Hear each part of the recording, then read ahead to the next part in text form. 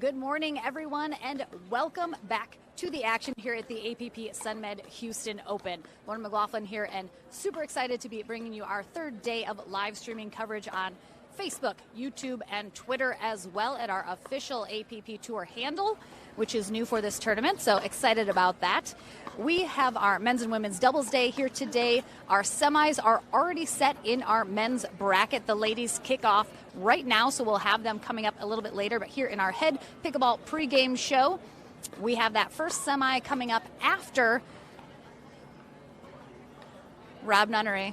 Just right in my shot, Rob. So cool. I love it. Rob Nunnery and Houston hometown boy Adam Stone take on the Johnson twins of Hunter and Yates here in a consolation bracket match to 15 to stay alive. But that first semifinal is coming up. After that, we have Kai McMakin and Connor Garnett, who is a new face on the scene. They will take on Zane Navertil and Declan Barr in the first semifinal following this one. But again, Chad Edwards joins me in the booth today. Thank you so much for joining us on live for this amazing day. Again, another beautiful day here in Houston, and we're into the action right after this.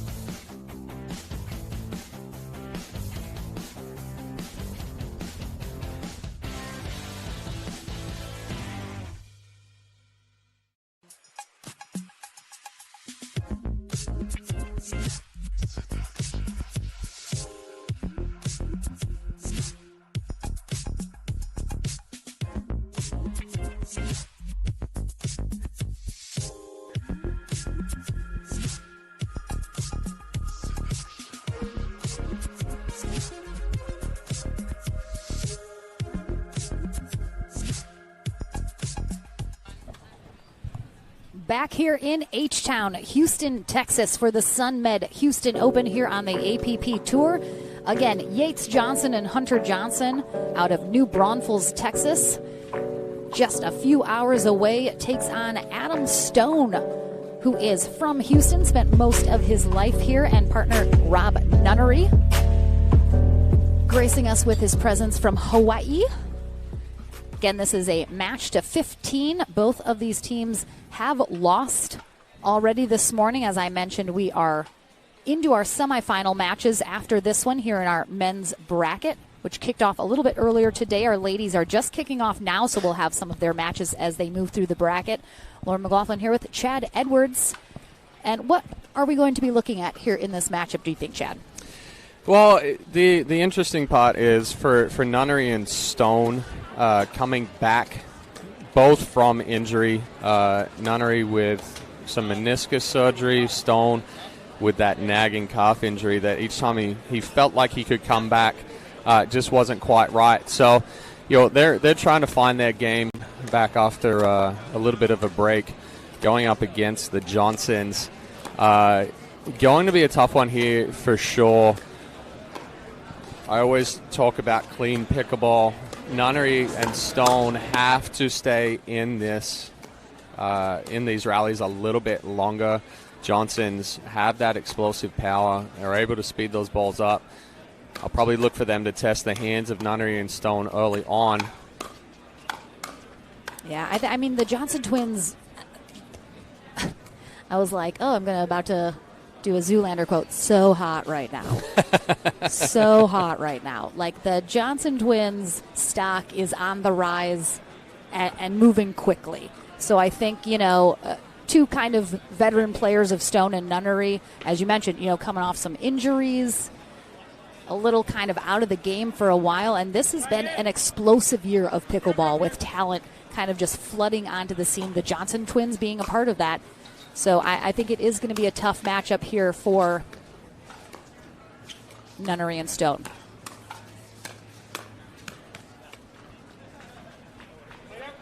Yeah, and I like the test from Stone and Nunnery right there. Not hitting explosive speed ups, but they're also going to test the hands of the Johnsons. I think the wind threw Stone off a little bit. It is on that one. Probably the breeziest it's been all weekend so far here today. Oh, that was a good pick up there from Stone. Yeah, we see Hunter driving, Yates coming in, but just the change of direction from Stone threw Yates off for that shake and bake. Nice. Yeah, we should mention Hunter is in the white socks. Yates is in the black. I'm gonna screw it up at some point. They always match on doubles day to try and make it extra hard for everyone. But that's the one thing to look for.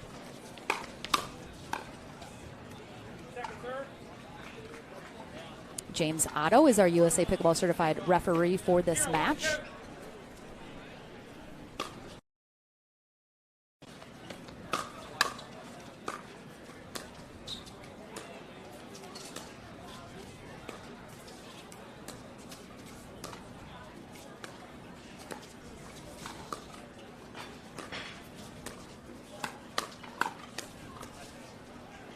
Adam Stone speeding it up. Yeah, it wasn't a super fast speed up, but I think just, again, he was expecting it to come back and trying to set himself up.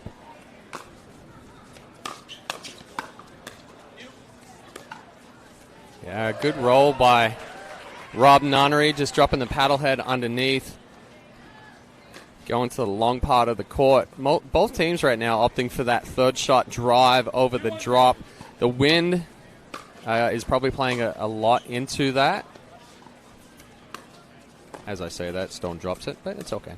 Yeah, I mean, it's not going to be 100%. I do think the drives are going to be probably the majority of the third shots for sure because of that wind factor. Good hands there from Yates.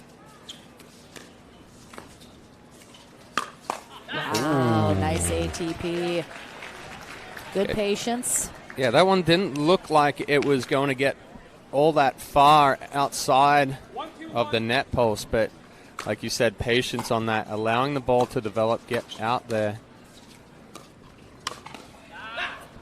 I think that's going to be a critical part of this match. I think Stone and Nunnery have a lot of wisdom between the two of them in terms of, several years playing at this top level. They have a lot of the strategy and all of that to rely on. They're going to be probably a little quicker, a little crisper. So we'll see if those two things can kind of balance out. Yeah, it's going to come down to how well Nunnery and Stone can keep them off balance. The Johnsons are going to try to press the issue like we saw just there.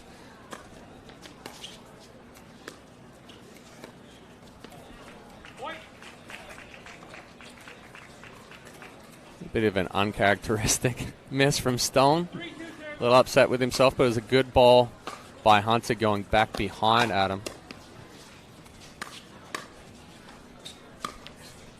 Oh, a little net clip there, but stays in as Nunnery goes for that speed up. And that's the second time Nunnery's hit that one. Johnsons have to be careful leaving that kind of basic ball in the middle. Nunnery's very good at that forehand roll.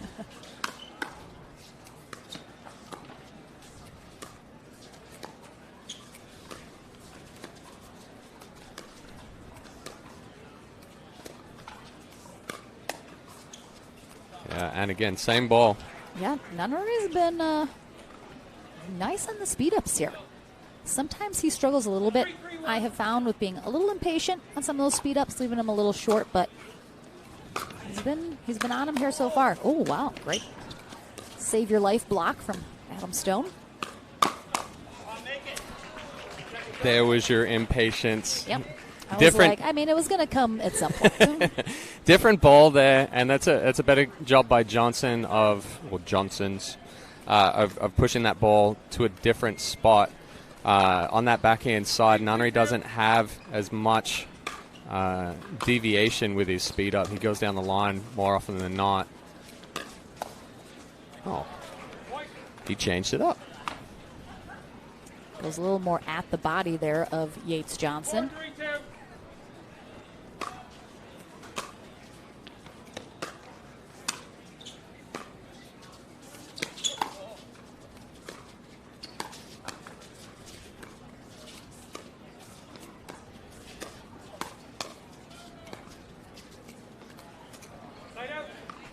Ball missing just a little wide. Great job by Hunter recognizing the misdirection from Adam Stone in the middle of that point. I mean, I love Adam Stone in the booth. I think he crushes it, but I missed Adam Stone on the court too. It's always a fun player to watch.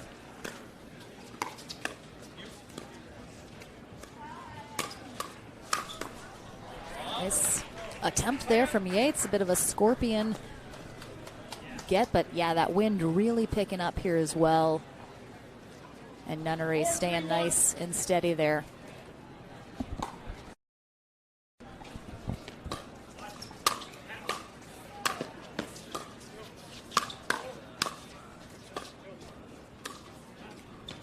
Oh, wow, great get from Nunnery. Wow. Oh my goodness.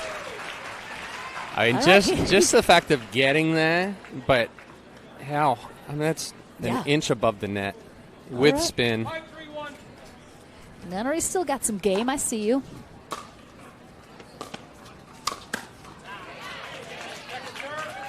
Yeah, it's Stone's been kind of crashing the net while Nunnery stays back, and I understand the thought process, but again, he gets caught that time, and I think he definitely is a little vulnerable when he does that. So Nunnery's gotten Yates on both sides now, forehand and backhand. Yates needs to anticipate that speed up.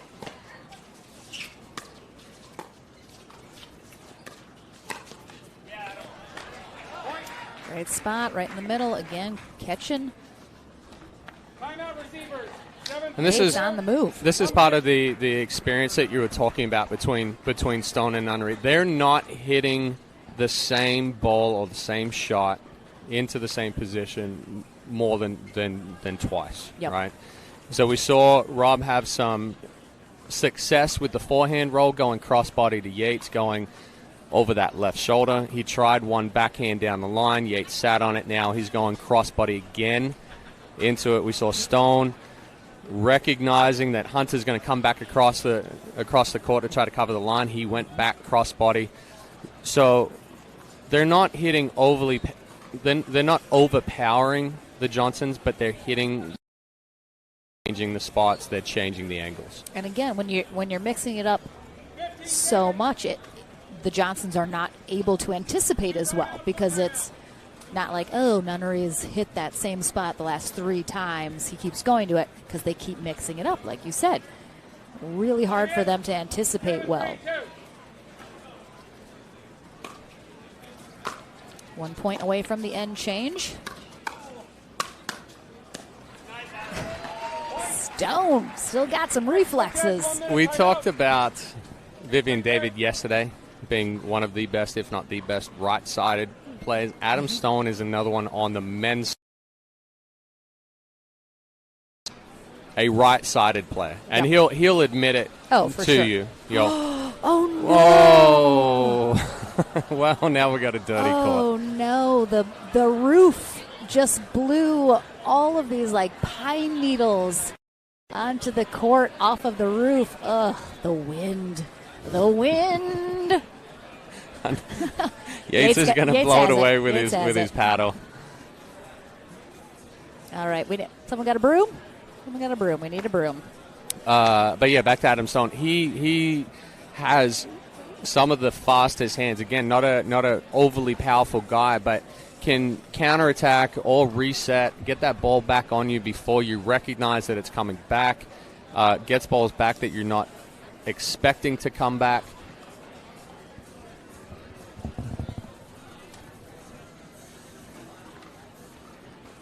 All right, and there's a weather update. Look at that wind, 22.9 miles per hour. And that's not gusts. That's just where we're at. Breeze. That's just a crisp breeze. 78 degrees, though, 62%. I mean, overall, outside of the wind, it's been a fantastic weather weekend here for pickleball. Not crazy hot. Humidity hasn't been overbearing, but, yeah, that wind has been wreaking some havoc. This, the most significant, as I think. All right, good call. We're going to take a short break because we got to clean off this court real quick. So we'll be back with the conclusion of this match to 15 with Adam Stone and Rob Nunnery out in front of the Johnson twins, Yates and Hunter, looking to close the gap. We're back into it in just a couple minutes. Thanks, everyone.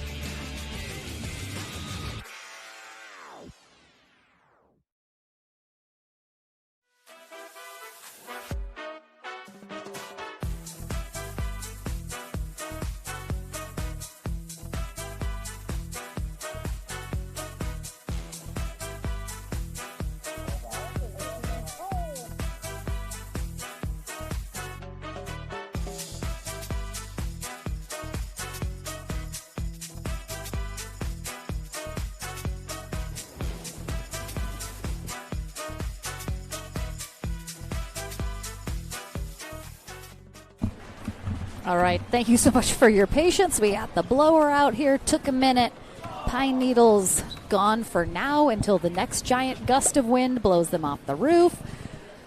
Ooh, I mean, if you guys didn't think it was windy. Goodness gracious.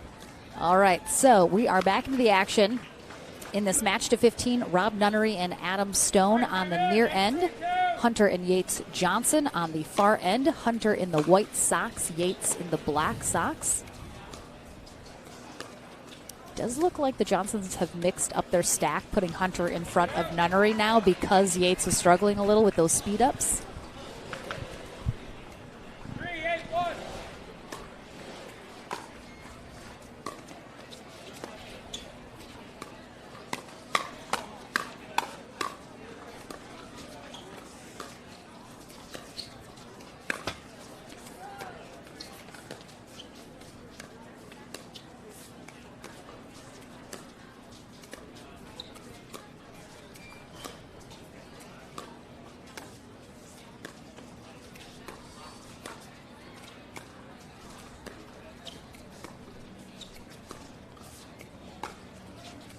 Very close to that line on that sideline.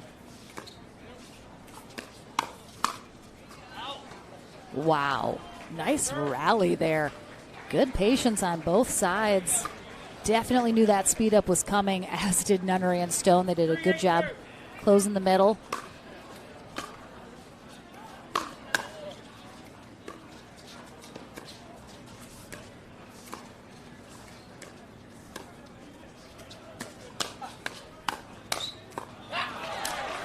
I think speed ups are easier with the wind behind you. Yeah, I mean, you don't have to be as aggressive. The wind's going to add some of that power for you. You do have to be careful as if your opponent gets out of the way and then that ball keeps pushing, it goes deep. But good job by Hunter speeding up behind Nunnery, getting him at full extension. Yeah, I mean, Nunnery and Stone have to imagine now they're going to be receiving the same treatment they gave the Johnsons on the other end, which is those speed ups. Ooh, pushes it wide off. Let cut into that lead a little bit.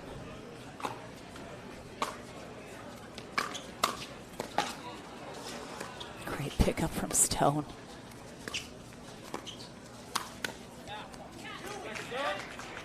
A good reach in from Hunter.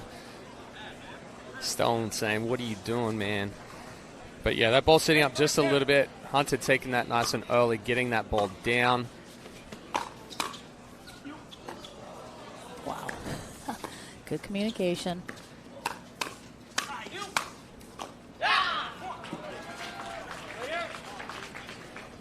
So we're seeing the Johnsons moving the ball around a lot better on this end change now.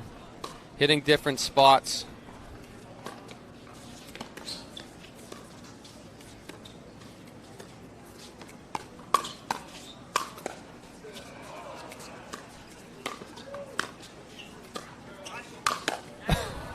See, again, I want to see Stone back up a little from that. He knows it's going to be coming quickly, and Nunnery did back up as he should have when it gets sped up a little. I think Stone just, he stayed up too close. Yeah, he needed to give himself more space. The recognition of Nunnery's ball floating wasn't soon enough. He tried to back up as that ball was coming at him, but yeah, recognize the height of the ball over the net, take a quick shuffle step back, and then he gets into his good position where that paddles down and he just looks to block. It's hard to move and try to block at the same time. Yeah, absolutely. You do not want to be moving backwards trying to hit a shot. Very difficult. Not going to have a good foundation, and the Johnson's starting to get a little something going here. And again, I think Nunnery and Stone have perhaps, maybe even Stone a little bit more, sped up much too prematurely. And with the wind into their face, they need to keep it low and wait for their moments a little bit better than they could have on the other end. Yeah, and trying to speed up into the wind, even though it's still a short distance, that wind does affect the speed up. It's not as effective. The reaction time, albeit a millisecond, is still enough to get a better swing on it rather than getting jammed.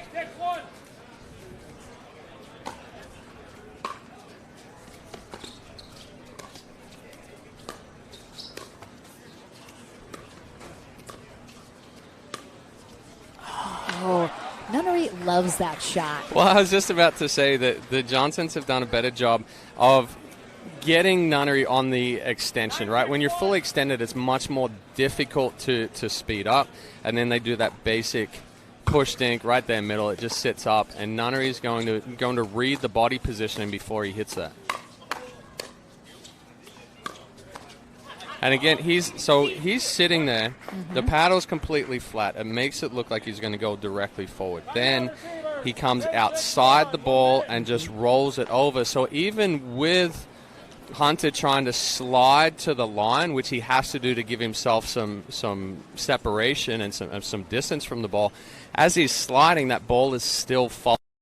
Yep. So what he actually has to do is, instead of sliding to the right, see that, and slide to the left. So now that ball goes away from him and he can hit that forehand rather than getting jammed in the backhand side. Yeah, but Yates and Hunter have now both been tripped up a little by that Nunnery speed up. And you can see here is our standings list for our men's side here in the doubles world. Adam Stone still sitting at number 8 on that list. We have coming up next Navratil and Deckelbar in the 3 and 5 spots on that list, and we're going to have J.W. Johnson, the number 1. A lot of those top players coming up next in our first semifinal. One of these teams looking to move on still. Oh, a little too much. We would ask the same question, I love Adam. The self-talk from Stone. That's what I missed.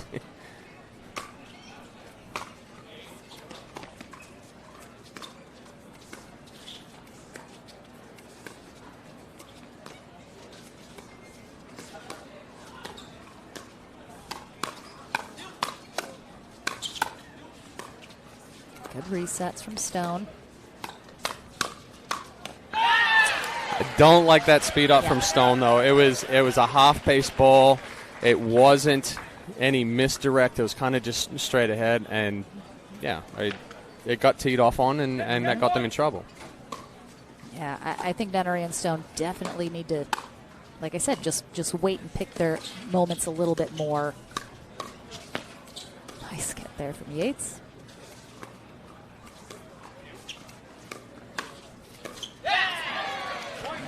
So Yates did a better job on that one. He recognized the speed up from Nunnery. He did slide to the right still, but he kept the paddle out in front, and all he had to do was get the ball down. Didn't have to do a big swing on it.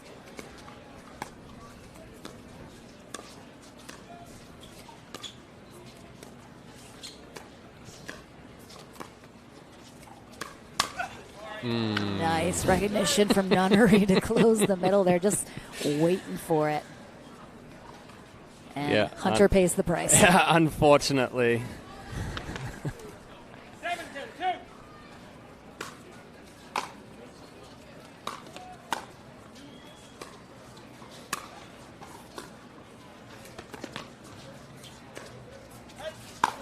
Oh, nice ATP there from Stone. As a little bit of a late recognition from Hunter, we see Stone holding well. Hunter tried to angle back, and obviously the way to defend that ATP is you have to angle back because they're looking at going deeper into the court. He was a little close to the kitchen line, so it doesn't give him much recognition time or reaction time. Yeah, we mentioned when Stone and Nunnery were on the other end, they were moving the ball around really well, not kind of getting into any patterns. I do think Nunnery has kind of gone to that back corner speed up a few too many times maybe, and it's getting recognized a little bit more easily, but we'll see if they can keep the variety fresh.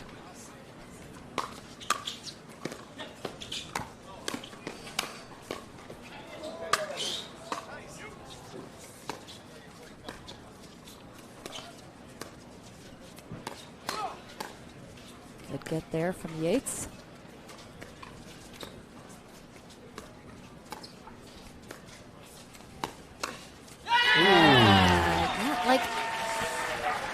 I think Stone's been the one. Nunnery's been much more successful with his speed ups than Stone has. Stone doesn't disguise it as well as Nunnery does, and we saw it there where his paddle's already outside the ball, so that's telling Yates that he's coming across the court, where Nunnery kind of holds his paddle flatter, so he can deviate, he can go straight ahead, or he can go cross body. It's going to go long. And again, we have 3 Texas boys on the court here right now, so a lot of people in the stands for both teams. Oh, again, the wind is significant right now.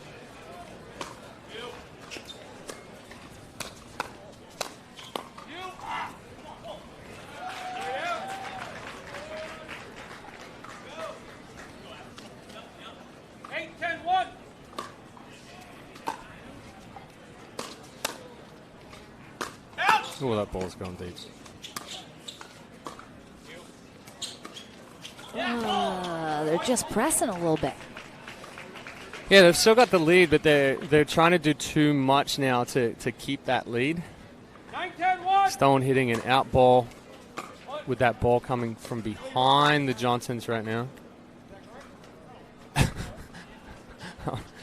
Referee calling wrong server on that one. And this is kind of most referees. Good for him. Most he can even tell. Most referees make a mark on their score sheet, right? And for Stone and Nunnery, it's like blue shirt, gray shirt. For the Johnsons, it's got to be White Sox, Black Sox. You know what's interesting though is the Johnsons. You know they've been in pickleball a little while now. Just really started in January of this year, but I have seen probably more than normal the two of them get mixed up on the either server or return. Yeah.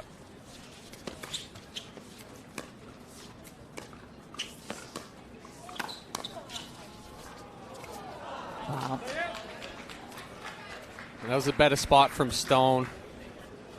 Again, catching Yates, moving, trying to come back and take middle. 10-10-1.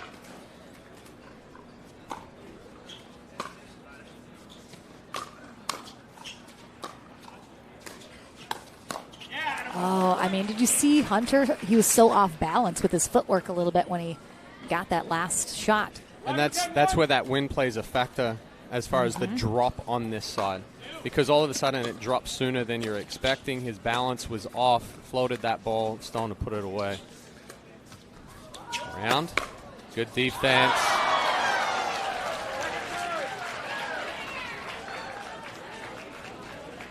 Yeah, and I mean, that happened really quickly, but Stone did. He didn't make a move at all. And he said, my bad. You know, he knew that was...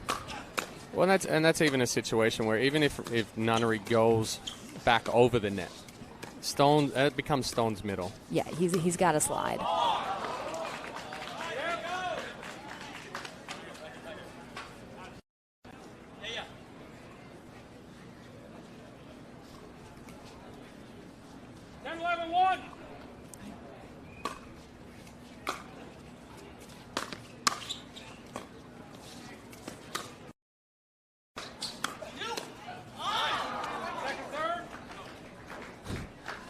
Risky. Yeah, it was good coverage by Nunnery. Even on that last ball, he didn't overpower it. So Hunter expecting that ball to come back harder and through middle. Nunnery kind of just slid it along the paddle for a slower paced ball.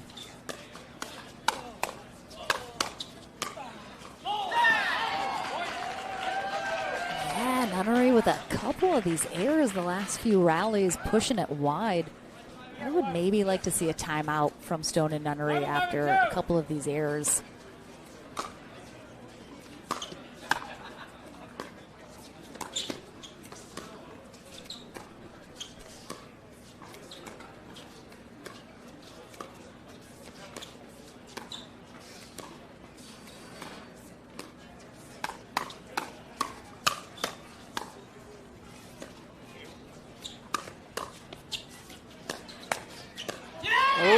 Stayed out.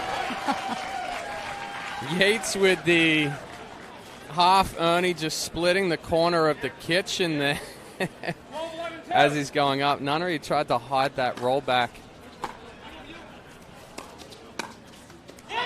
That was a wind assisted error right there. Definitely need a timeout right here.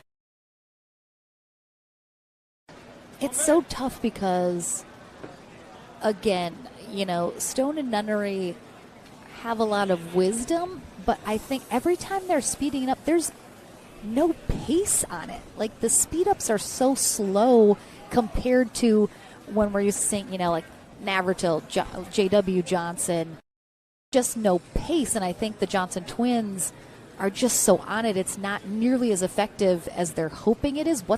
It was effective at the beginning because they were hitting really good spots. Now, Yates and Hunter have recognized that a lot of balls.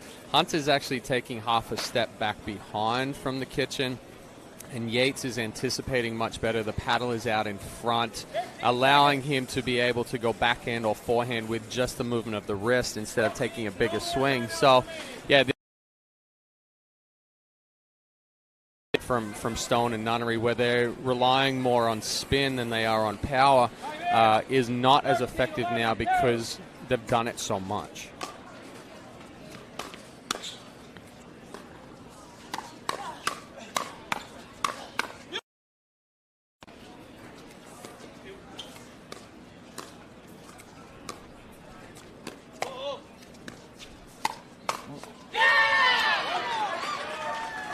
Really great block in there from Stone, but just couldn't handle that next one, and this is going.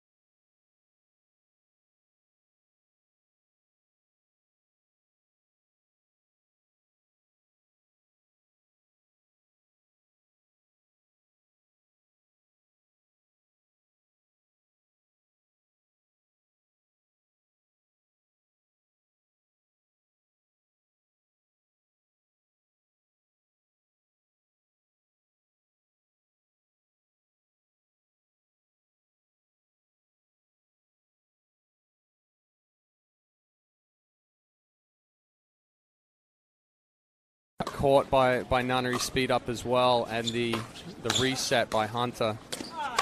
And that is going to do it. Just a little too high set there from Nunnery. And the Johnson twins will move on while Adam Stone and Rob Nunnery done for the day. We are going to take a short break and back into our first semifinal right after this.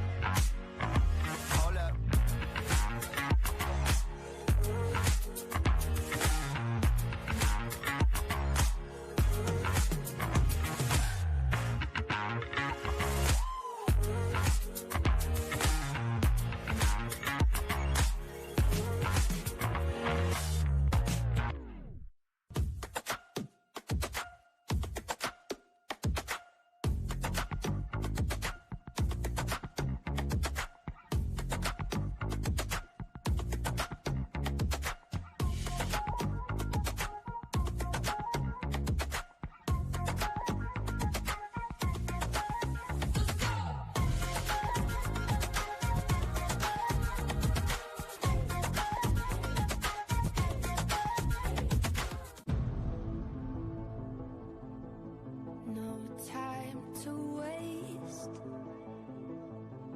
under the setting sun into our wildest dream. Follow me into our wildest dreams, our wildest dreams.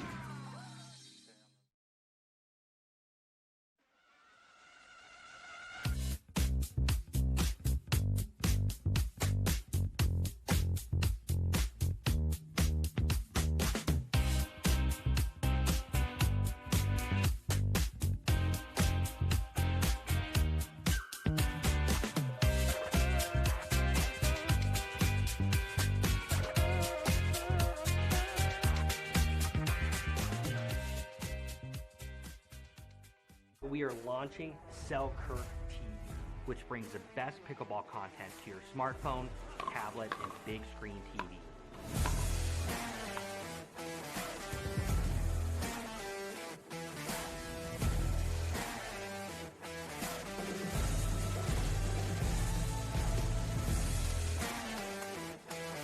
This is 24/7 Pickleball, proudly brought to you by Selkirk.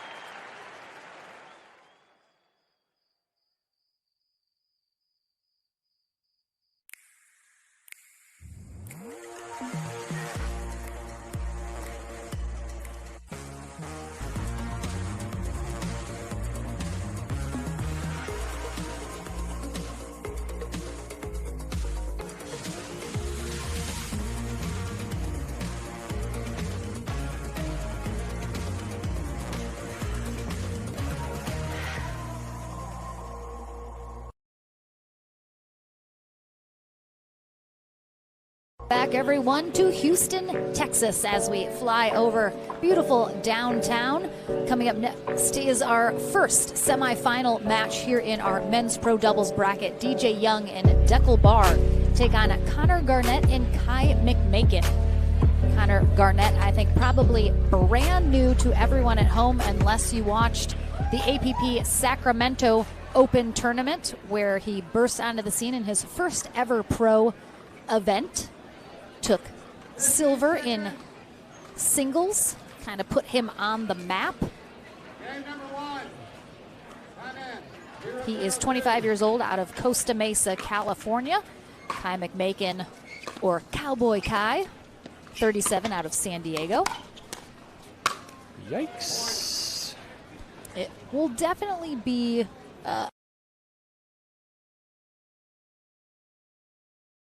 Bacon just because Garnett is so brand new to the sport. Tremendous amount of talent, but DJ Young and Deckel Barr been around the block for a minute. Ooh, just wide. Even though DJ Young only 22 years old. Deckel Barr 29, both of them in Dripping Springs, Texas now, where Dreamland is located.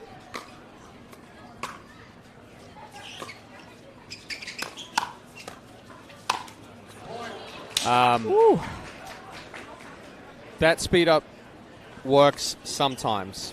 Against Deckel Barr, not so much.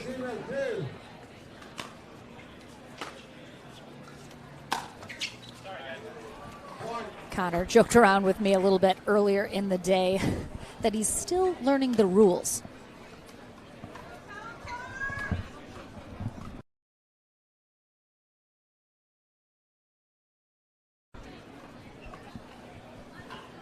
So as I said, yes, Garnett joking, still learning some of the rules.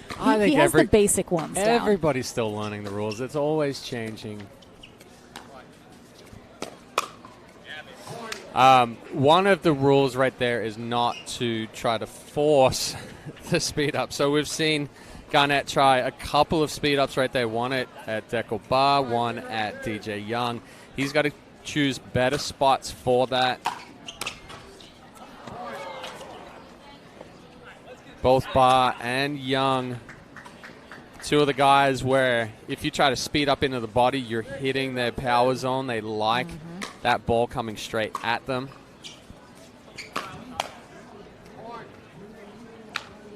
That ball just a little wide. Yeah, DJ Young and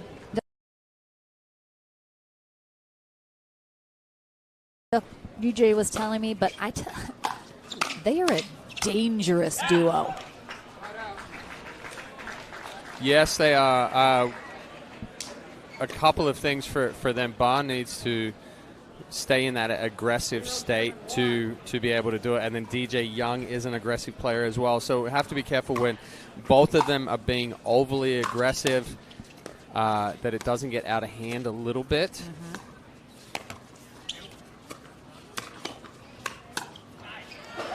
Good speed up by McMakin right there. And I do think, too, you have two left-sided players in DJ Young and Deckel Barr. We saw Deckel Barr and J.W. Johnson in their partnership ultimately had a little bit of trouble at the beginning, but ultimately Deckel Barr ended up on the right side more recently in their partnership, clearly on the left side here so far. But yeah, DJ Young, I think, more comfortable on that left side, so it'll be interesting to see if ultimately if that causes any issues or if they switch up the stack as they kind of go on.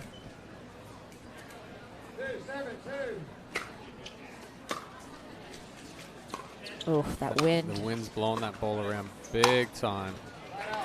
We saw it on Garnett's drive into Barr the point before it moved around on him. The large Dura fastball behind the court right there. Oh, that's about to take flight and crush somebody. Oof.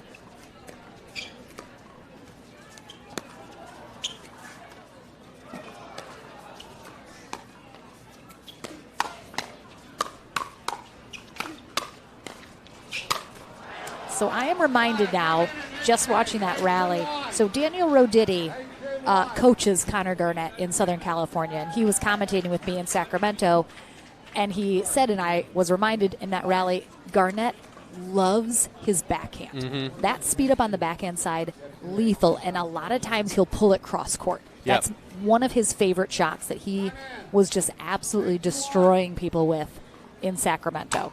So I've seen that quite a few times now.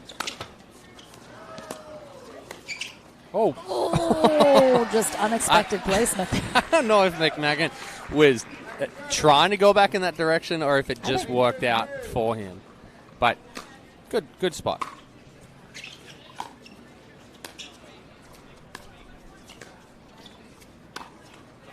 Ooh, nice body shot there from Dekel Bar. And that was a little bit of so Garnett's hit some very powerful speed ups, but he's kind of telegraphed it a little bit.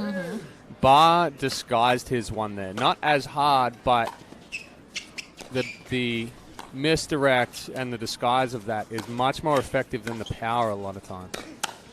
See, there's the cross court pull there. And again, Bar's got to know it's coming at this point. He's seen it a lot. And Yep. the thing, too, is because Garnett is so new, he does kind of just stick with what he loves and what works.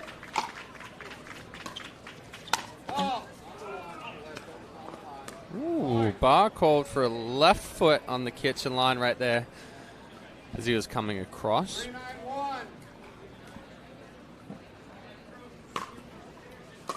He's got some big shoes. It's tough to keep him off that line.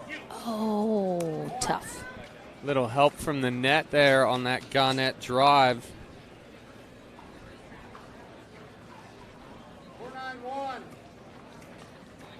Tom Whitson is our USA Pickleball Certified referee.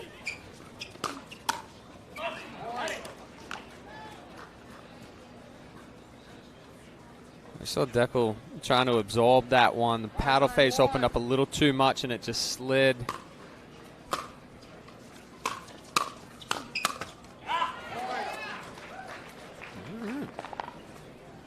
We're going to have a timeout here from Young and Barr as Garnett and McMakin getting back in there.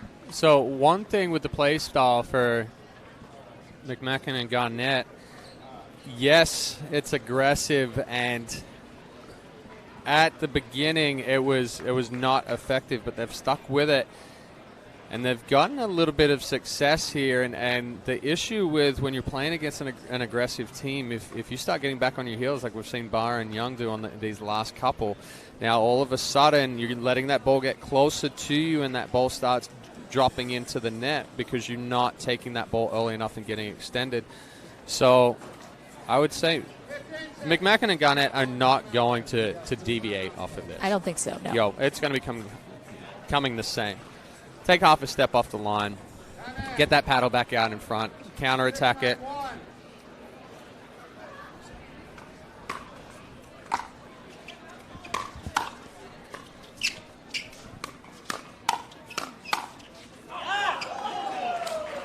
And again, what's tough is even though you know Garnett specifically is speeding up and often to the same spot, he's doing it Constant so pressure. fast. Yeah, constant and you're pressure. so close. I mean, it's coming at you at, I don't know the speed, but very fast. And from that close, it's so tough. I mean, you can anticipate it all you want, but when you're getting... Yeah, and that's why I said take a half step back off the Yep. line. It gives you just a little bit more reaction time. They're not going to drop the ball in front of you. You're still going to be taking the ball out of the air. Great counter punch there from Barr as he kind of shakes his head at us like, my goodness. 9-7-1.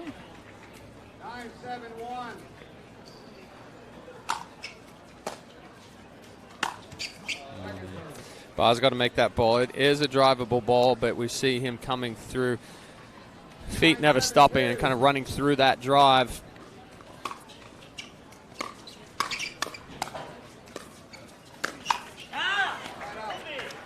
I mean, you could just, it's almost soon you as can it's just going there. guarantee. As It's soon as it goes guaranteed. to the back end, he's ripping. Put a Vegas bet on Connor Garnett ripping that two-handed backhand cross court. And I mean, if it's working, why stop doing Yep. it? No Yep. need.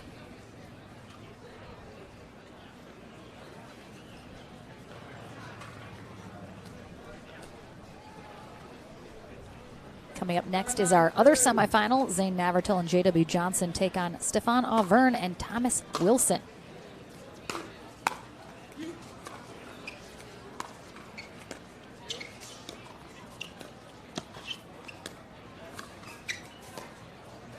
Good ball by McMacken. So we saw Young moving for that Ernie. It pulls Barr a little too far across. And Kai's got some really good penetration on that dink as far as pushing it back behind Barr, and he's not able to catch up with it. Woo. Yep. All right. Yep, that's everyone. Meet Connor Garnett. Bit of an Energizer Bunny situation out there. And they are tied up at 9s.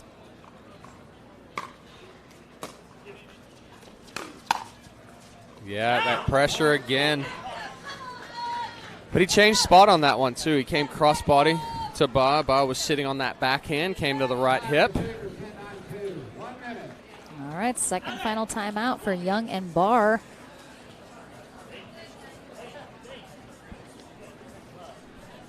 What?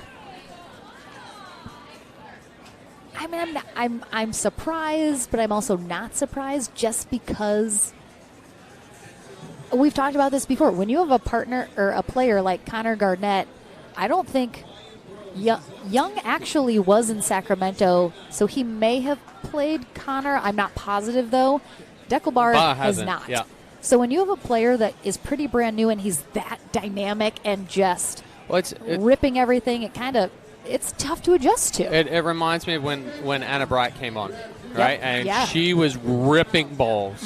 And just nobody could read it. Nobody could catch up to it. And then the more she played, I mean, she's still doing extremely, extremely well. Yeah, but people got used to it. But you got used to that two-hand roll. You got used to that two-hand backhand just being ripped from anywhere on the court. And then she developed the other part of the game. And now she'll stay in a dink rally, and she chooses the right time to speed up. I mean, the wind just billowing right now into the face of Young and Barr.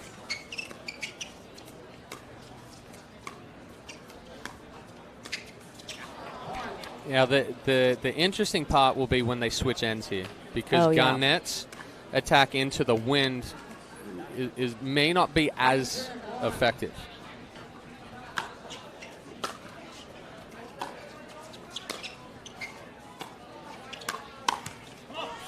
Barr catching that one a little too late. You see the paddle being back behind that hip.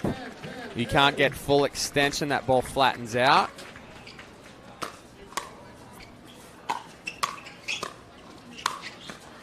Whoa! What?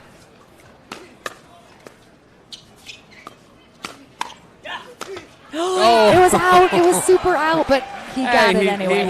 He wanted to make sure it finished. However, catching the net, he still got a little lucky. I'm just throwing my can all over the place. I mean, the stands are packed here in Houston. The gasps from the crowd during that rally alone.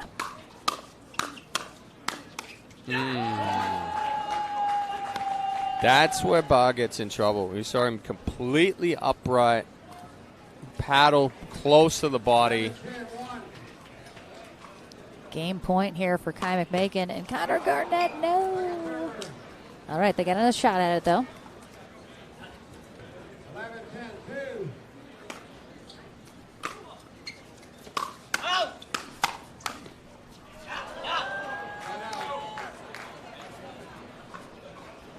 Oh, that one sails just a little long. 10-11-1.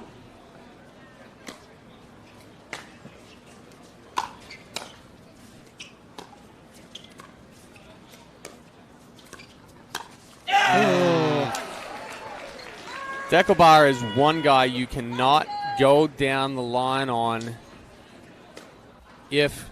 Oh. Get that trash, guys. There you go. Deckelbar is one guy that you can't go down the line on unless he is completely on the other side of the court. He's one step and an Ernie away from taking that ball like we just saw. 11-11-1.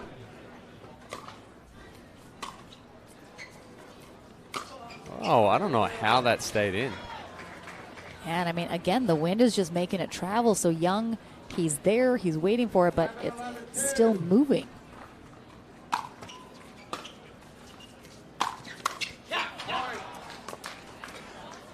Good spot from Barr right into the body of McMakin. I want to see them be patient here, though. DJ Young, ooh, don't even need it. Don't even need it. McMakin with the gift. All right, game 1 in the books. Barr and Young survive the onslaught. We'll see if they can do it in game 2 as well. We're back into the action here in the semifinals right after this.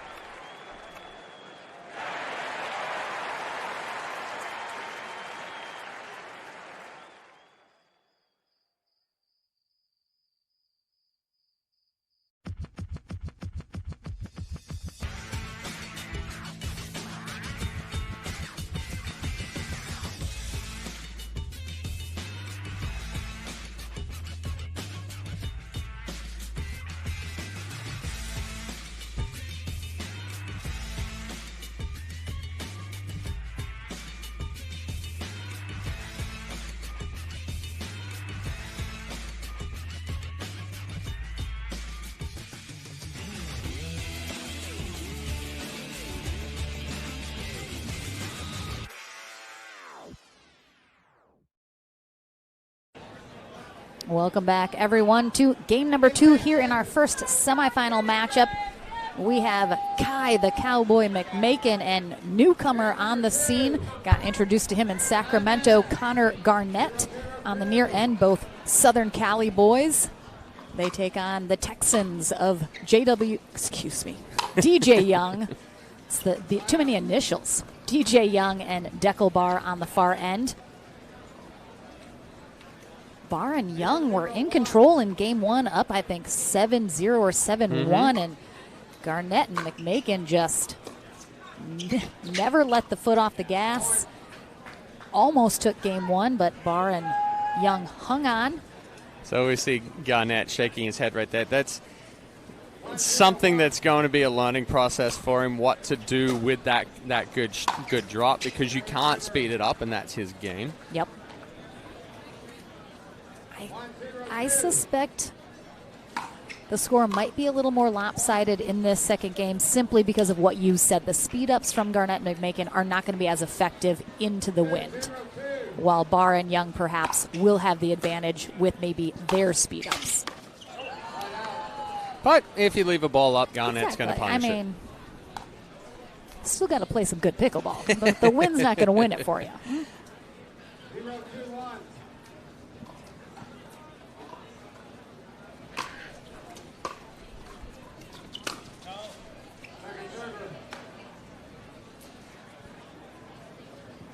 Yeah, that's a tougher ball to keep in. Even though that's a shorter ball, it's still down a little bit. Really hard to get underneath it. Oh, nice drop. Great pickup. And then he goes for the rip, but a little short.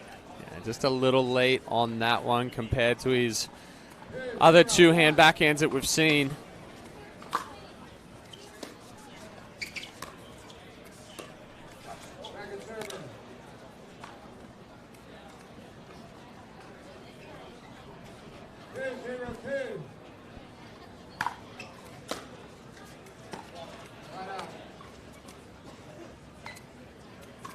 Barr just laughing at missing that. Very short return.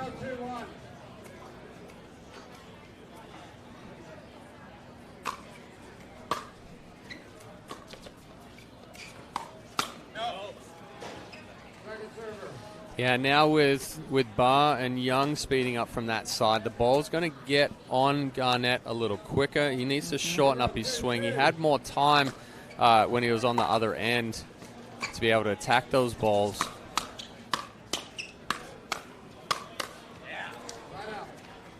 Definitely right now, Garnett, I don't think anywhere in his game does he kind of have like the reset.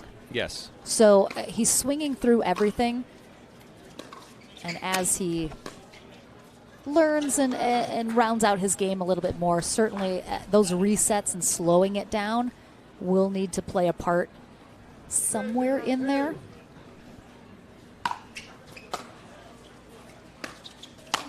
Oh my gosh. That ball was floating, so he has some time to rip that one, and that definitely is a big two-hand backhand. I mean, that was awesome camera work there, getting that replay of that rip. Good serve from McMakin. Ball slid, didn't come up.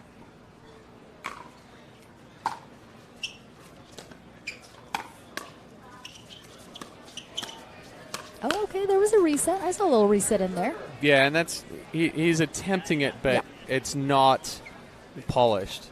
You know, the couple of resets that he has attempted, they're still sitting up a little bit. Yeah. And again, it's getting too close to the body.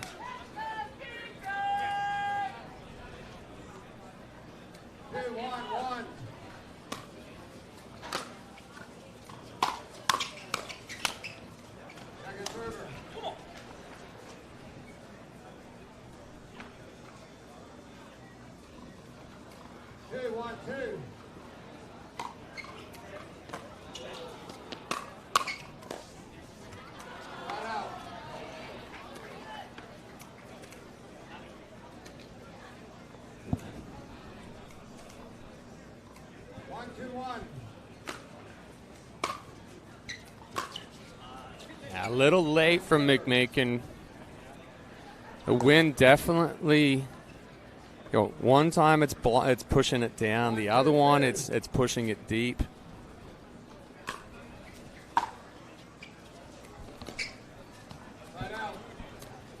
And again, Garnett is going with the drops. We didn't see any of those on the other end.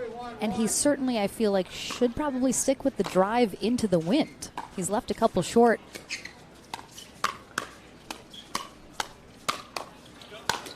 Oh! Oh, nice try from McMakin here.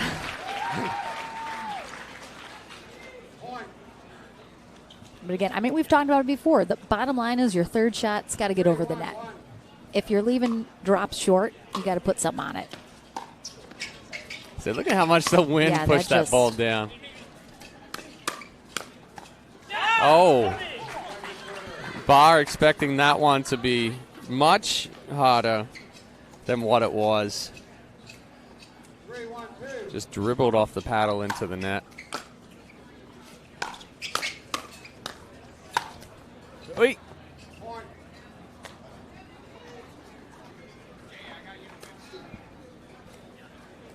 Almost on the kitchen line from Barr on that put away. 4-1-2.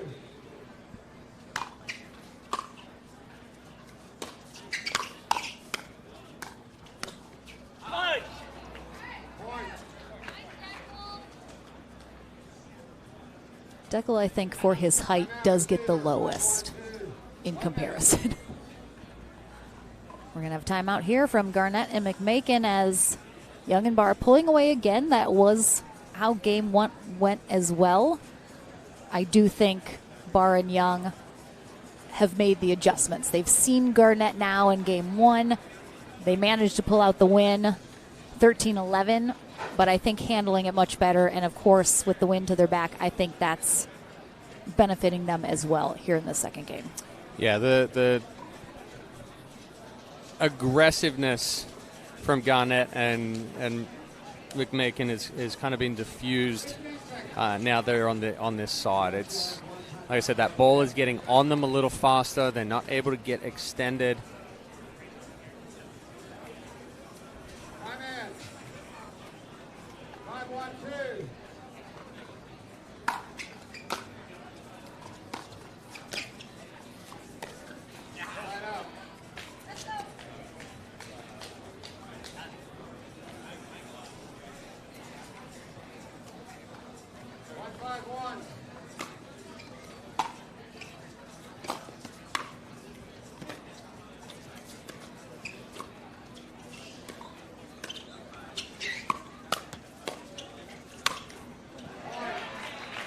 Good Good defense job, by Garnett, reading that DJ Young speed up down the line.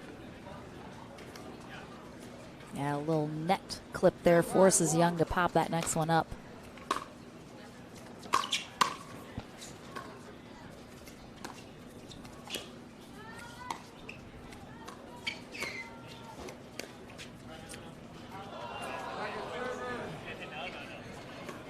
First offensive lob that we've seen.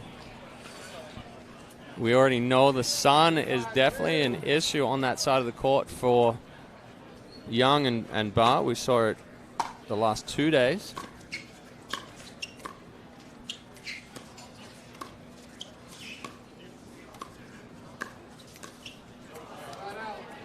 Yeah, Young really able to use his length, reaching to take this one out of the air and create pretty good angle.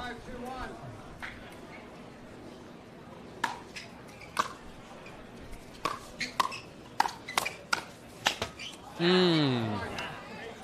It's a little too big of a swing from Garnett. Good job by McMakin putting the pressure on Barr. He got jammed a couple of times. We had the pancake in there as well.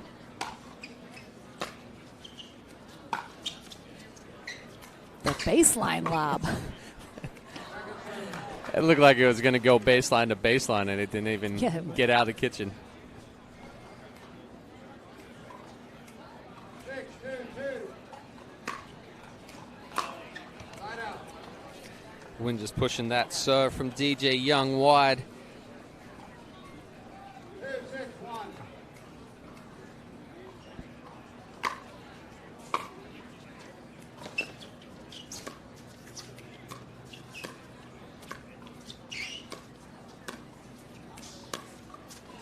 Yeah, good spot. Excellent spot from DJ Young. Very effective offensive lob from that positioning. You get a little extension on the forehand, and you can take that cross-court, deep side of the court, going over McMakin's backhand. And with the wind, Garnett definitely not going to be able to catch up to it. Oh, yeah, it's a big target, and McMakin finds it there in the body of Deckelbar.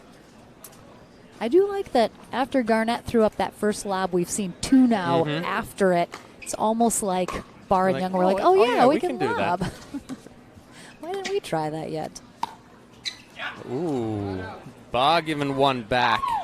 And again, he hides that really well. We saw it with Nunnery earlier. Barr, that paddle completely flat and behind the ball. Then he can go whichever direction he wants based on the read of his opponent's body and paddle. Oh, that's going well out. Maybe. It's true with the wind. Maybe it knocks it down. I mean, if there's no wind at all, that ball's probably hit me in the chest here in the booth. I do think Garnett definitely needs to. Oh, hey, oh, all right, tries it again this time. Garnett ready for that lob from Young. Got some good ups, but Garnett has definitely played some egregiously out balls, and he'll need to figure that out a little bit better. Around? Oh, no. Oh, Oh. ouch. Ouch. I actually don't see. I think he's okay. Oh, yeah, he was had an opportunity. I'd like to see Barr in those situations, and again, I talked about it before. It's a good thing that he trusts his hands, but in that situation, that standing straight up, gonna use those legs, get down into it. He's got extremely good. Wow, DJ Young with the angle, pulling Kai McMakin across the court again. Just gets outside it and rolls it. Just too good. It's an ankle breaker. 3-8-2.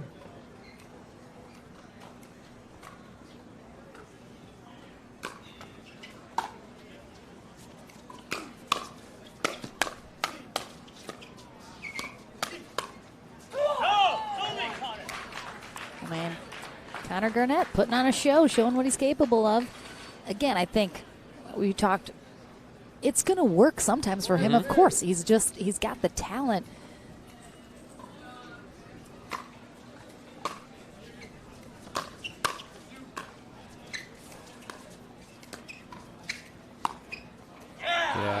Good spot from Barr, recognizing that McMakin wasn't sliding over to the line on that one. Gave him that angle down.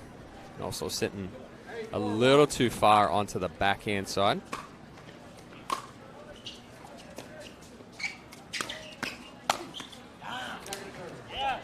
DJ Young is testing Garnett right there. He's giving him balls to speed up at him. I'd like to see Young go back into that cross court with McMakin again. As long as he does that, gets a better ball down. I mean, to be fair, I think DJ Young, one of those players that he likes to prove he's better and he can handle it. So I think there's always a little extra something with DJ, especially a new player. Yeah. He wants to prove he's not going to let him get the best of him, even if that means maybe shouldn't be going to him quite as much. That ball. Kicking up off the net court, going a little deep. 4-10-1.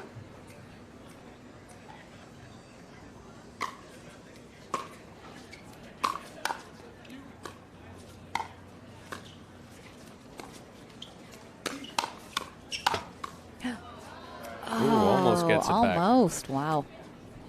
Good job handling that speed up from Garnett by Barr. 4-10-2.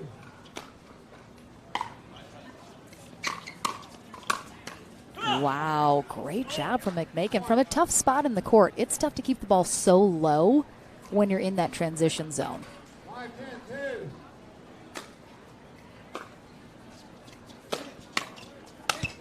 Oh. Young knew that was coming hard. Yeah. You see, men protect themselves differently than women when a ball is up. And let's just say DJ Young went to that standard protection position in that one. I get what you're putting down, Chad. We don't need to give tropical anymore.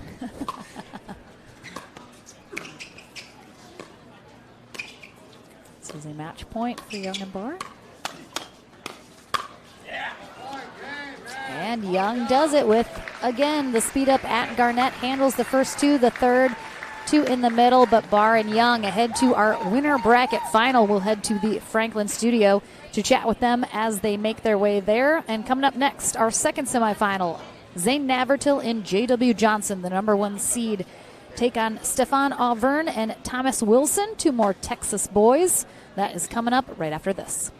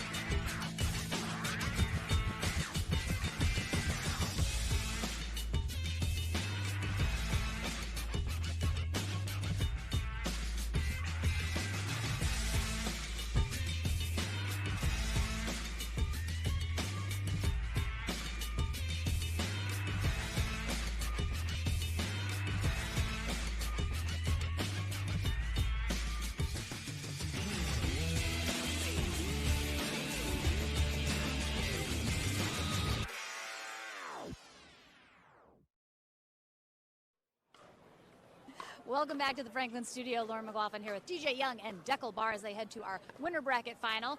You two have played one time together before.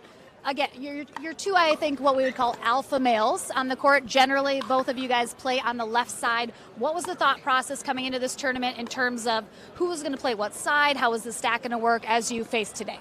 Well, as you can see, DJ has some nasty shots on the right, so I'm trying to just let him do his thing on the right and support him. I mean, love a supportive partner, Deckel. Well done. You got a chance to see Connor Garnett in Sacramento. You faced off in the gold medal match of men's doubles. You guys came out on top. So knowing him just a smidge, Deckel has never seen him before. You knew he had kind of those speed ups. He's looking to be quick. That backhand's a little lethal. Having seen him before, did it help a little here? Or was there still an adjustment to how fast-paced he was coming at you? Yeah, I mean, he's coming very fast-paced. He's obviously a very good player. He's improving very quick, too. I just told Deckel to watch out for some backhand speed-ups for the most part. Off the forehand, he's not as tricky, but off the backhand, he's got some really good shots. And I think we just played the wind properly. Obviously, me being the alpha on the right, setting up Deckel on the left for the big forehand putaways worked out pretty well, and hopefully we'll keep doing that. All right. I mean, you're headed into that winner bracket final. Are you going to hope to just continue the you on the left, him on the right, set up, look for your spots, and continue to be big and imposing out there on the court? Yeah, we'll try to do the same stuff. It is tricky here with the wind, so I gotta adjust. We'll look forward to this match and see who we play. All right. Well, thank you so much. Into the winner bracket final. Congratulations. We'll see who they're going to face next as Thomas Wilson and Stefan Auvergne take on Zane Navertil and J.W. Johnson in our second semifinal here in Houston. That's coming up right after this.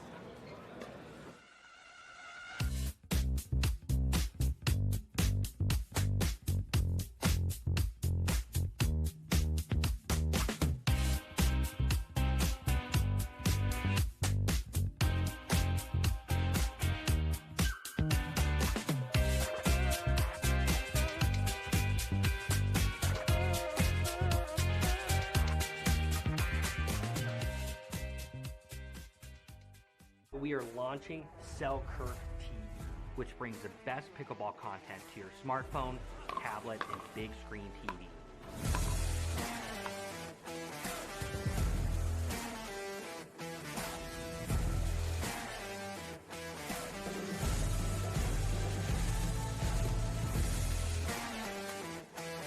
This is 24/7 Pickleball, proudly brought to you by Selkirk.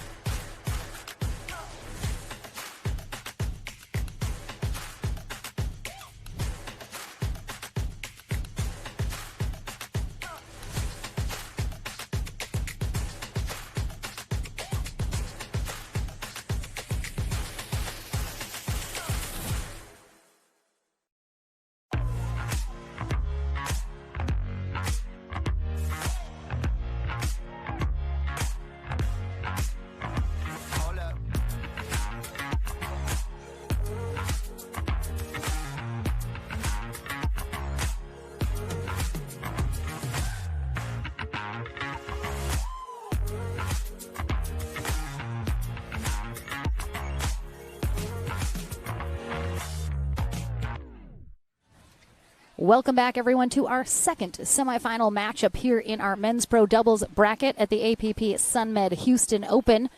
we have Zane Navratil and J.W. Johnson, our number 1 seeded team. They take on the Austin boys, Stefan Auvergne and Thomas Wilson, who will be on the far end to start us off. Lydia Blakeman, our USA Pickleball certified referee for this matchup. And coming up next, just so everyone knows, our ladies semifinals, Simone Georgine and Andrea Koop take on Sarah Burr and Susanna Barr. That's coming up next, so don't go anywhere if you are looking for those ladies matches. They are coming up after this. The winner of this will head to the winner bracket final to face Deckel Barr and DJ Young. Wilson going out strong right there. We saw him play extremely well yesterday in mixed doubles.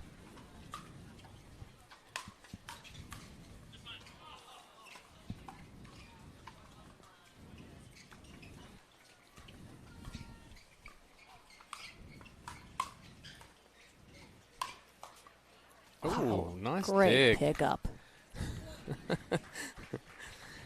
The spin of J.W. Johnson more difficult to pick up than the power of Navratil.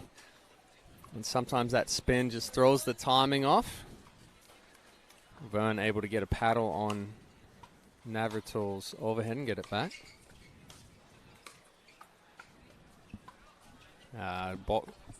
Ball went up into the sun. Wilson couldn't see it, but that wind just pushed it a little deep.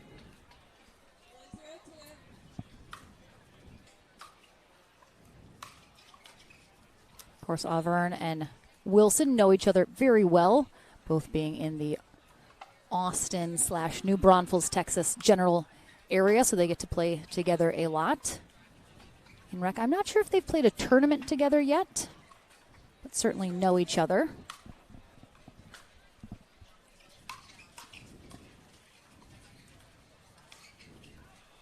A nice little flick up the middle, and we've talked many times, J.W. Johnson, a bit of a chameleon player, has had success with a lot of different partners, both in men's doubles and mixed doubles, Navratil being one of them. They have played together before.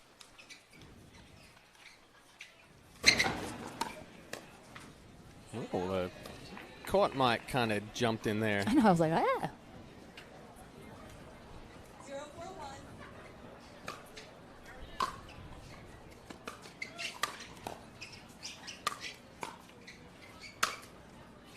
Great angle from Johnson. Just kept giving him a little too much to work with.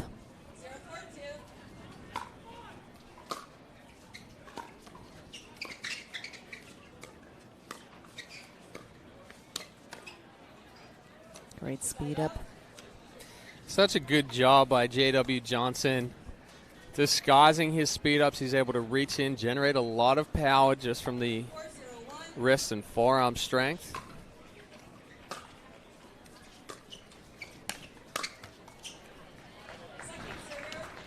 Vern with the quick move. Going across the kitchen. Johnson catching that one just a little late.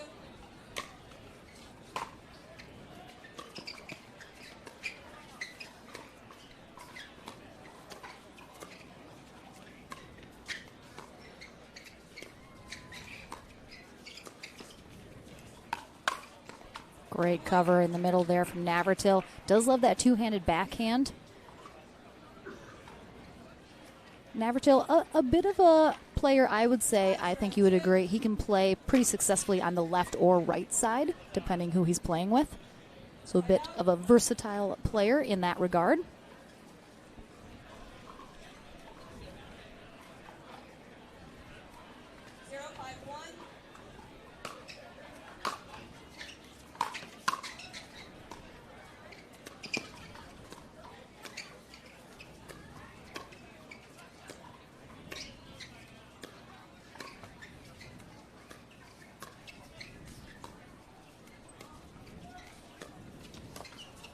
Oh, good movement. Ultimately, Johnson leaves that one a little short.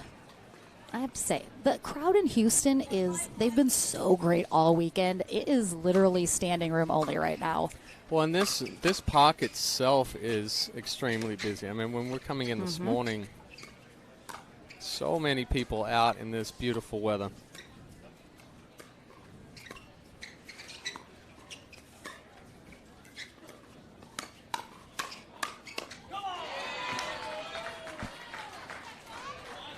Good finish from Avern. He does have that reach. He does have that power, the ability to accelerate through that ball.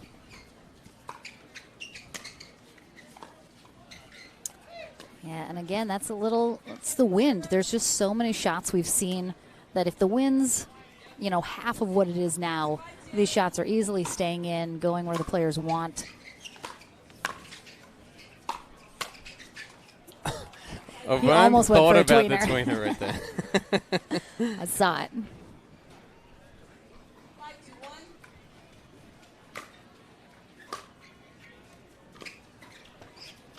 There's the, you like to call it interpretive dance. Yes. J.W. Johnson trying to will that ball to get up and over the net. That one might be called the butterfly.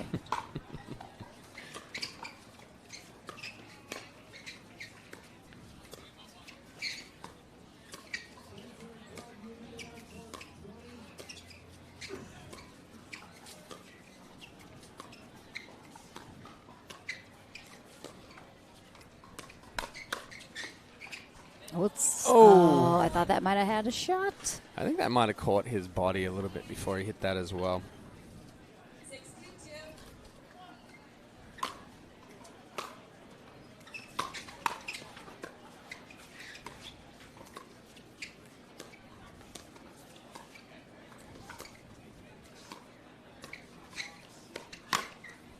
Again, good coverage in the middle. Yeah, and Wilson just trying to force that speed up a little bit. Navratil and Johnson definitely done a good job of keeping Avern and Wilson off balance. We saw yesterday that Wilson really needs to be active. He needs to be somewhat of the aggressor as far as speeding balls up and then closing on it for him to be effective.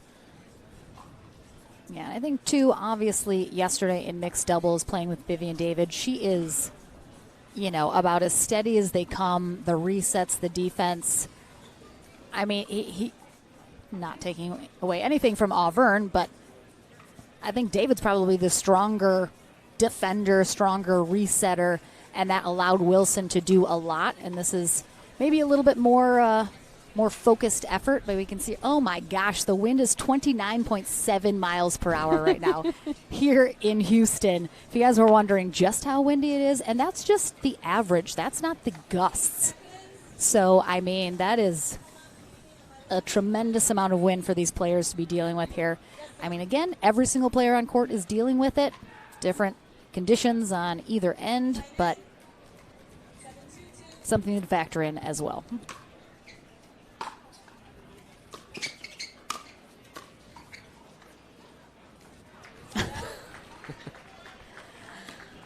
Oh, right before a ball came across onto the court as well.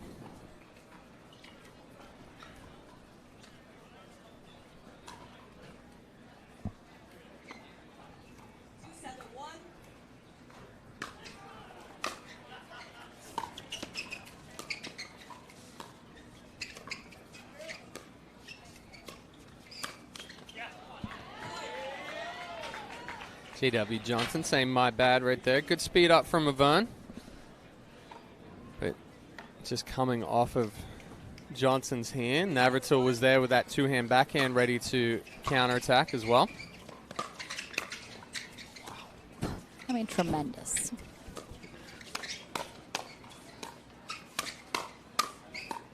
Oh, great tweener from Wilson. He's still in it.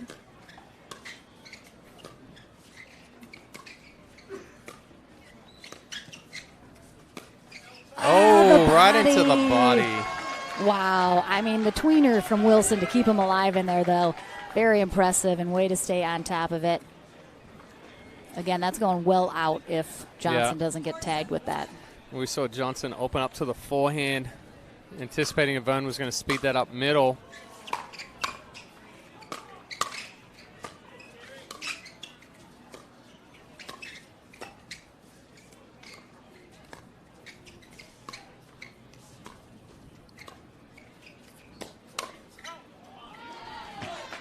Good anticipation. Navratil read it, but swung through it just a little bit too much.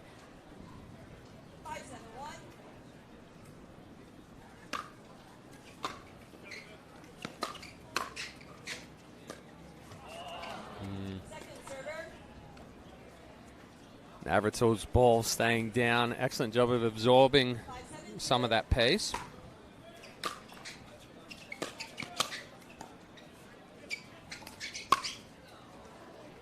Wow, he almost missed that. A little closer than I think he was hoping for.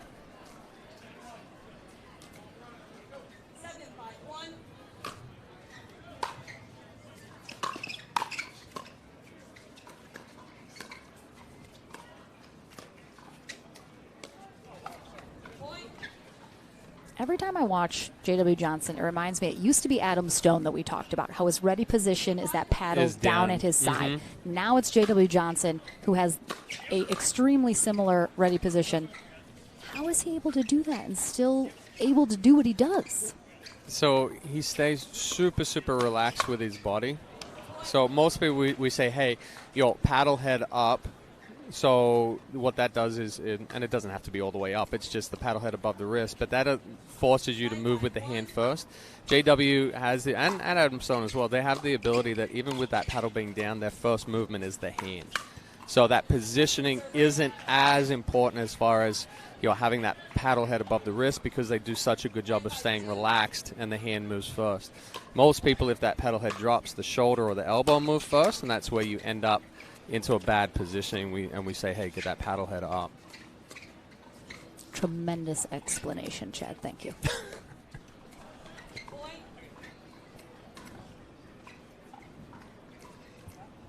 All right, this is going to be game point here for Navratil and Johnson.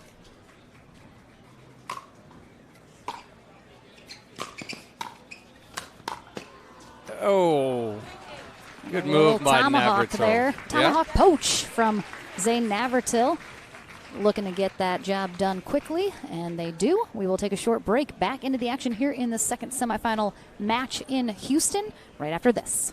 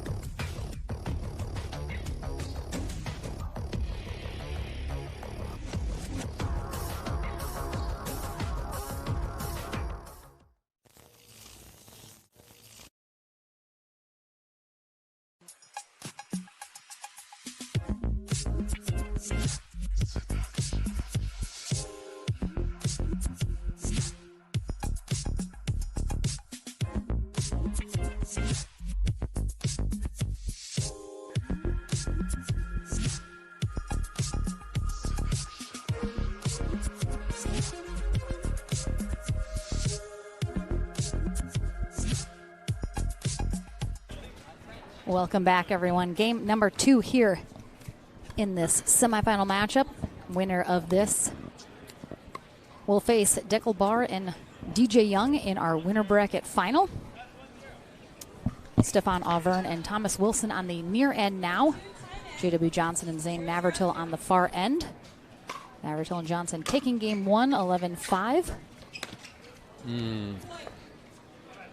Wynn just pushing that ball down a little bit before Auvergne can come up there for that Ernie attempt. I think Wilson and Auvergne have to change up the tempo a little bit here. Be a little more aggressive.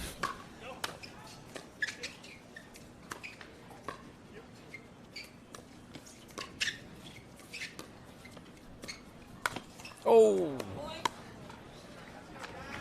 All right, so both of them now have had a Ernie into the net on their respective sides of the court. And again, with the wind into your face, pushing that ball, that's a tough. It's got to really be setting up, I feel like, for them to go for that.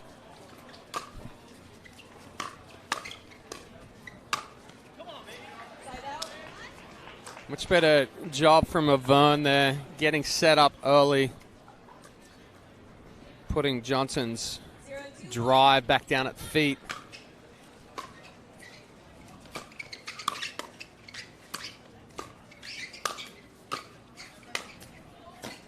He's got it. Great get.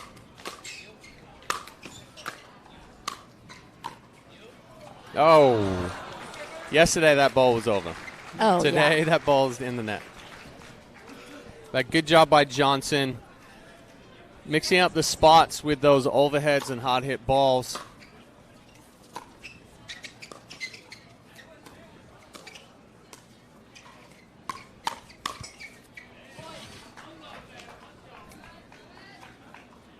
Johnson catching that one a little late.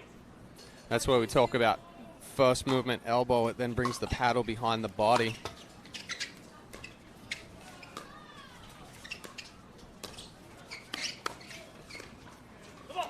Tough spot there. Let him get on him a little bit too much.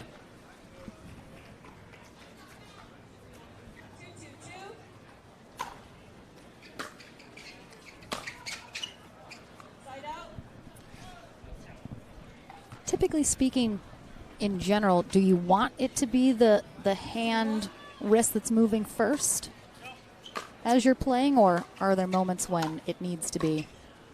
I mean, so for majority of the time, the first movement's going to come from the hand and then go into it, and then the acceleration forward, the same thing. Small muscles firing to big muscles. If you start with that big muscle, being the shoulder, bicep, tricep, all of those upper muscles, it's not a trickle down effect. So good speed up by Wilson. It's not a trickle down effect. So those big muscles take over, and then the paddle, hand kind of drag. Yeah. If you can get the hand and forearm moving first, and those bigger muscles follow and fire through the ball.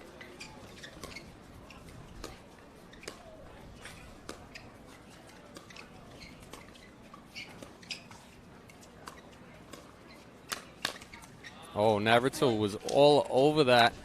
Avern getting a little lucky, catching edge guard, and it did not come off as clean and as fast as Navratil had anticipated. Oh, was that a throat bomb? Wasn't the face, I know that. Somewhere below the neck. Oh, no, chest. Just chest. He's fine.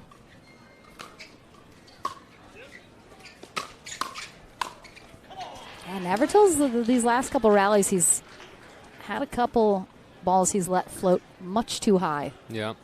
Yeah, and Avern, a better job on that drive. We saw him still get underneath it, but accelerate through the ball. The previous one that went out by a couple of feet, he came underneath and he was trying to lift it too much. All right, looks like we have a cracked ball, so we're going to change that out. Zane saying yeah, exactly. His chest broke is it. so hard. Exactly. Steel plate, essentially. Or potentially with how slight Zane is. Oh, it's the bones? It was Just the bones. Nothing against Zane right there. A ton of power in his without question. in his body.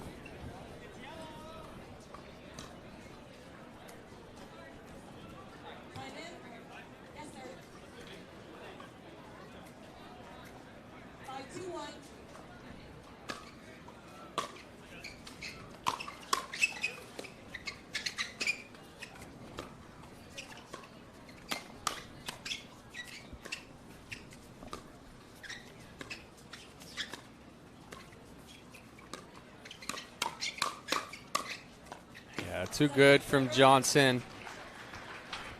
Changing spots, and we see just how quick his hands are.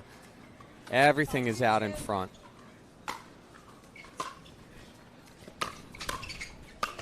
Ooh. Again, it's a little lucky. Yeah, you talked about Navratil popping a few balls up. They're catching him while he's still moving. So feet are still moving. That combined with the ball coming at you, it cuts down your ability to keep a ball out in front, cuts down your reaction time.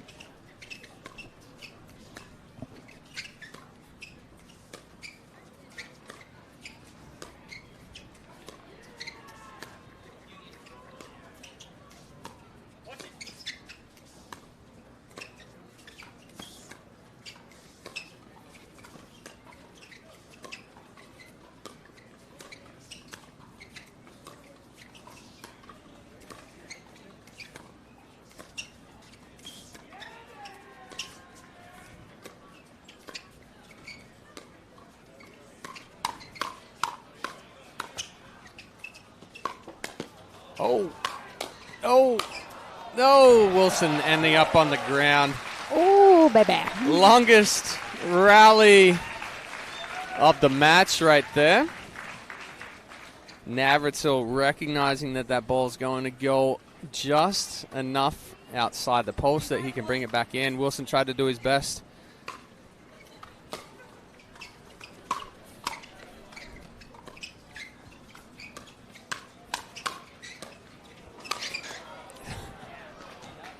And again, good pickup with the tweener. Wilson and Auburn each have one now. Well, once that ball gets to your feet, that's pretty much the only option you have. I'm holding on to the tent right now because I feel like we're going to blow away. Definitely a Wizard of Oz situation happening right now. The sides are coming down. Oh, yeah. I mean, Wilson gets tagged. He immediately says, what am I doing right now? Yeah, I mean. Oh, my goodness. You can see on the stream the cameras are getting blown around. Oh, yeah. And I was watching some back they're not yesterday. even that high. Yeah, it's a gusty day. Gusty day without question. Still looking at a 30-mile-per-hour wind here at 1 p.m. in Houston, Texas. Houston Memorial Park is where we are. As you mentioned, massive park. Really a lot of stuff to do here. As I drive around, it's got walking paths, and it reminds me of Chicago's lakefront path, where just everybody in the city is here with their dogs, running, biking, walking. You got the baseball fields over there. You've got the tennis courts where we're here, and obviously they have pickleball courts on these courts as well. The number of people that are out running. Oh, yeah. I do not envy them at No. all. They're crazy people. But, for those people that enjoy running, good place for it. I'm going to be one of the people in the stands in the shade watching some good pickleball. They're the smart ones. Oh, that ball did not even bounce. And that's the wind. It just pushed it right down.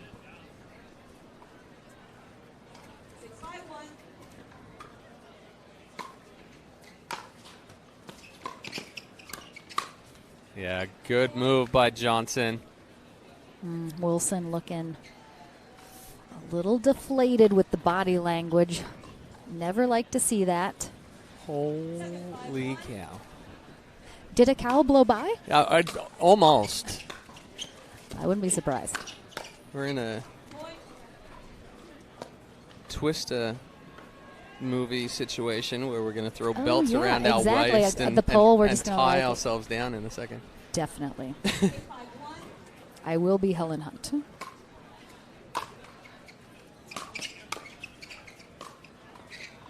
Oh, there's the butterfly. I saw it. A beautiful butterfly.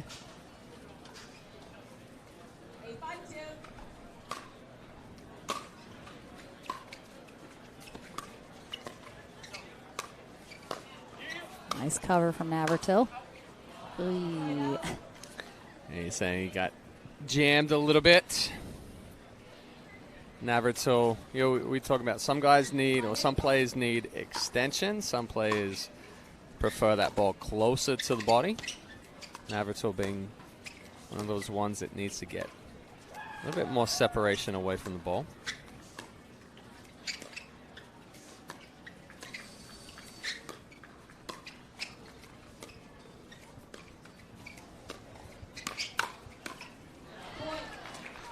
Good counterattack. Both Wilson and Avern being there to cover. I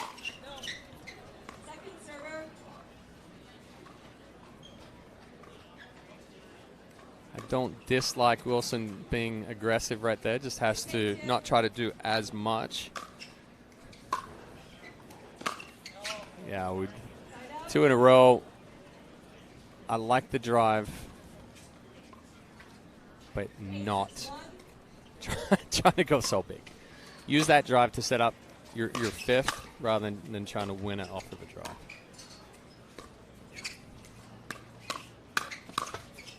Oh. Yikes. Yeah, Wilson has just come out on the end of a few very frustrating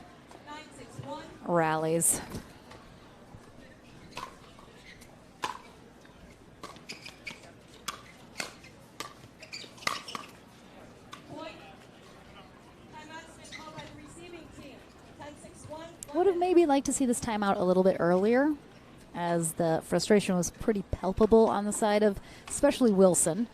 Yeah, and Wilson and Avern came out much more aggressive in game 2, got out on an earlier 5-point lead. But Navratil and Johnson able to adjust, change their strategy up, go into the body a few more times of Wilson and Avern, and then once they've gone in the body, push them out wide, keep giving them different looks. Yeah, Navratil especially had those few errors earlier in the second game that was kind of putting them in the hole. Definitely has cleaned those up.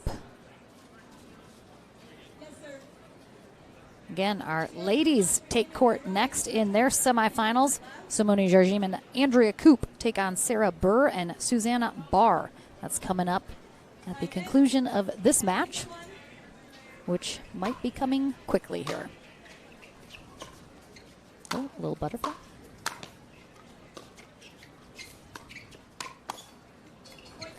Yeah, good reach in, good finish by Navratil. Good overall job by both Johnson and Navratil to keep making their adjustments, and we talk about it with pickleball all the time. If you're trying to stay with that same game plan and keep forcing that game plan to work, typically not the best outcome. So you need to make those adjustments, and whoever makes the adjustment sooner comes out on top. Johnson and Navratil able to do that. All right, we'll take a short break here into the Franklin studio with our gentlemen as they head to the winter bracket final. Murray might join us in the interview, it looks like. We're back into the action here in Houston right after this.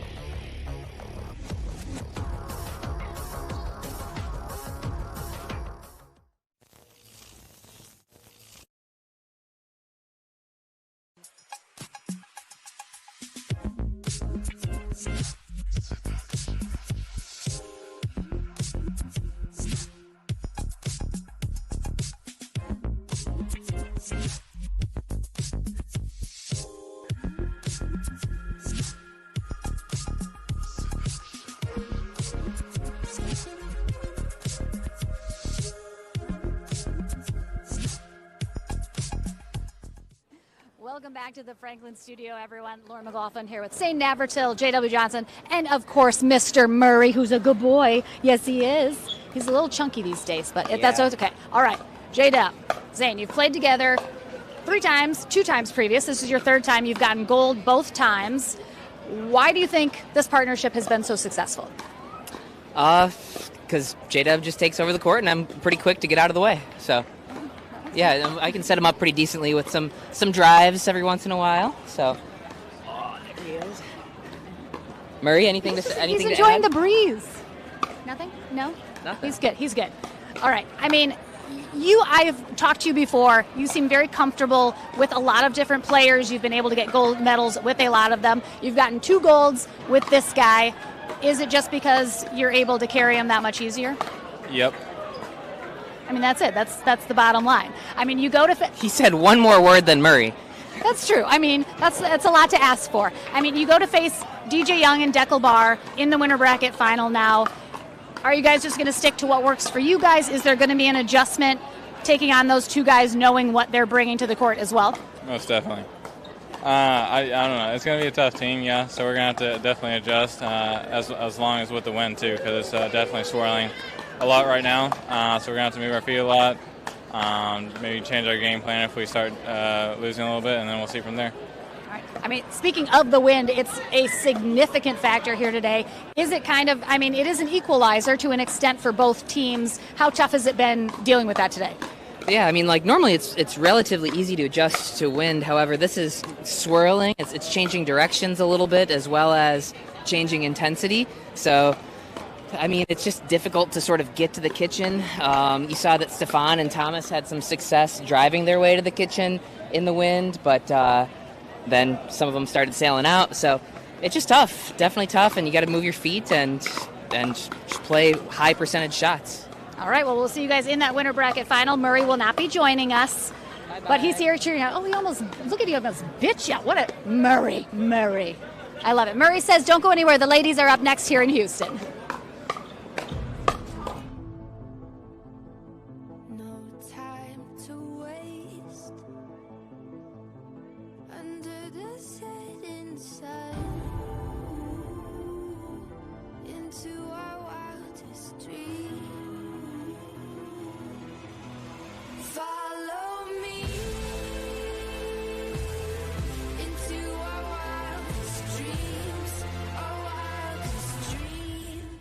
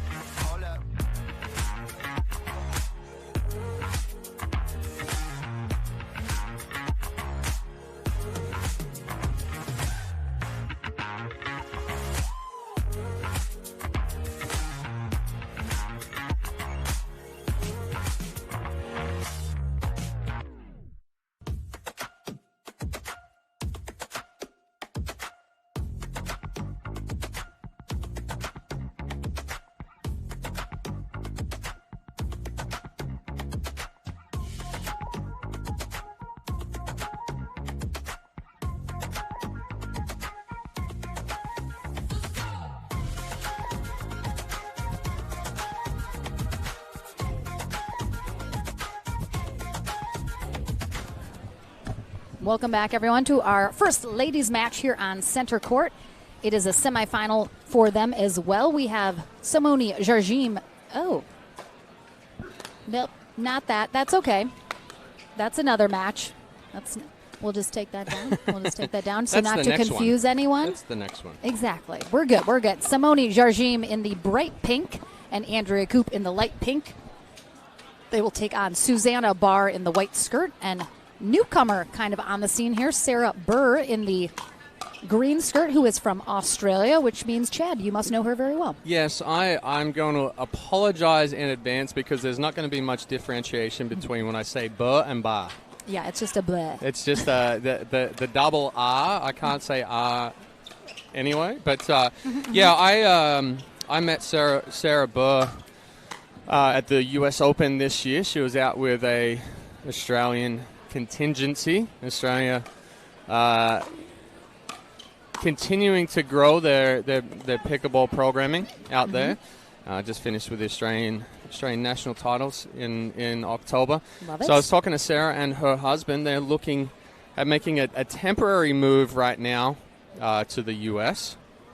So she is still living in Australia. She is still living in Australia. So they travel back and forth, but they're looking to make a temporary move just to get more competitive drilling, practice, playing outside of tournaments for Sarah, because, like I said, Australia's still trying to grow, and they're doing a good job of it. I love it. I mean, that's quite a commute to make, to have to come here from it's Australia. So 22 hours-ish, thereabouts. I mean, nothing's really close to Australia. We're kind of in the middle of nowhere. I mean, the entire country is sort of the middle of nowhere. You got to stick to very specific parts. You got to do the coast. There's nothing in the outback. Where in Australia is she from? Do you know? She's from Queensland. Okay. Brisbane, Gold Coast area. She is a rival of my Sydney. Oh, all right. She's also a lefty, so I think we're going to see her a lot on that right side with Susanna Barr taking left-sided duties. Diane Anderson, our USA Pickleball Certified referee. Let's pick up from Zhajing. And Barr with the finish. So you've got Burr, who's being the lefty, and lefties are always a little unorthodox. And then you got Susanna Barr, who is unorthodox as far as a right-handed player.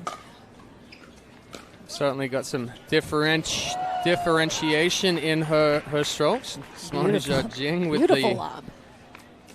Third shot lob, curling that in over Sarah Burr's head. Simone does love a baseline lob every once in a while. Yeah, that's something that she worked on more this past year. And the Yola paddle has helped with that aspect as well. Yeah, too good from Susanna Barr.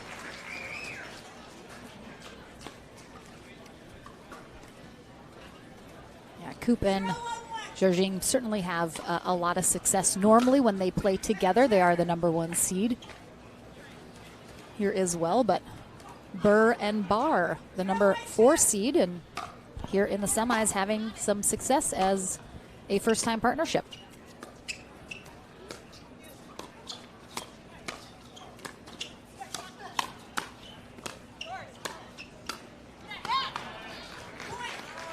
And we were talking earlier, and I do love, you mentioned, Chad, Simone has probably trained harder in the last year or two than she has her entire pickleball career, just because the new talent is rising. You just have to put so much more work into staying at the top. And I mean, it shows. She's still right up there at the top, absolutely competitive with all the new ladies coming in.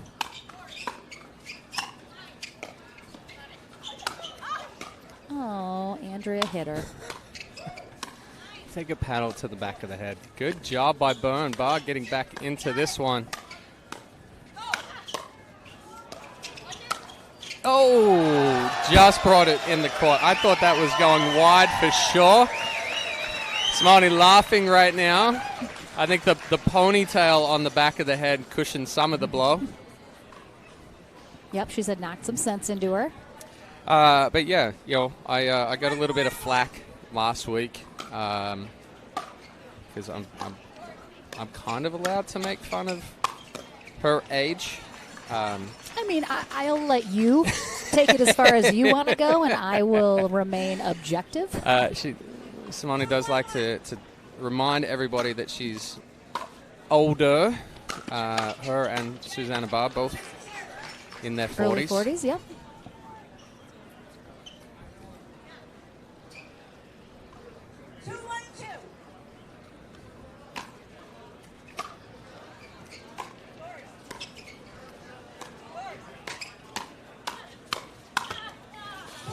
I like that play. I like the movement from Sarah Burr. Just getting a little too big on that forehand to try to finish. If I could pick on one thing that I've seen from the limited time that I've seen her play, is that she does get a little too big when going for that forehand, trying to generate as much power as she can.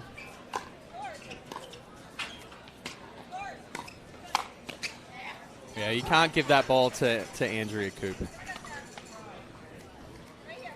Definitely our warmest day here so far this weekend in Houston. And breeziest. So tough conditions for all the players out here today, but making the most of it.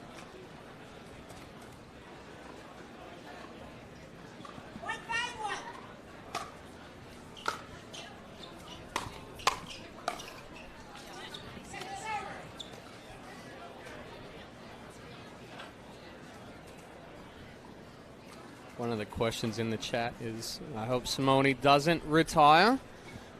She did have plans for retiring at the end of this year, but she did sign a 2-year contract with Yola, so got it for at least 2 more years. I mean, take that as a good indication.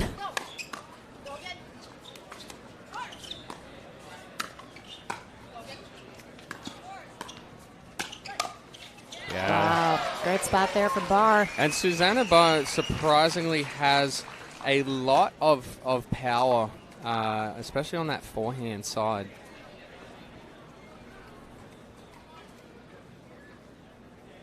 You might notice Burr does have a version of the spin serve. We don't see that as often on the ladies' side.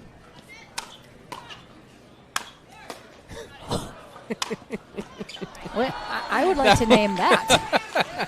The pogo stick?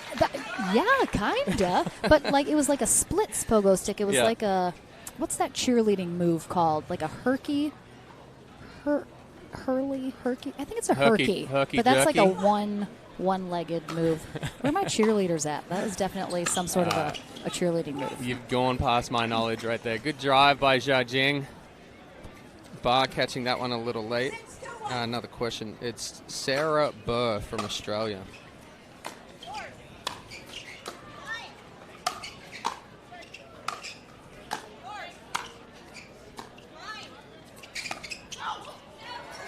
Good leave.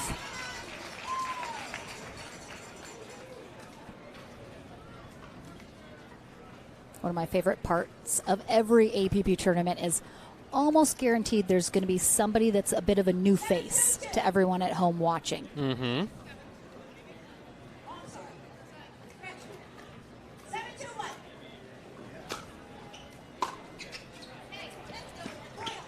That ball floating just deep from Burr.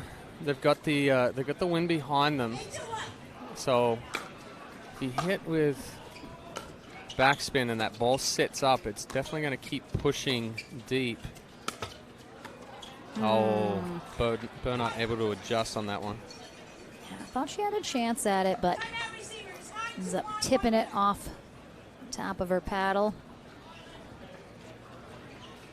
I mean, we noticed. Oh, Kathy. She's not going to have a head yet for Sarah. No. She's got the chicken though, which I appreciate. She's got the chicken out. She's got Susanna, Simone, and Andrea, Yep, and absolutely. the chicken. I have noticed, I mean, we saw kind of with that pogo stick move, it seems like Burr,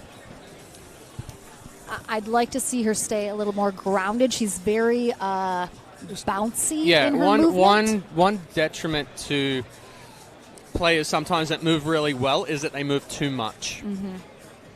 And again, I've seen her at the U.S. Open. I've watched some of the Australian Nationals. I've seen I've seen her play a few times, and yes, a lot of foot movement does come from a tennis background where you're covering a lot more court, so you're trying to make bigger moves. Here, you're moving a lot, but they're small.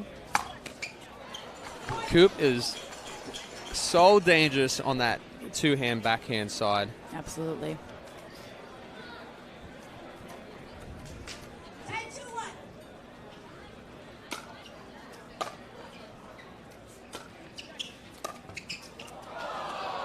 Yeah, Barr had to get super low on that. Barely clears it. She's scraping it off the court there. Good adjustment on the half volley.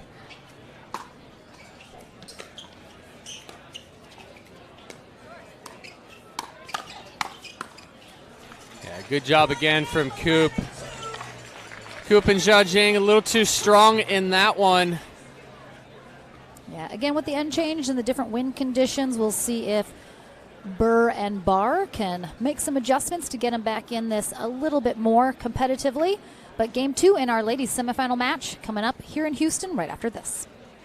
The APP Sunmed Houston Open, brought to you by Pickleball Central, your pickleball superstore, catering from beginner to pro.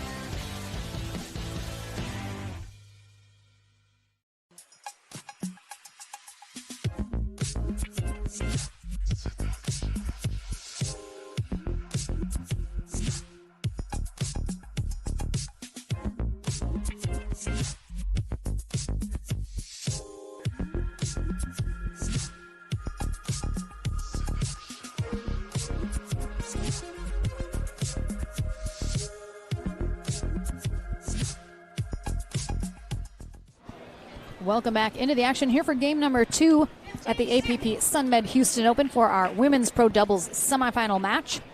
Simone Georgine and Andrea Koop on the far end take on Susanna Barr and newcomer Sarah Burr out of Australia on the near end.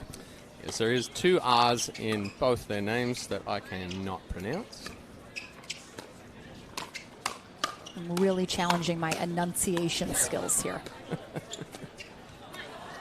I was just talking with Burr and Barr and the changeover. We decided to call them, well, at least me anyway, Bar. Yeah, Bar Black Sheep. Bar Black Sheep.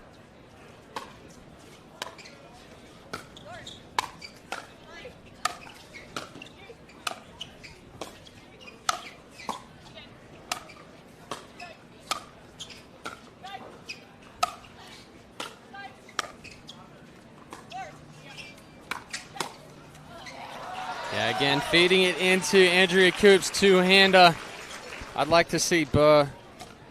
She can still go that same shot, but take a little bit off of it, get it down, try to catch Koop as she's moving forward.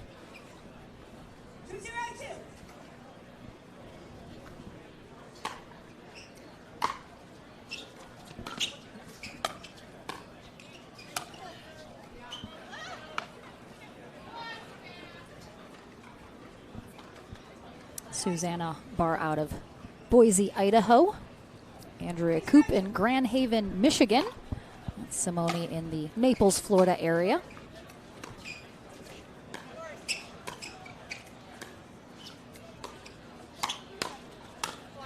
Oh, good coverage by Burr on that one, recognizing her ball. Going to float a little bit, comes back middle. Judging and Koop both going for that ball, and Judging hitting it deep. I just kind of got stuck in an awkward spot there. And again, that's a little with the excessive foot movement. We talked, even in the men's match before this, that it's tough when you're backing up trying to hit a shot. If you back up a couple of steps, plant your Set feet. that base, yeah. You're definitely in a better position than if you're still on the move.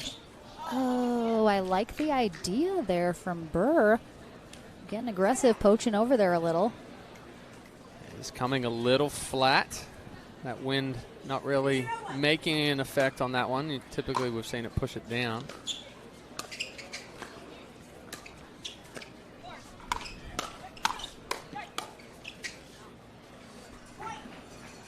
Yeah, again there on that second ball from Burr. If the paddle face is open or you're not leading with that top edge, you're not going to hit with topspin and bring that ball back down.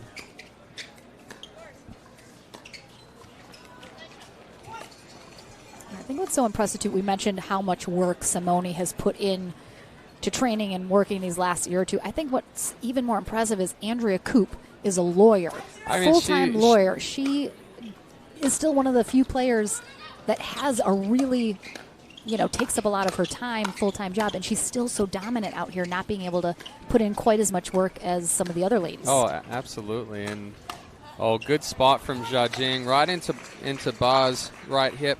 Talking to Andrea, she can only block out 1 week a month to play in a tournament. Yeah. Because she has such a demanding job. Oh, it was in until the wind kept pushing it. As an attorney, definitely a stressful situation for her as well.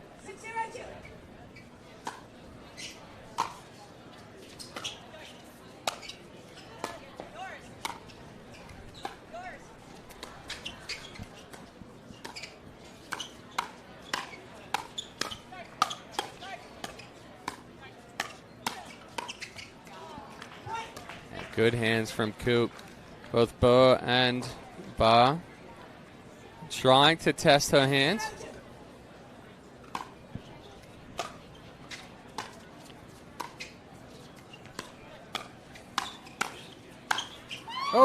Just overcooked it. Yeah. Good setup for herself, though. Andrea Koop, an extensive tennis background. Oh, yeah, national champion at UCLA. Yeah. I mean, Simone not too shabby either. I mean, coaching tennis at Michigan State University. Yeah, she was kind of a big deal. Two-time All-American, #1 in the country in college as well.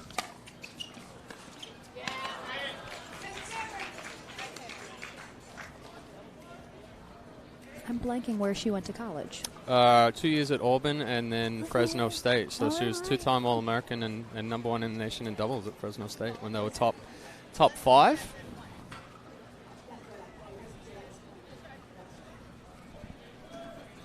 All right, so that was a point for Burr and Barr, getting them on the board here.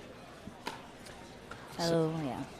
Simone actually recruited both of Andrea's sisters, Maggie and Sarah, when she was at Michigan State.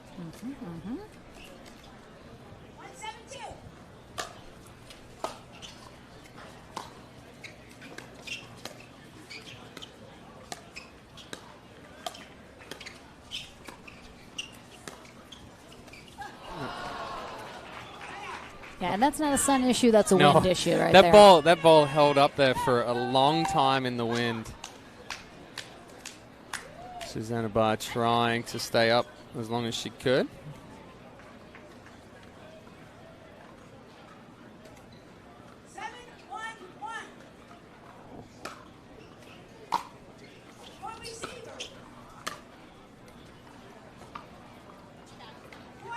All right, so we had a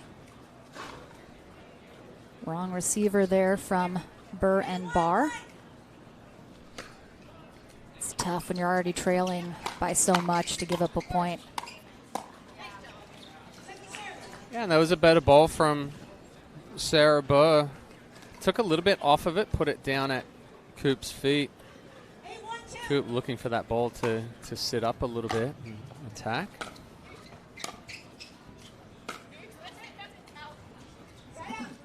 Good talk there from Sarah Burr, telling Barr to watch that.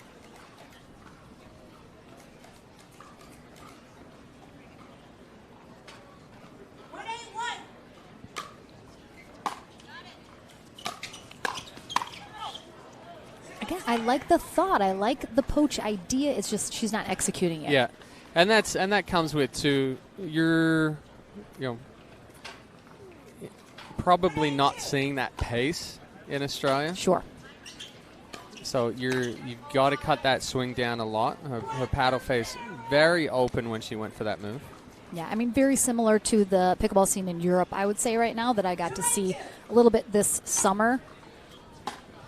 They simply don't have the players that are at the level that we do and the establishment of the pickleball scene there. So certainly when some of their players come here and play in tournaments, I mean, they can be competitive in 5-0 for sure, but they're just not at our pros level right now, but certainly looking to get there. And within time. Yeah, absolutely. I mean, they're just behind our growth here in the States.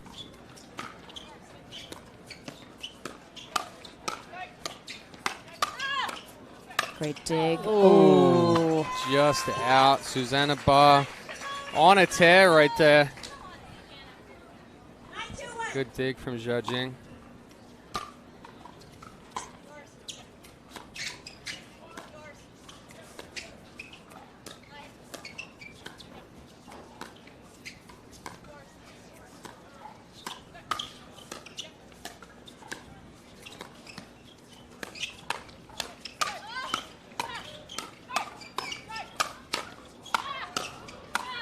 Oh, there we go. Finally the ball down. Bird trying to get the crowd pumped up. Yeah, and with Australia, we may be a large country, but our population's only 20 million. I mean, yeah. That's what, less than the population of the large cities here in the U.S. I appreciate that Sarah Burr is fired up for the small victories. I mean, they're still trailing. They got a lot of work to do here, but I love the energy. I like the positivity. They're not out of it yet. It's not done yet.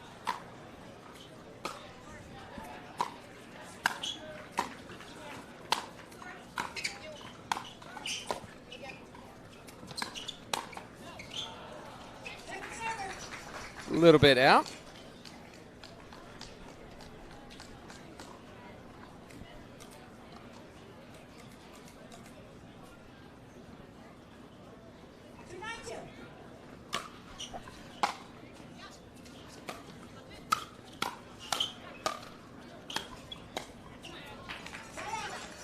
Good spin, a good change of pace from Zhajing.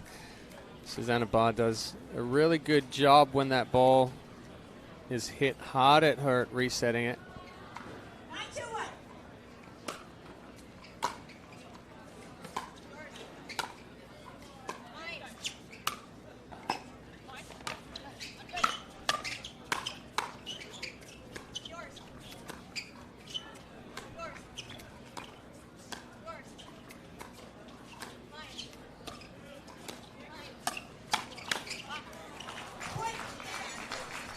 And again there, Barr kind of baited into speeding that ball up.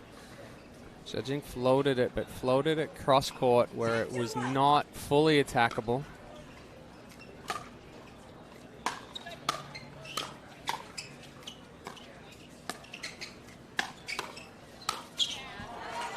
And that will do it for Andrea Koop and Simone Zhajing, who will head to our winner bracket final. Burr and Barr head to the consolation bracket to look to battle to stay alive here in our women's pro doubles. Our second semifinal match on the ladies' side coming up next.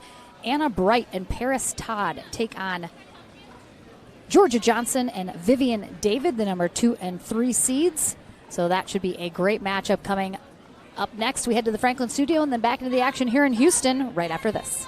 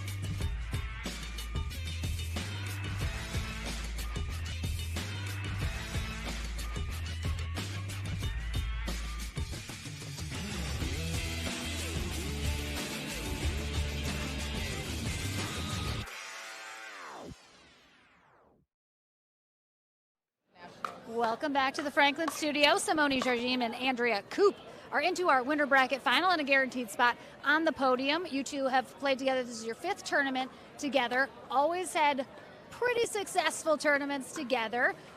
Looks like it's going to be another podium spot for the two of you. Of course, looking for that top spot once again. What about the two of you, your style, your personalities just meshes so well to continue to get you guys in that top spot when you play together? We're the two old ladies on tour, so we have that in common. Just the wealth of knowledge.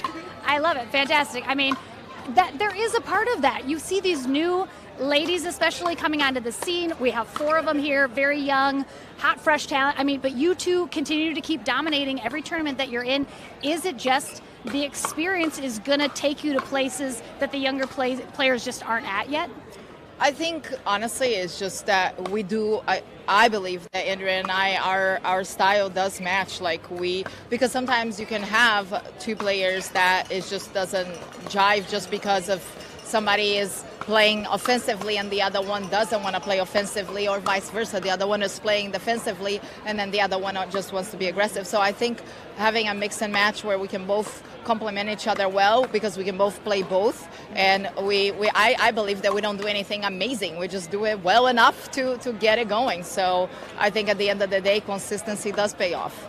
I mean, ultimately, when you guys are in the winter bracket final, when you're looking at those medal matches at the end of the day, does it really not matter who you're going to play because you guys have a set strategy, you know what works well for you, and regardless of your opponent, that's what you're going to try to do? No, not necessarily. Either one of these teams, this is going to be a great match. They're going to be a great team. We'll have to mix it up depending on who we're playing. The strategy will be a bit different, but I do believe, besides experience, that these young players are pushing us to get better as well. Absolutely, without question. So we will see you in that winter bracket final, and we'll see who they're going to face next. We have Georgia Johnson and Vivian David taking on Paris Todd and Anna Bright. One of them will face these two in our winter bracket final in just a little bit today, but don't go anywhere. Back into the action here in Houston right after this.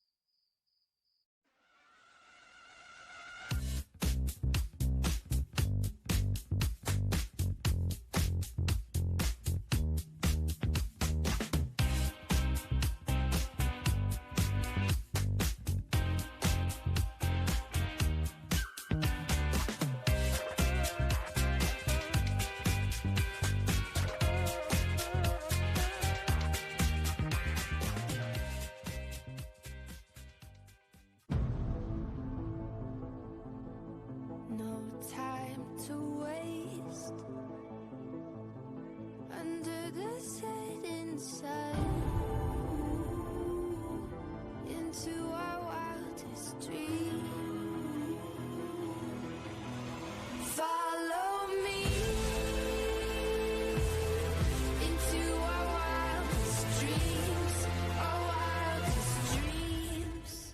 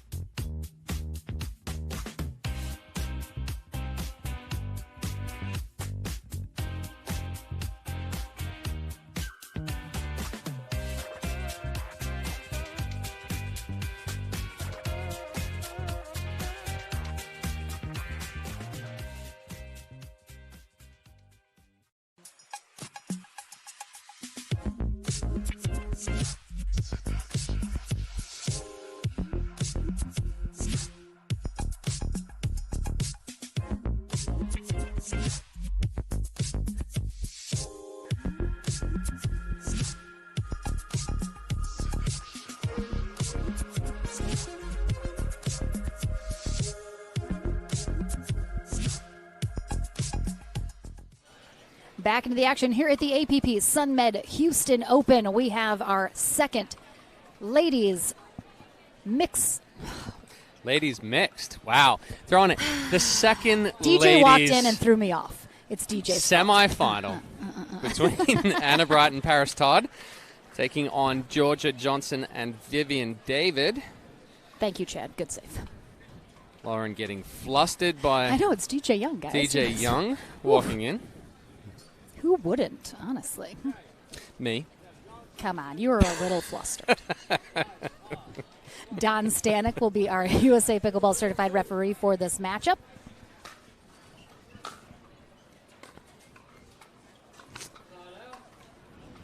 A bit of a dainty miss by Georgia Johnson.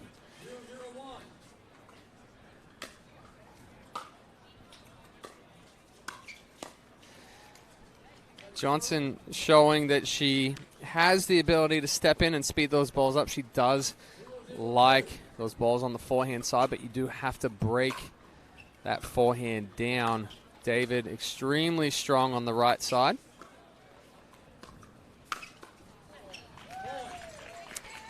As is Paris Todd. Mm-hmm. I really like these two matchups for these. I like the pairings between the two ladies on their teams, and then I like the two teams facing off. This could go absolutely either way. I don't think one of these teams looking at this is a clear favorite, even remotely.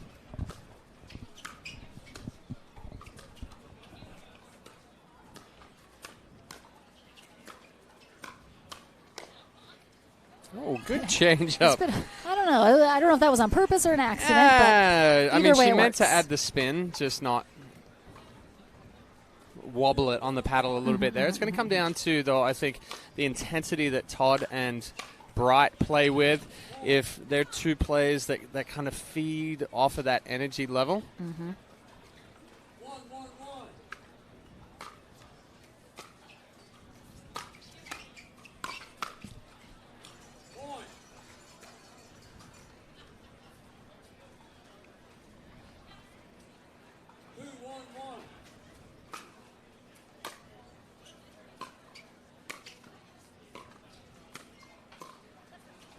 And the thing I love about pickleball so much is Anna Bright and Paris Todd, they're both aggressive, offensive players looking for the speed up, love the two-handed backhand. And then with David and Johnson, David's the slightly more steady partner, likes the resets, the setup, while Johnson a little bit more aggressive. And it doesn't matter. You don't need to have one of each. It's okay if you have two. It depends which just works best for the two players on court. Yeah, I agree 100% with that one. Good coverage by Todd on the first one, not able to get to the second one. Georgia Johnson having a little bit of fun out there.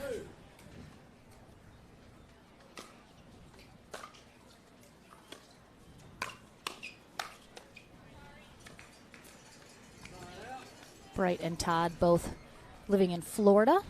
Bright on the southeast coast, while Todd on the southwest coast.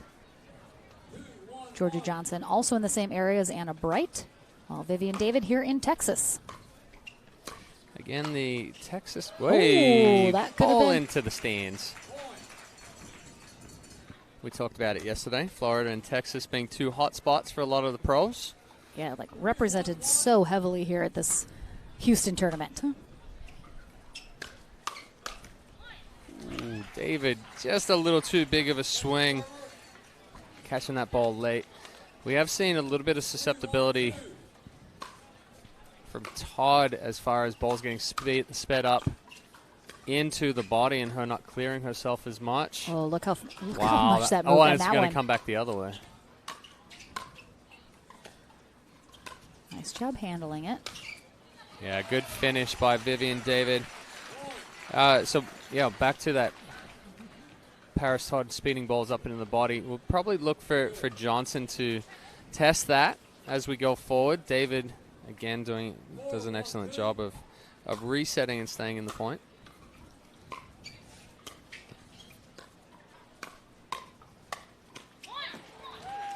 Johnson just didn't move her feet on that final one. She just kind of planted herself there for each of those shots, and as it moved a little farther away from her, she just got kind of caught.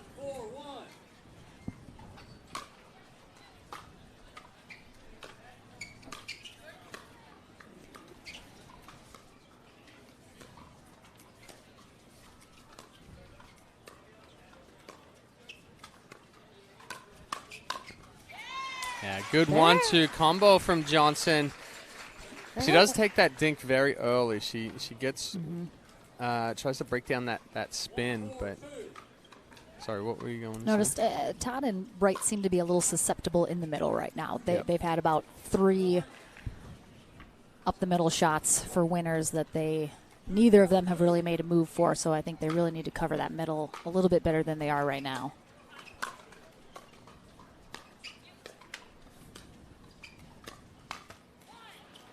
Good speed up from Bright, going back behind Vivian David. David not able to catch up with it.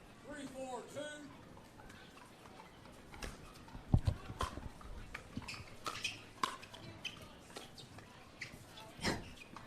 Last we checked on our weather update, we had 30-mile-an-hour winds here, and that's not the gusts. That's just an average mile per hour. So that's just the fan speed. It's just a slight tornado at any moment here in Houston.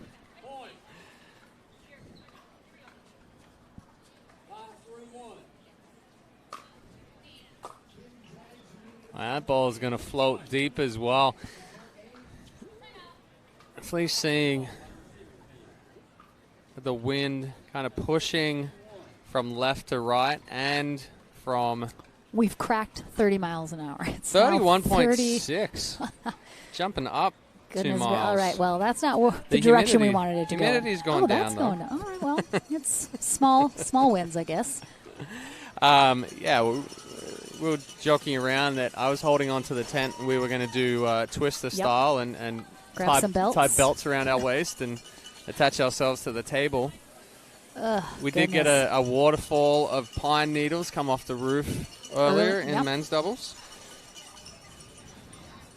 Definitely a rough wind situation for the players for sure, but I mean, stands jam-packed as they have been all day here in Houston as they are enjoying this fantastic high-level pickleball. I see Safari Stone up in the back corner. He is from Houston, so he has a lot of family members and friends here, so he's still in the crowd enjoying, even though he is done for the day.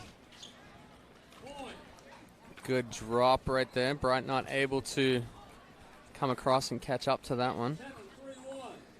Johnson and David extending their lead.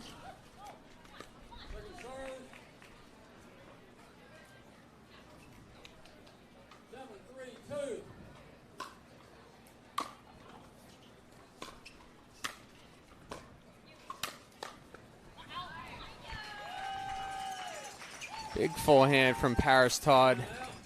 How much Vivian David could do on that one.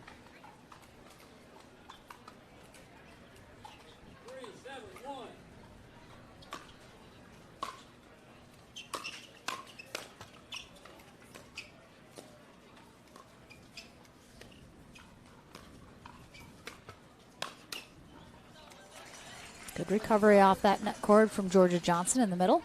Yeah, even on one of those dinks right there, back into the middle, that ball still blew away from Anna Bright. Mm-hmm. A little long on that serve. Side out as Johnson and David retake over here, looking to extend their lead. 7-3-1.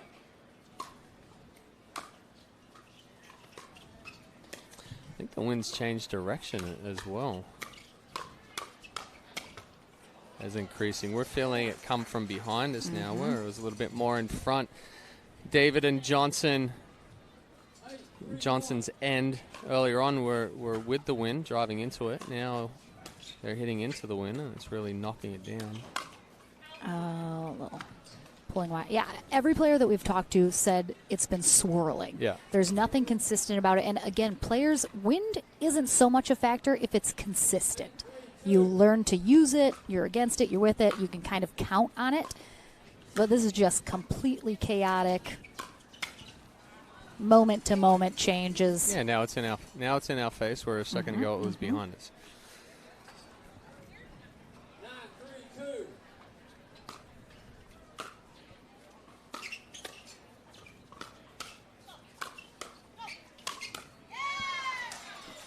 Yeah. Todd just couldn't keep those down. Now, and Johnson, that's her game style. She's going to be aggressive, and if you try and attack her, she's going to be looking for that counter attack. The only way to kind of get her off of her rhythm is try to go into that dinking battle, or if you can choose the right spot to speed up at her. She has a tendency to rush through the dink. She likes to take it on the way up on that kind of half volley. So once that starts to break down, balls start floating on her. We have our top 10 standings list here on our ladies' side with their doubles points. Andrea Koop at that top spot right now with Georgia Johnson nipping at her heels, not too far behind. Simone Georgiem in that third spot. And we have Vivian David at 4 and Anna Bright at 7. Paris Todd again came into pickleball just really in the last year or so. I'm sure she is not far behind that top 10, continuing to put those points on the board and head up that standings list. Rare miss from Vivian David right there, a little late on the drive. 3-10-1.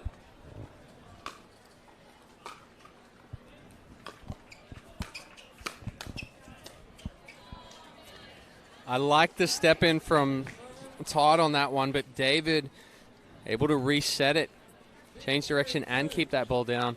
Tough for Todd to come back while Bright's coming forward.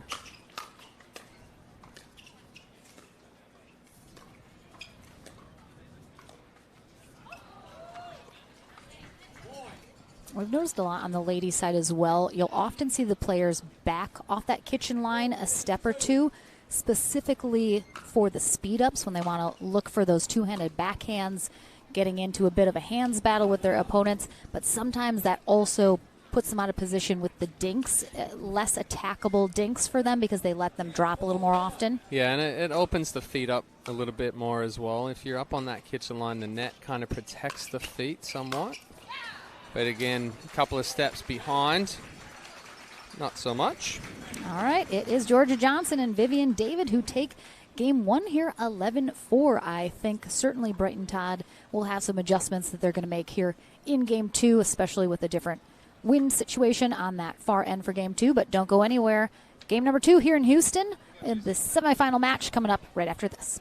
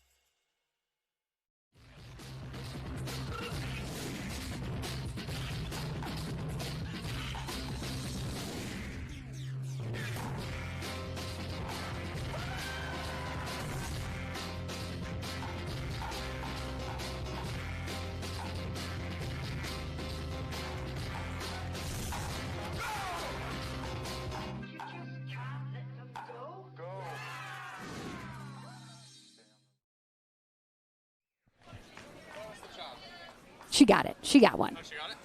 All right, game number 2 here in Houston for our ladies' second semifinal matchup. Paris Todd and Anna Bright on the far end, taking on Vivian David And Georgia Johnson, she just gave us a nice little nod, smile and nod.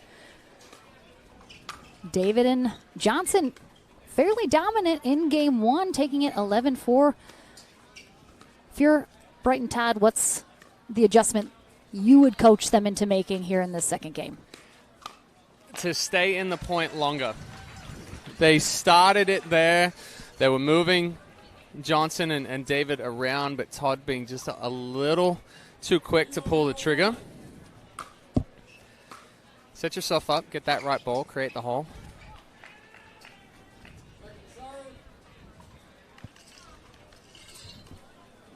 Again, with the wind, I think there's a little bit more variability to these shots. They're not quite as, you can't count on them as much as without the wind as a factor. So, yeah, kind of waiting for the right opportunities versus maybe speeding up some things that aren't quite there or a little more risky. Yep. Given the situation. Nice resets there from Johnson. Oy. Georgia Johnson giving Paris Todd a new pickleball tattoo on the leg.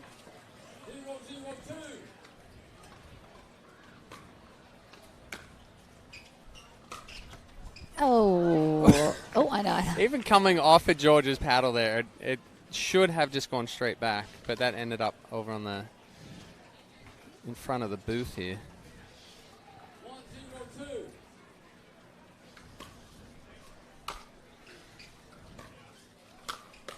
Yeah, good reach in by David.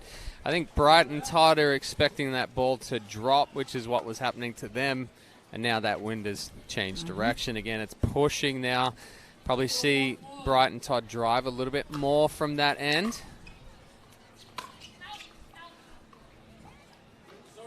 Good move by Todd, recognizing that ball's going to go out.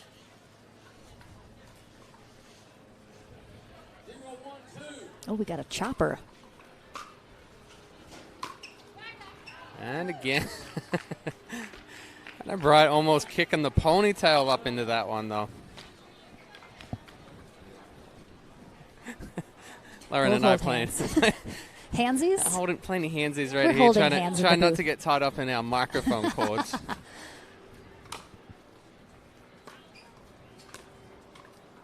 I noticed you're standing up more today. Did you feel the pressure from me standing up the whole day yesterday? No, it's a little warmer today, and it's a little wetter in my seat, so I'm just trying to keep a little drier is the situation. Got some swass going on.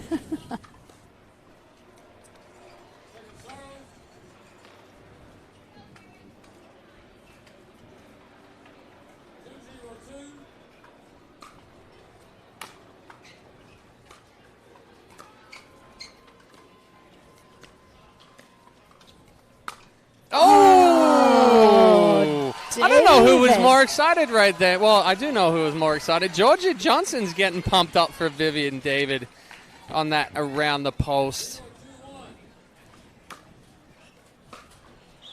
We saw some very impressive ATPs from her yesterday.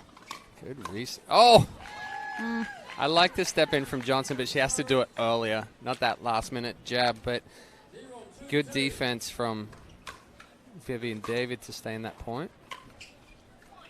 Yeah, and there was a bit of that too, where we saw David. She got engaged. She was in that rally, and Johnson maybe disrupted her. She was probably ready for that next one, and you do have to be sort of aware of that. If your partner's kind of really into it, you got to make sure you don't let them kind of do their thing, and then when needed, get in there. But don't insert yourself possibly when they're ready for that next shot.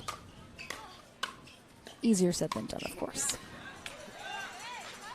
Good spot from Georgia. Everything that we say, and I tell my clients always say that. They're like, "Oh, you make it sound so easy." I'm like, everything that we say sounds Of course. easier than being executed. That's why we are standing here talking about it rather than Exactly. out there doing it.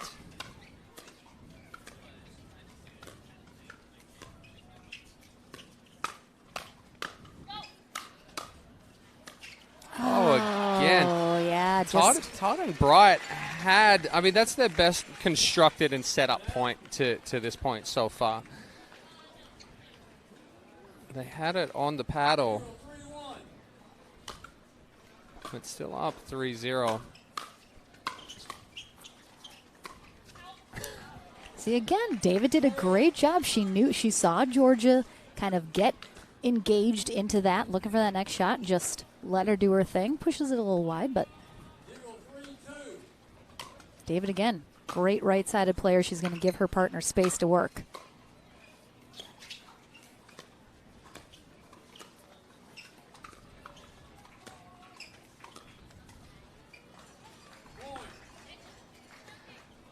Even though Bright and Todd are up right now in this one, I'm still not getting a sense of a whole lot of. What did my brain just went blank? Intensity coming out of them. They're still playing a little flatter than what we're used to seeing them play. And I think it's because they're just, it's not coming as easy for them. And not that it's ever easy, but again, like the wind is throwing things off a lot. Just a lot of, a little more sort of hesitancy on their part. And this has been a tough stretch for a lot of these players. We're going 4 tournaments in a row now. You throw in next week, that'll be 5. Tough to be on the road for 5 weeks, playing 3 to 4 days a week, traveling for those those other 2.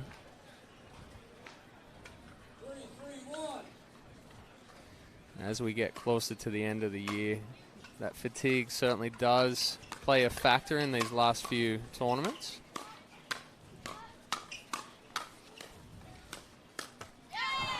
I mean, if I'm exhausted just being here talking about it every weekend, can't even imagine a player. I am super excited for November and December when we scale way back and the APP schedule concludes for 2022 and get a little refresh for 2023.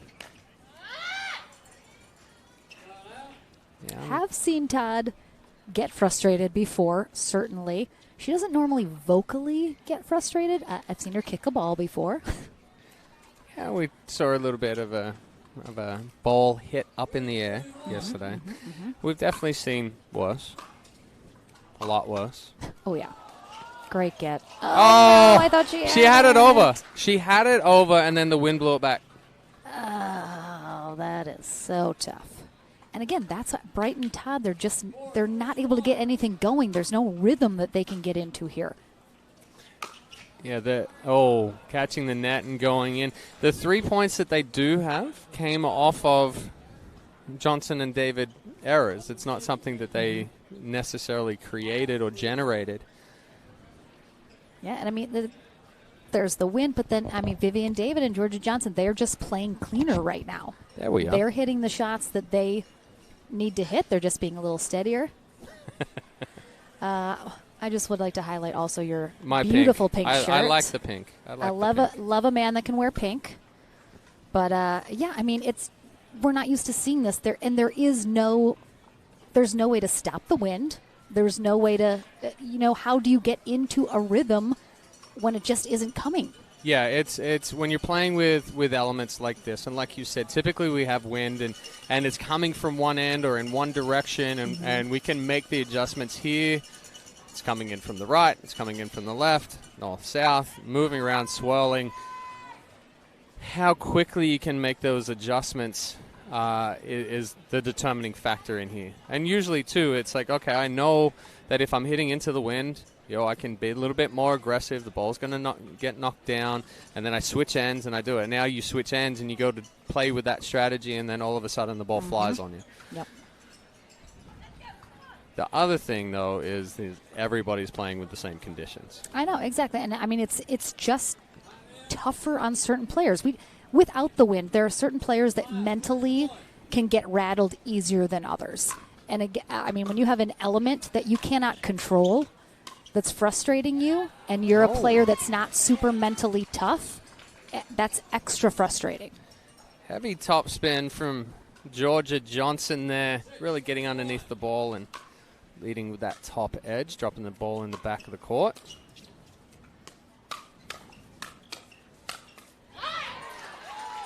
Yeah, better intensity from Bright and Todd on that one. We see them take a couple of steps back from that kitchen line to give some reaction time. Good eye. Yeah, and I mean, they're down by 3. So much pickleball still to be played. Wouldn't even be the slightest bit surprised if they get right back in here.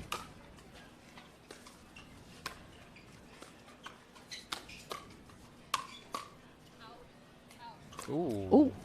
Oh, I thought she called it out and then it hit a line and she played it, but she was just hitting it back. 3-6-2.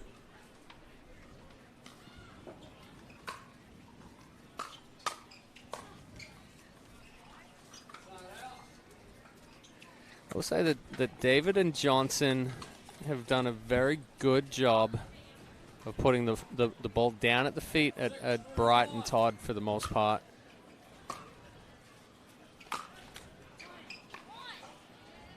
I'd like to see David step into that one. She kind of just stayed back and let that ball come. Step in, take that on the rise.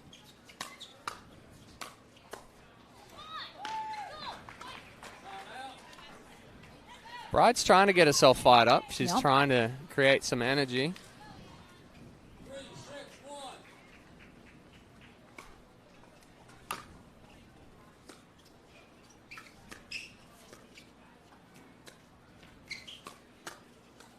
Unbelievable. I mean, again, We saw that the all day bionic yesterday. system of Vivian David is what I want. Scraping the ground on this one.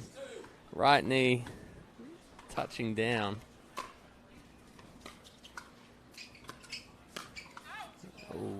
Good weave there, David. Almost made a move at that instinctively.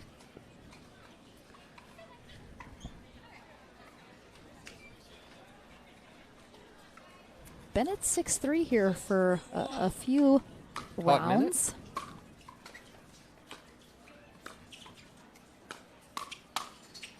Ooh, just missing the body of Bright. David mean mugging it just a little bit, as much as she's mean mugging it through a smile. Exactly.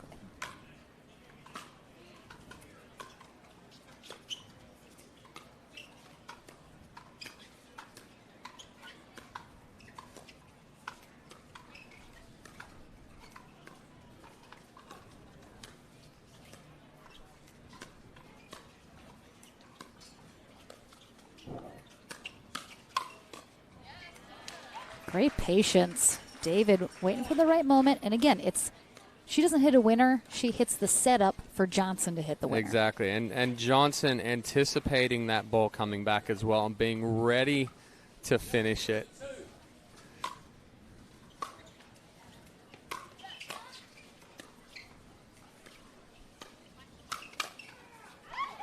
Yeah, good speed up from Todd, recognizing that ball is up and waited on it. Didn't get too extended. 3-7-1.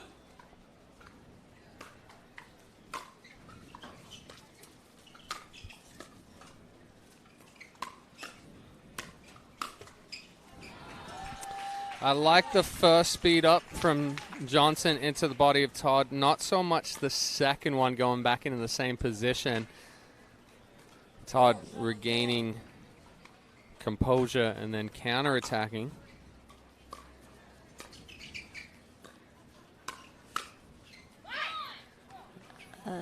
Caught a line? I think it was in. I think it might have caught it. Coming up next, we have our men's winner bracket final. DJ Young and Deckelbar take on JW Johnson and Zane Navratil. A not-to-be-missed match coming up next.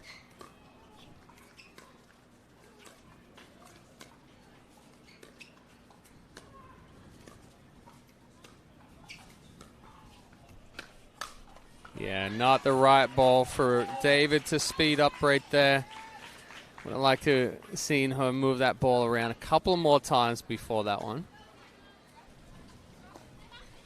All right, we're going to have a timeout here. Bright and Todd back within 1 now. 6-7? 6-7. All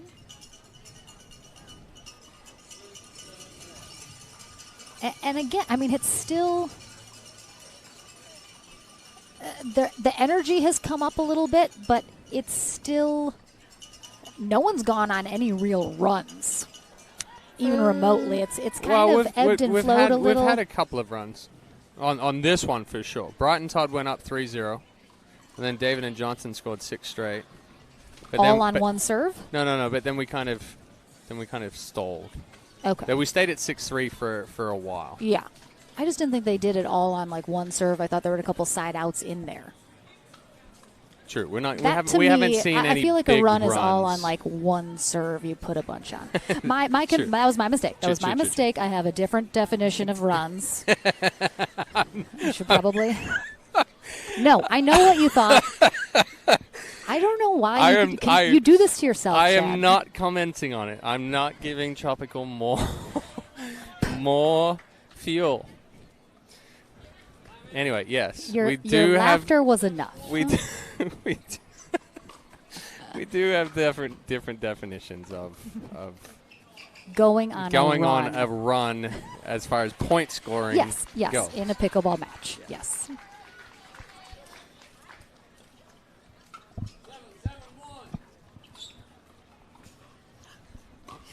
Oh, I'm a child. You really are. I like it though. Good drop. You're easily entertained. I do keep myself not finishing it. I do make myself laugh. Yep. Mm-hmm.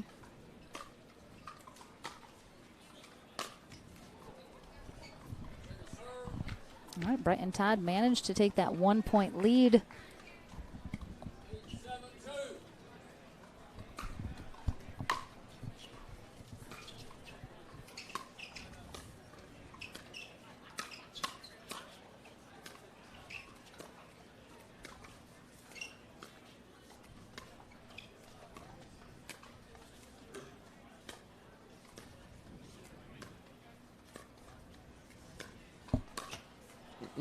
I was just about to say Todd and Bright on this comeback right here and now taking the lead have done a much better job of staying in the point longer and not being the ones to force the issue or pull that trigger, and then Bright kind of tried to speed that one up a little too early.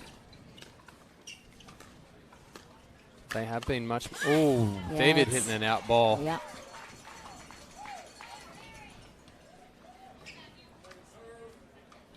And again, we talk about how that's an out ball, but when you're in it and the ball's sailing right at you, you're reflect, you're going to just instinctively put a paddle up.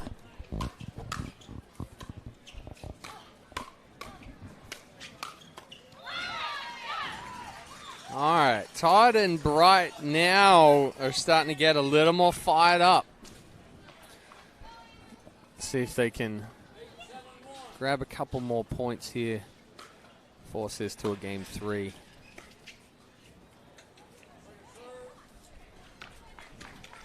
Ball knocked down by the wall. The wall of wind, The wall of wind.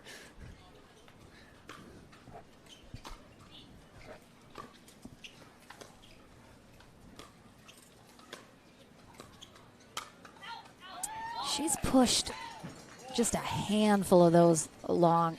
Is it that she's just putting too much pace on it? Just the getting angle a little too big. So when you catch that ball further back, it kind of stays linear, and with the wind now it's pushing it deep. You got to take that ball further out in front. Something that typically would bounce mid-court. Once that wind's behind you, you're going to go a little bit deeper. So taking that ball earlier and out in front helps you to bring that ball down. All right, Brighton Todd now game point. And game number 2.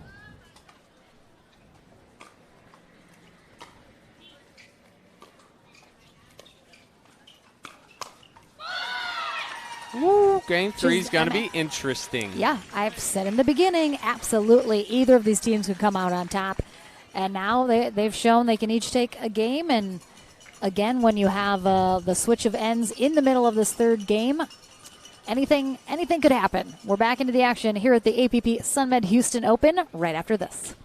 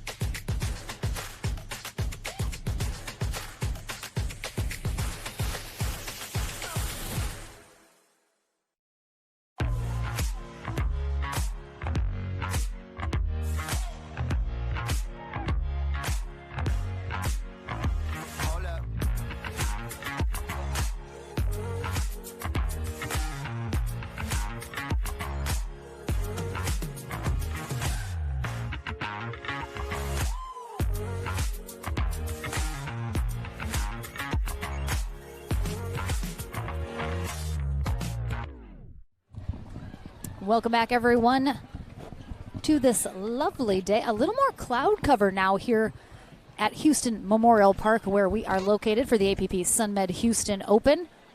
Wind still just as prevalent as ever, though. And these ladies doing the best they can to deal with it. Paris Todd and Anna Bright on the near end to start this third game. Vivian David and Georgia Johnson on the far end. They'll switch ends at 6 in this tiebreaker third game here in our second semifinal. Winner of this heads to the winner bracket final, where Andrea Koop and Simone Georgine are waiting. I mean, the fire is ramped up immediately here for Todd and Bright. Definitely an intensity kick and momentum shift for Bright and Todd right now. They're playing fired up.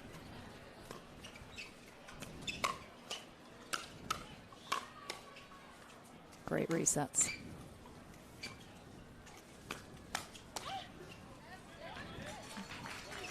Nice job from Vivian David.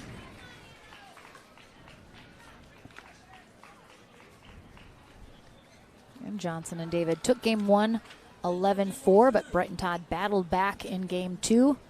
And you're seeing the momentum of that win in game two at the start of three here, but David and Johnson hoping to slow their roll a little bit.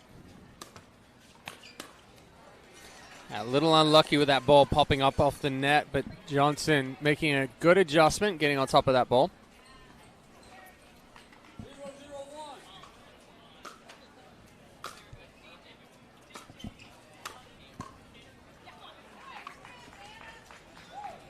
Good ball from Anna Bright.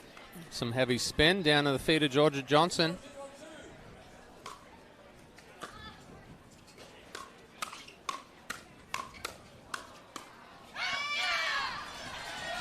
Okay. Georgia Johnson getting fired up. Good job by her. I like that play style. Oh, it dropped in. Paris thinking she's on the other end of the court. That ball would have been two feet out. Instead, it's 2 feet in.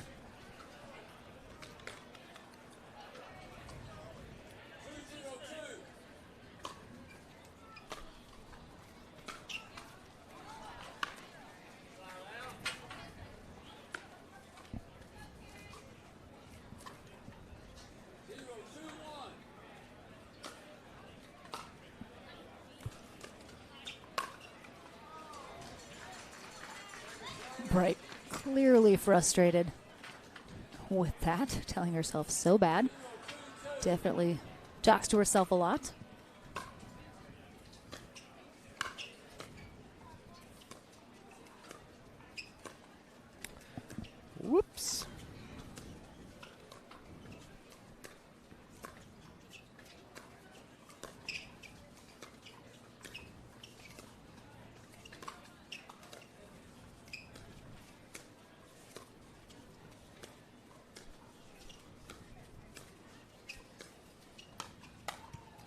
Oh.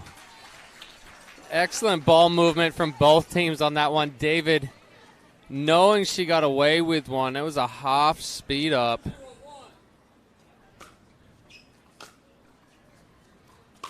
Right, getting way ahead of it. Oh, that's a good attack from Georgia Johnson. Driving that third, stepping in and being aggressive with that fifth. Todd not able to catch up with it, not expecting it at all. She was, however, anticipating that drive from Vivian David. Putting a good swing on it. Oh, right in the butt. I'm not going there after yesterday. I know. It's all you. Aw. That ball, that serve did not come up at all.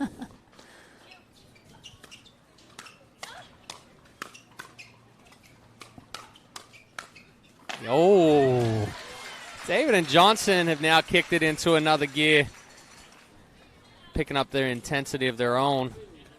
All right, we're going to have a timeout here from Bright and Todd. Yeah, 5-0 Johnson and run. David. I mean, is that a run, or is that just a gradual 5 points? Yeah, because they haven't. I consider it a run if they have not broken their serve. Is that not the definition? I mean, I guess. Yeah, if you keep. I mean, yeah, you just like keep putting points on the board, but I don't think it's a run. I think it's only a run. Well, that's a debate. It's very debatable. I feel like if you put this out there to like the public, open it up to the chat. Chat. What's your definition of a team going on a run? Do they have to do it all on one serve? Can they have some side outs in there as long as the other team hasn't put any points up as well? What are we thinking? What are we thinking here? I want to make sure I'm as accurate as possible. If they go up 9-0, but it's on like five service games, it's got to be a 9 point run. It can't be a 9 point shuffle. It's just a 9 points that you put on the board. Like I don't know. I don't know what to tell you. I could go either way. All right. Well, I could go either way. I feel like. I do it on purpose now, Chad, just to see what's going to make you we're having giggle. some fun.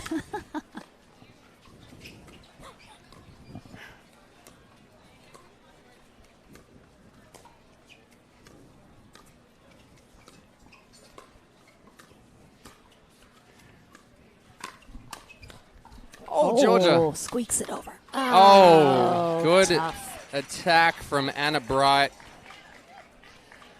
Georgia Johnson with the pickup in the middle. But just to recap, Lauren does say that she can go either way. Yeah, on the runs.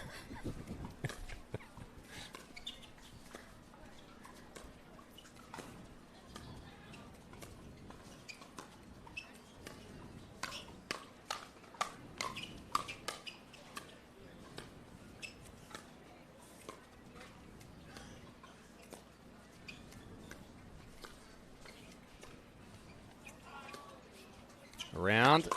Good great defense. defense.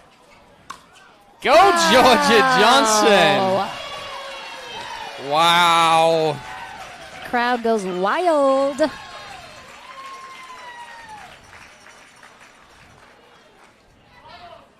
Well, looks like we're already split.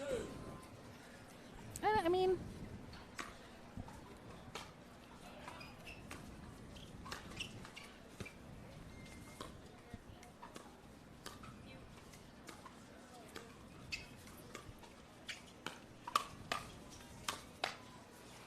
Good defense by David. It's in. Oh, good finish by Georgia Johnson. Right to the feet of Paris Todd. Johnson and David trying to get another point here to switch ends.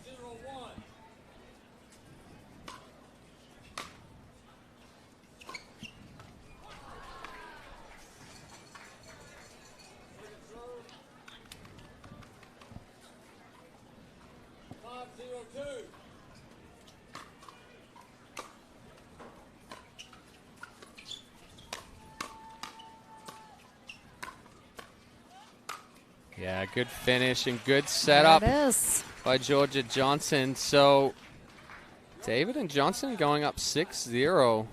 They had a big lead in game one, though, on that end as well.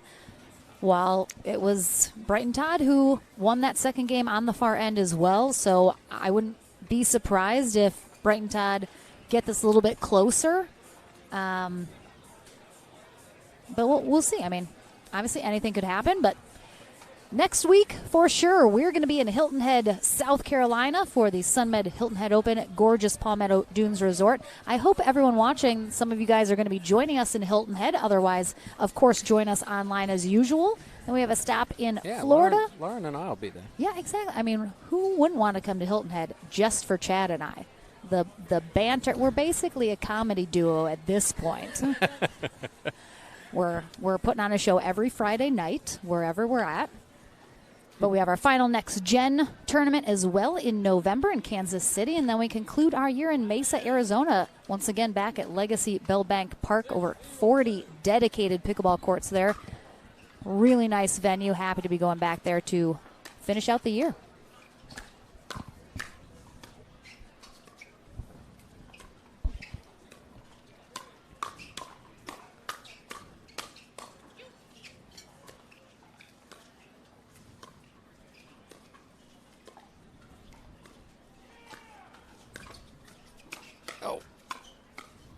No. A point. Anna Bright flashing some defense there in the middle. Again, David was so low already because she always is. It put her in a much better position to recover off of that net cord. Jammed up a little. Yeah, and that's actually Georgia Johnson jamming herself by getting a little too wide on that forehand.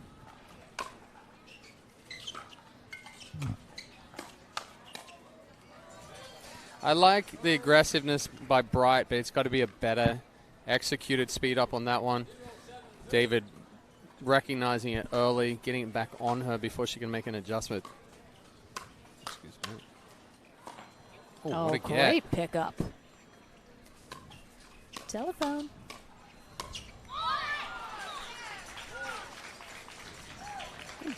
Johnson, a little hesitation there. That ball may have been going wide. So someone want to get that, or whose phone? Sounds like a landline phone. It does. Did you have a telephone table, or did you have a phone with an extra long cord? I guess a table. When we did have a corded one, it wasn't super long. I think we went to the cordless as quickly as you could. I never had a cordless one. We always had the telephone table with the chair and table in one. Oh, did not have that. Oh, good ball by Georgia Johnson. We're aging ourselves a little bit. Yeah, I mean. But I feel like everyone listening had the majority of the yes. pickleball listeners and aficionados all had a landline at one point. Yeah, good recognition by Paris Todd to counterattack Johnson. I actually still remember our phone number for the last landline we ever had years ago. Me too. Which is weird.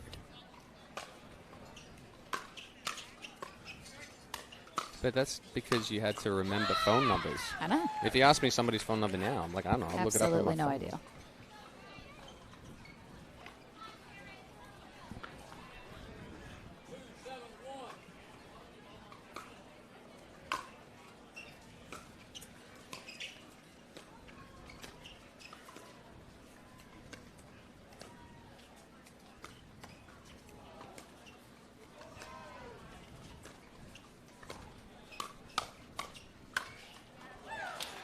Yeah, just too good from Johnson and David.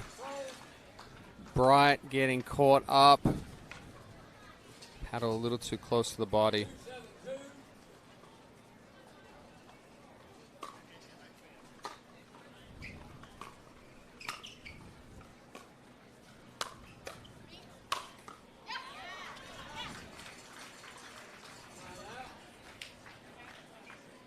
Johnson and David full of smiles right now. Oh, yeah, they're just bouncing up and down. High fives are on point.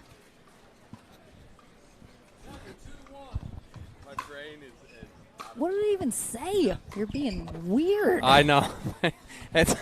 it's already the brain has already turned to mush a little bit. My. Everyone, Chad's lost it. Lost it. The marbles have spilled all over the table.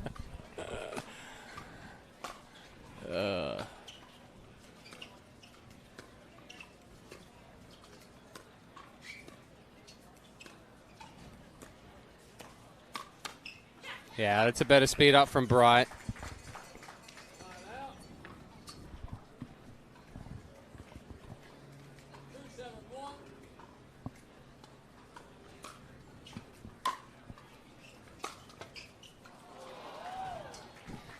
I mean, that time David was too low. Bounced right up over her. Bounce up and over her head. If she had been a little more upright, maybe she would have got it, but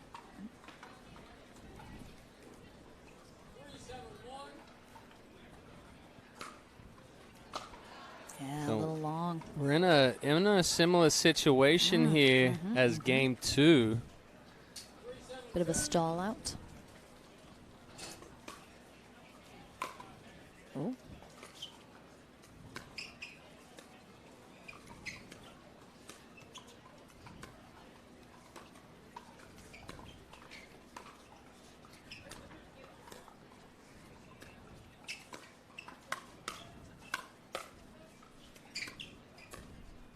Yeah, good spot from Johnson. Yeah, they're playing the soft game, but they're also keeping the pressure on for Brighton Todd. Yeah, the mixing up of speeds, mixing up of locations. That ball going a little wide. It's why Todd and Bright haven't really been able to find a rhythm. They're not seeing consistent balls, consistent positioning where they can set up their timing.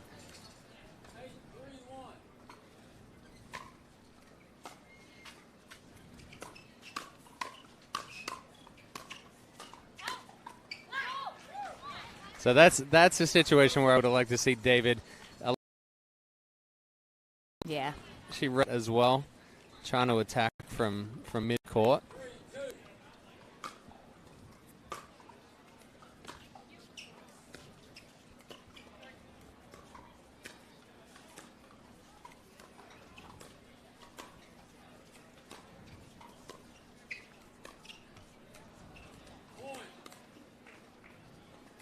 Bright clearly frustrated, calling a timeout right now. Yep, Johnson and David 2 points away from taking this semifinal match, heading to our winner bracket final. As a reminder, coming up next, we have our men's winner bracket final. Zane Navertil and J.W. Johnson face Deckelbar and DJ Young. That should be a really nice matchup. Again, could see that going either way. But right now it is... But did we change How do we switch that one? I was like, right now it's I was all like, Young oh. and Barr. Hold on. Yep, wait, no. Oh, I think it's David and Johnson. We got those names switched We up. switched the scoreboard. Oh, no, my oranges. Where'd they go? It happens.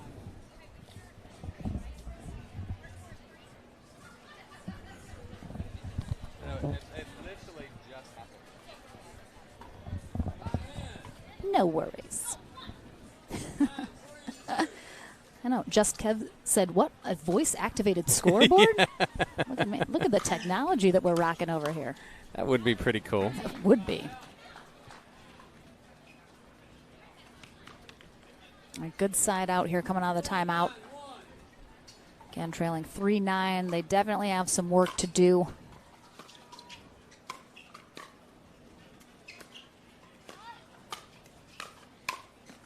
Oh, it's Oh, in. it's good.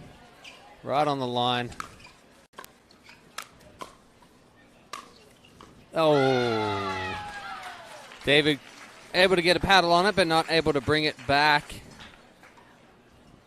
The one thing that has always bugged me a little bit about Georgia Johnson is every lob she has ever run down, she gets around it and then smokes it. Smacks it. There's no She other does option. the And Daniel De La Rosa. And I'm just like, Georgia, we got it. We can't always just wail at those lobs. Like you got there plenty of time. Like just hit a nice drop it in, Yep. a nice drive. Transition she back just forward. it's like a desperate Yeah. hitting of the ball, and I'd like to see her not do that every time. It works sometimes. I feel like most of the time it doesn't. 4-9-1.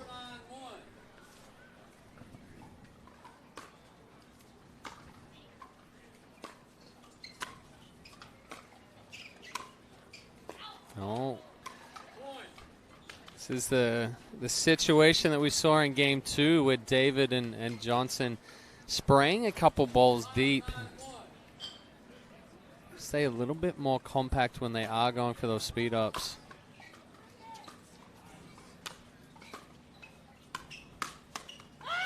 They're getting the errors as well. They're forcing the errors from specifically Johnson right now, these last couple rallies, but 6-9-1. I'm looking to call a quick timeout if I'm David and Johnson if they get one more. Great ATP from Georgia Johnson on the backhand side. Pretty sure that was a two-handed backhand ATP, if I'm not mistaken. Yep. Good roll with that left hand, shaping it back in.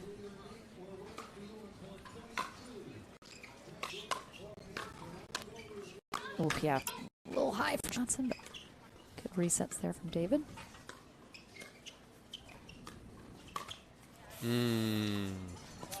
Just a little too flat from Anna Bright, not quite getting underneath.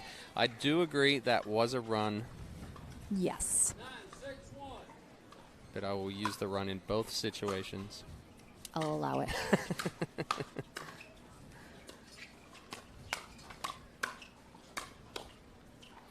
Nice blocks from Johnson. Wow, good resets. Back into that point for David and Johnson. Ooh, I mean, good consistent pressure, though, from Anna Bright. It's not laying up, laying off. Layups. 9-6-2.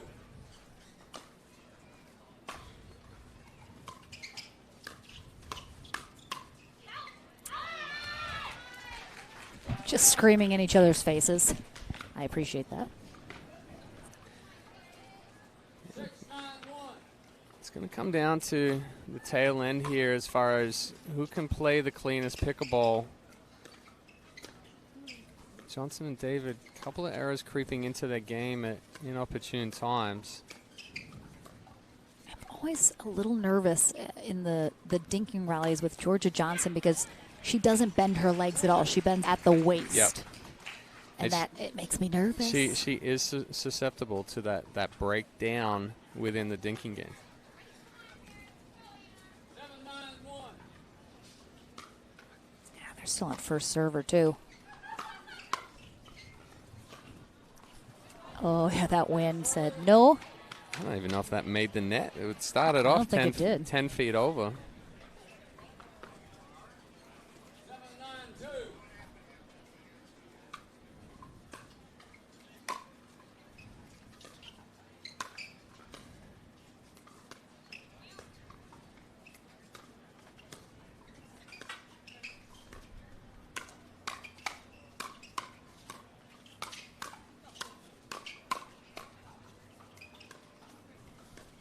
Oh, no. Tough. Oh, huge side out here. I think David and Johnson need to at least get one here. They've been Absolutely. stalled on 9 for a little while. That's not going to help.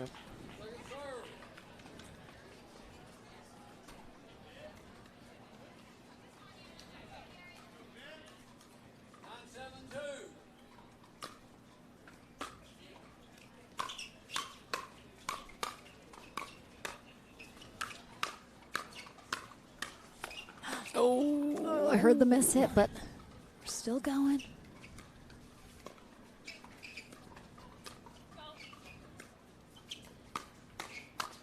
No. David saying, that's what I want. And she was just late to the backhand. Again, catching that ball late, flattens it out. Extremely hard to keep that one in when the wind's behind you.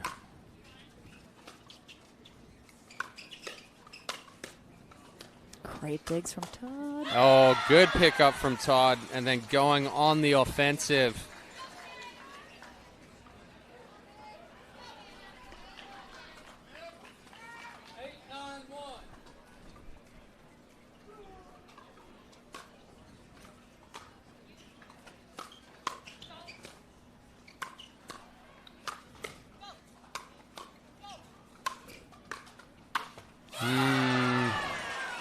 Do you know what I was just thinking in that rally is watching every single shot that David or Johnson hit was right to Bright or Todd. Yep. They didn't No move it to angle. any clear area of the court, not between them, not to their feet, not right back to them. Yep. And it just, you can't do that.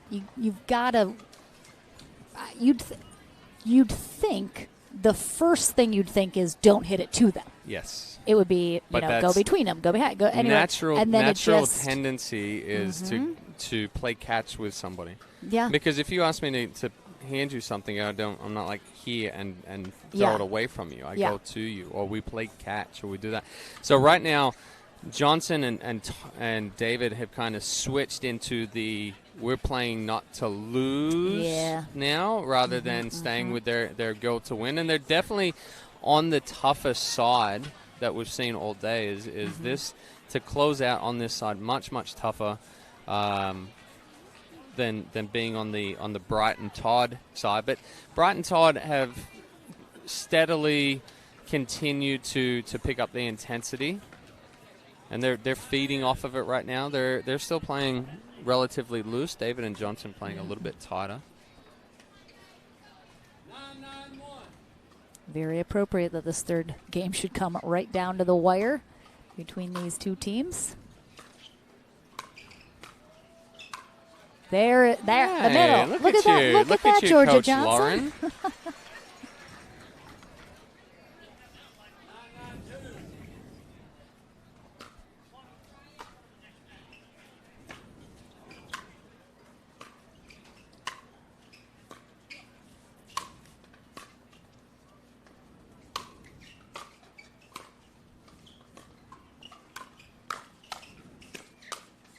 Yep, 10. Oh, wow. It's got been lucky. a second. It's been a She got lucky, second. though.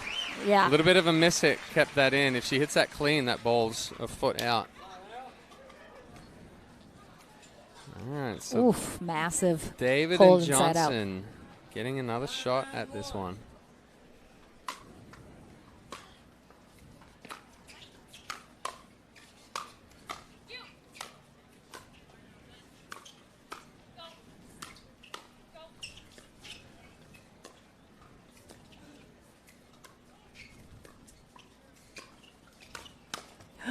Ooh, fully outstretched. Yeah, she rolled it. Oh, my gosh. So she's missed a couple where she's taken them deeper and they've flattened out on her. That one she takes really early and adds some topspin by getting that paddle head underneath. David rolling that one in the back, giving them match point. 10-9-1.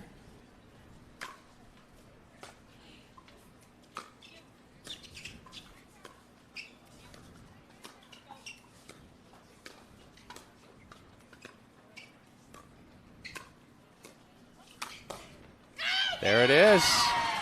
Nice job. Georgia Johnson and Vivian David hang on and take this semifinal match. 11-9 in the third game over Paris Todd and Anna Bright. Big hugs, big cheers from the crowd for these ladies. What a match. They head to the winner bracket final where Andrea Koop and Simone Jargim are waiting to face them, but our men take center court next in their winner bracket final. That's coming up after we head to the Franklin studio. DJ Young, Deckelbar take on Zane Navertil and J.W. Johnson here in Houston right after this.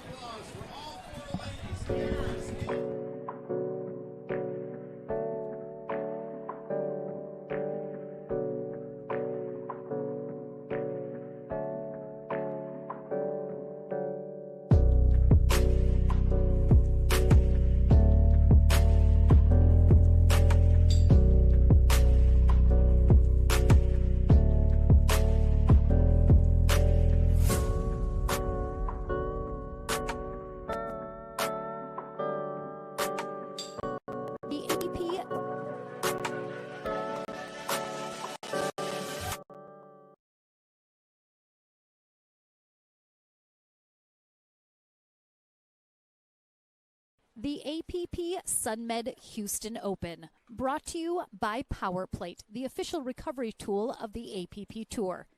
By Selkirk, an official paddle sponsor of the APP Tour. Sunmed, the official CBD of the APP Tour. And Pickleball Central, your pickleball superstore, catering from beginner to pro.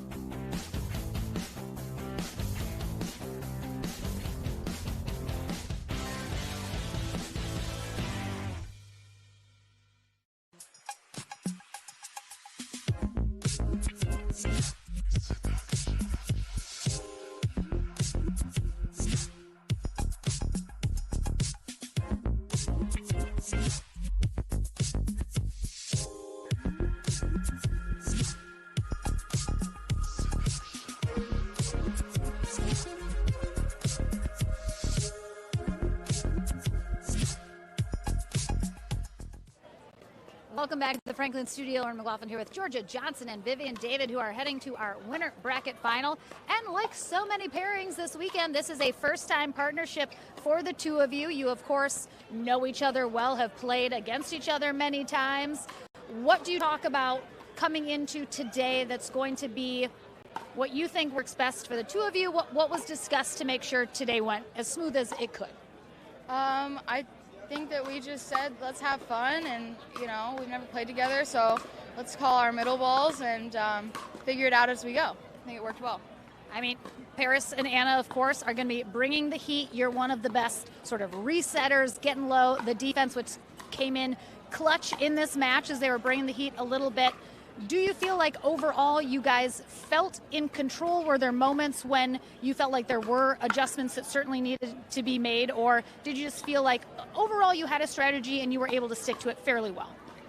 I mean, in the first game we had a good strategy, and again, like yesterday, it's hard to upkeep the aggressiveness and really staying on top of the ball throughout the whole match. So I think in the second game we kind of relaxed a little bit, and then they started initiating, and we were kind of on our back foot, and it's like, okay, game 2 kind of escaped us, and then we're like in game 3, let's really let's be aggressive. If we miss a few, let's keep going for it, because that's obviously how we were winning the points. But they get everything back. They are mentally super tough, so it was definitely a battle to close out that match, but it was good. We had fun, we battled it out, and just proud of Georgia. I mean, again, you guys are both so positive. You bouncing up and down all the time. Massive high fives between the two of you. Huge hug at the end. How important is it to have that positivity, the optimism between you and your partner as you're fighting? I think it definitely helps keep us both in it in the moment, and then it's just so much more rewarding afterwards to be winning with such a good person. And yeah, it was a lot of fun. I mean, Andrea and Simone in the winter bracket final, that is going to be a tough battle. What's going to be the thought process to be able to knock those two out and head to Championship Sunday? I mean, we just got to play our game, play loose. Obviously, there's going to be adjustments to be made during the match, and that's just what top-level players do. So we're just going to have to adjust as well, and we'll just have some fun and swing away. All right, swing away indeed. Congratulations, ladies, into that winter bracket final, which we will see in just a little bit. Our men's winter bracket final up next, though, here in Houston. As I said, DJ Young and Deckelbar take on Zane Navratil and JW Johnson. Do you have any favorites in that match? Always got to cheer for bro. I was going to say, is it Deckel and DJ? Well, No. I Maybe? secretly on the inside. Depends. Each day is different, depending how we're feeling about Big Brother. All right. He beat me yesterday, so. Enough said. Enough said, Georgia. All right, those guys are at it in Houston right after this.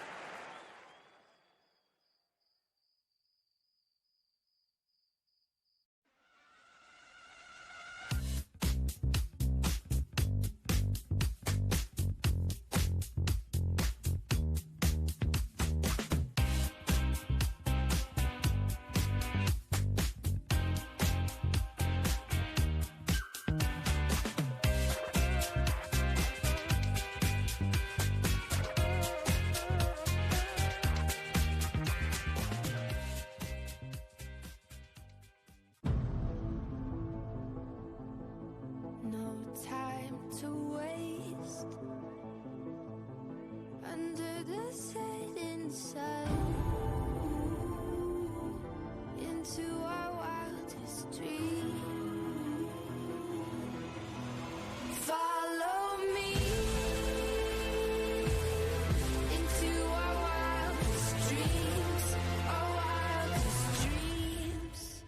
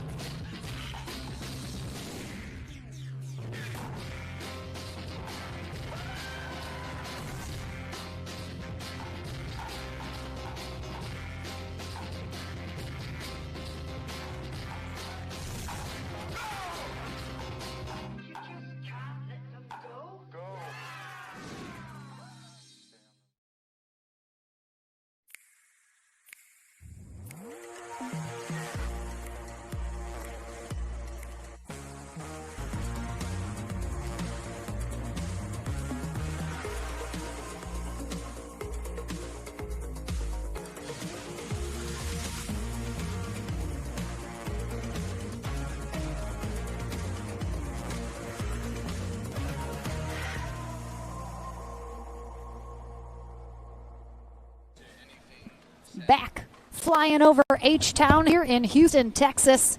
Lauren McLaughlin and Chad Edwards here courtside for our men's winter bracket final. Here at the Sunmed Houston Open, we have Zane Navratil and J.W. Johnson taking on DJ Young and Deckel Barr. Navratil and Johnson, I believe this is their third tournament together. They have 2 gold medals under their belt already, looking for a third. While DJ Young and Deckel Barr, this is the second time they have paired up. Have the potential to be very dangerous, but unproven so far yet in their results. So, Chad, if you're looking at this matchup, What are we expecting to see? What's going to be happening on the court here? For this one, I think Young and Ba have to pressure Navratil a little bit. Go into the body, go cross body for him, go behind Johnson to keep him out of the middle. But it's going to come down to a little bit to DJ Young with how aggressive he is and that controlled aggression as far as not trying to do too much. Navratil really expecting a sharper angle on that overhead from Young. Mary Bittner is our USA Pickleball Certified referee for this match.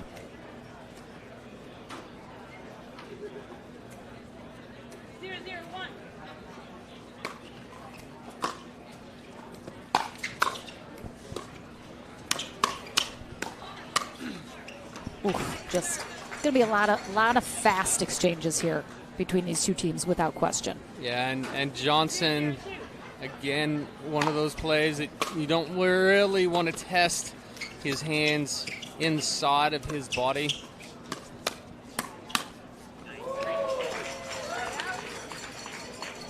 I mean, that was a better job speeding up from Young, going full extension backhand on Johnson, but so quick to come back for the forehand.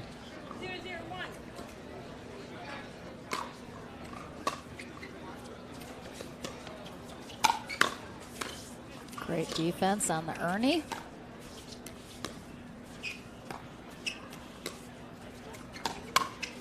Oh, what reflexes there from Navratil with that pancake. That somehow stayed in. If he takes a full swing on that, it's gone. So the pancake actually worked well.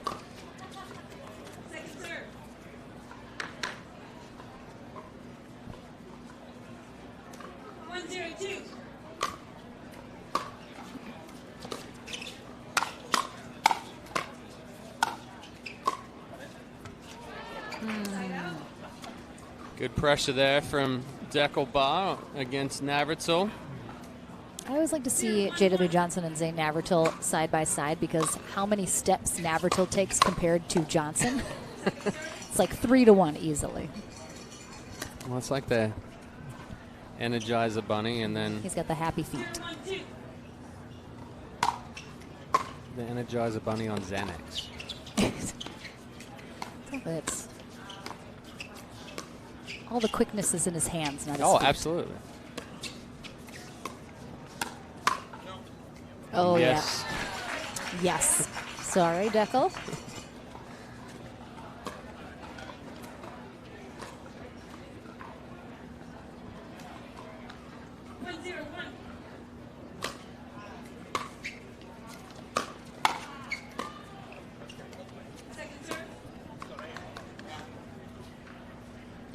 I gotta say, no one mouths inappropriate words bigger than J.W. Johnson. This is true. This is true. You know, typically, you do bad lip reading. J-Dub's a good candidate for that one, but sometimes you'd probably be pretty spot on. Yeah.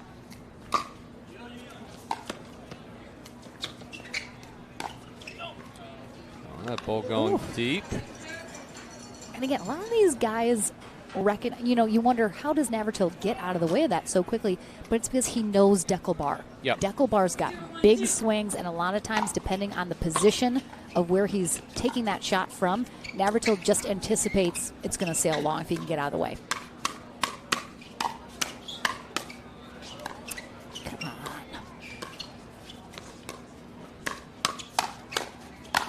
Hey, the only thing that saved them on that one is that Young kind of helped the ball change direction off of Ba's paddle.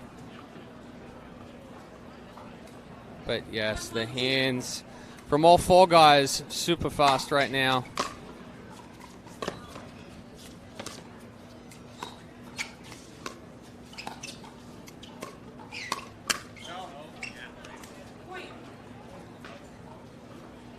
And that's a case of Johnson trying to do a little too much, trying to get it back on Young too quickly. Good spot from DJ Young for that speed up.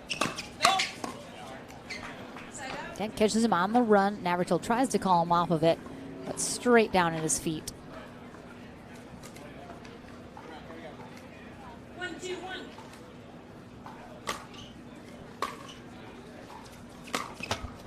Second serve.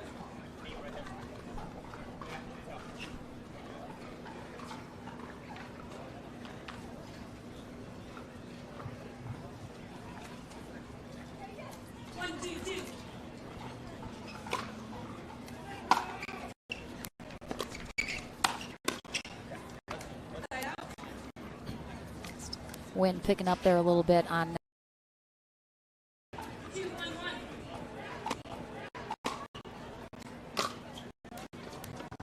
Ooh, thought that was sailing.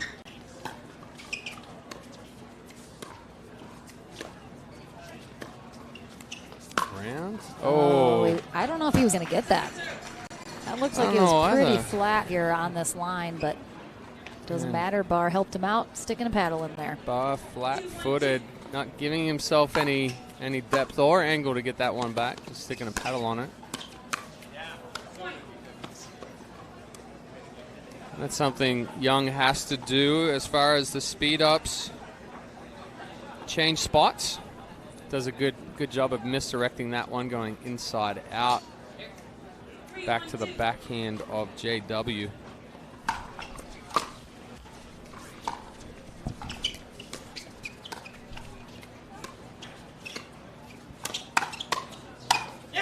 Ooh, that was very close. That's what happens is, I think a lot of times that happens so quickly, Johnson and Navratil didn't even turn around. Yeah. So that could have been a foot out and they wouldn't have known. Couldn't really make a call. But I think that's also a situation too where when a player knows that is a challenge system or video review system, they're going to call that. Not. Ball.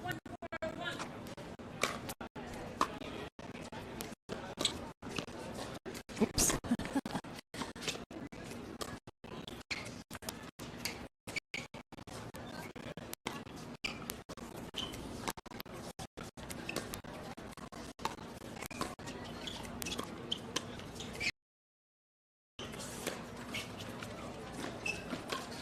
Oh yeah, not even close with the wind. Oh, it is. I thought it was not going. And that one's in too.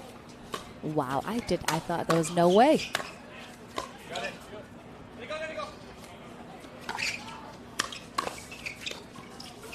Oh my gosh. Plenty of power, plenty of defense. Yeah. Plenty of power. For some reason, the wind changed direction when it took the ball up. Usually the ball probably would have bounced in the kitchen on his side, but ended up along with the wind. Young with the good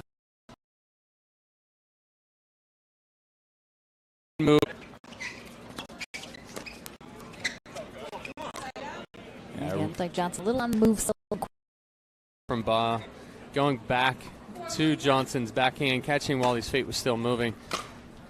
Going back to Johnson's backhand, catching while his feet.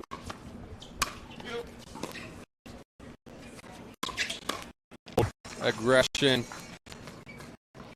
that needs to be addressed with DJ Young when he is aggressive. That one he's trying to do too much. He's running through, hitting that ball, just loses control of it.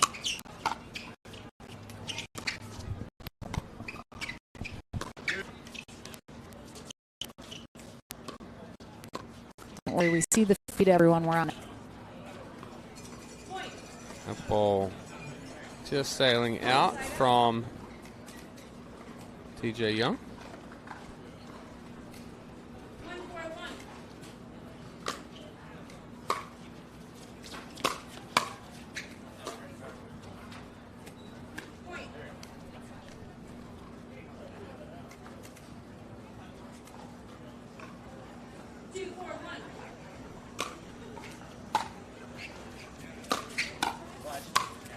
Oh, the tomahawk. Definitely a watch ball on that one. Johnson with the excellent drive into the body of Barr. Again, the issues he has when that ball is coming hard and he's just staying straight-legged. The paddle and the ball getting too close and popping up, too close to the body and popping up. Ooh, he's there again, almost taking Degelbar's face off. It's a big target. Not his face, but him in general. Yes, yes.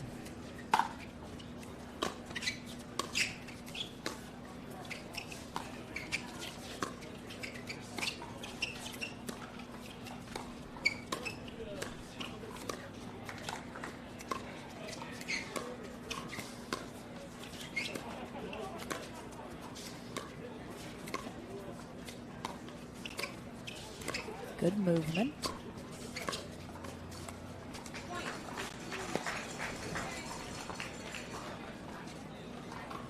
Young a little frustrated with that one, but yeah, just like you're saying, Lauren, good ball movement in these last few points.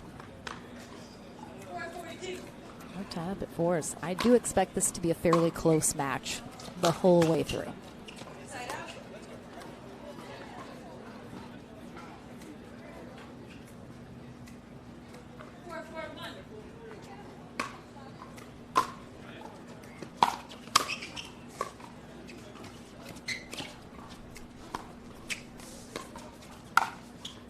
Oh, Navarto almost caught that. almost put with his left hand on it.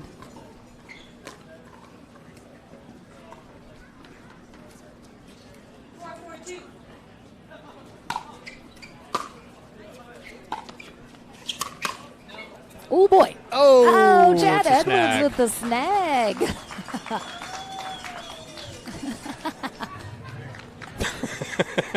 Waving to the crowd, got a couple cheers. Well done.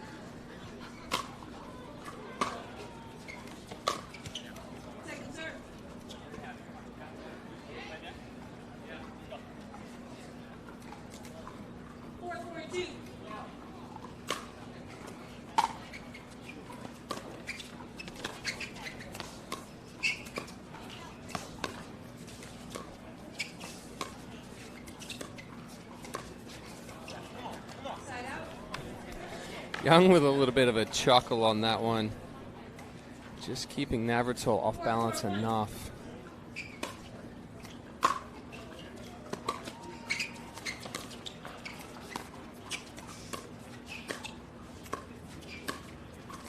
Oh, you see that ball take off when it hit? Such heavy topspin from the reach in. My goodness, he loves that shot. Right here, reach in, paddle head. Top edge leads. And when that ball hits, it just takes off. No way for Navratil to catch up to it.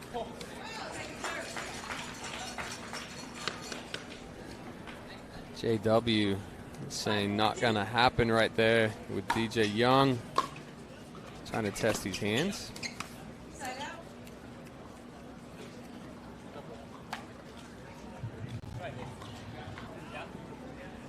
I mean, we talk a lot about DJ Young, and he even admits himself. It depends which DJ shows up each match. Yep.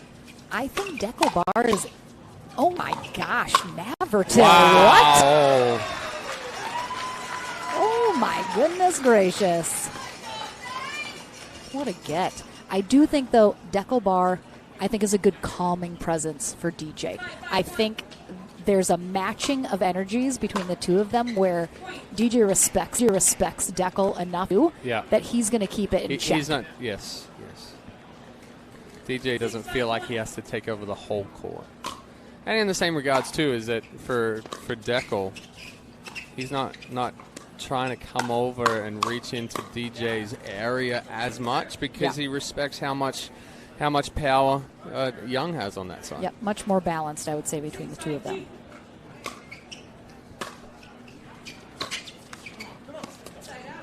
Zane taking a little. Yeah, he loves a little hop, skip, and a jump as well.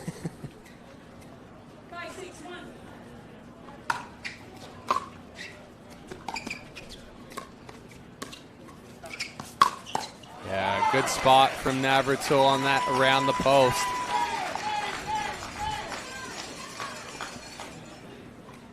Right toward the feet. A lot of pace on that as well.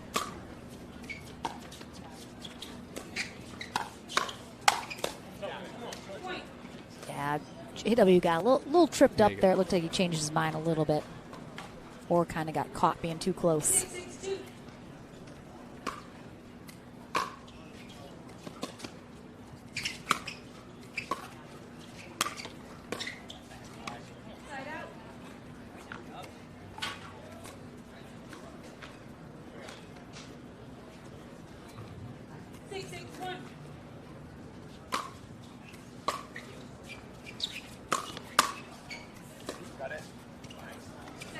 Good pressure from Young.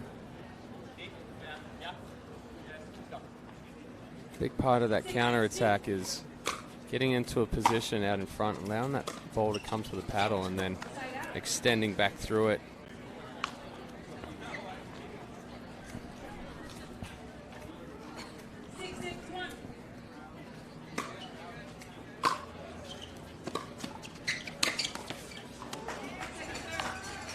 Good spot there from Johnson. Yeah, good spot and a little too big of a swing from Deckel Bar.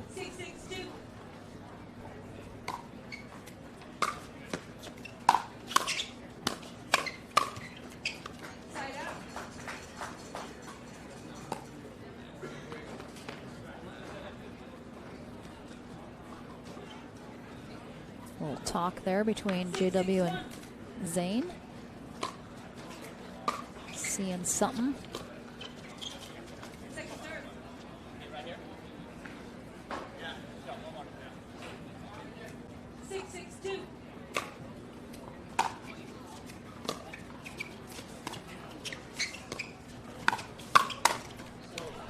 That's a little too high there from Barr.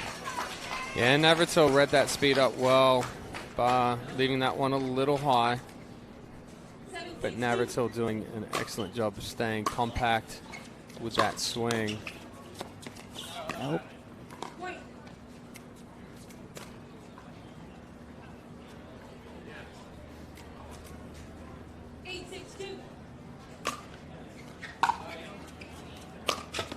Oh, unlucky there for Barr. And he's going to call an immediate timeout.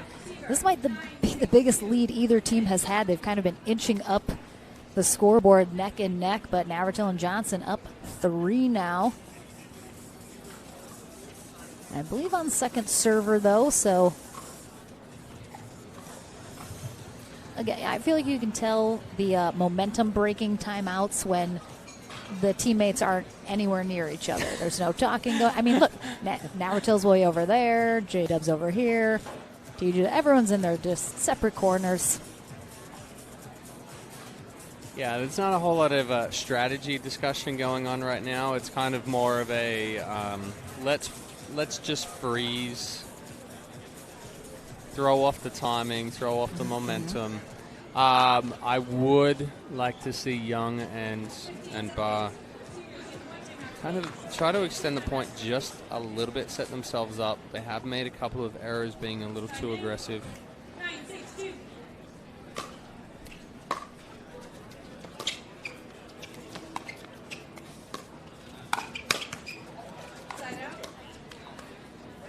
Good reach in from Barr, good speed up. Didn't try to do too much with it, just rolled that one, keeping it below the net.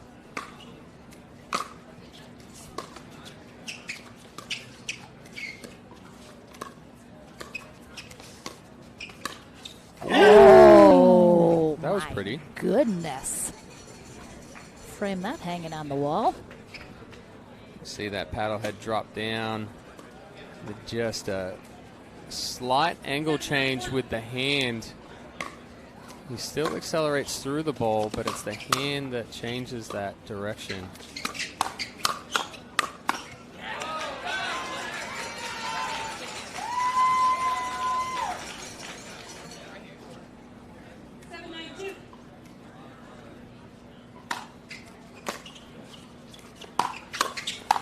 Yeah, that was just Deckel Barr in your face. Crash hard, drive hard.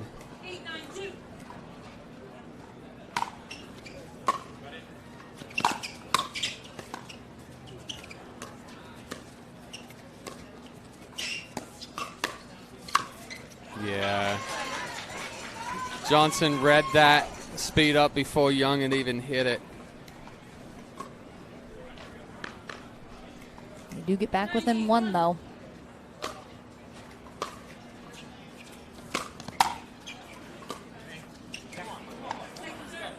Johnson has left a lot of thirds in the net this game.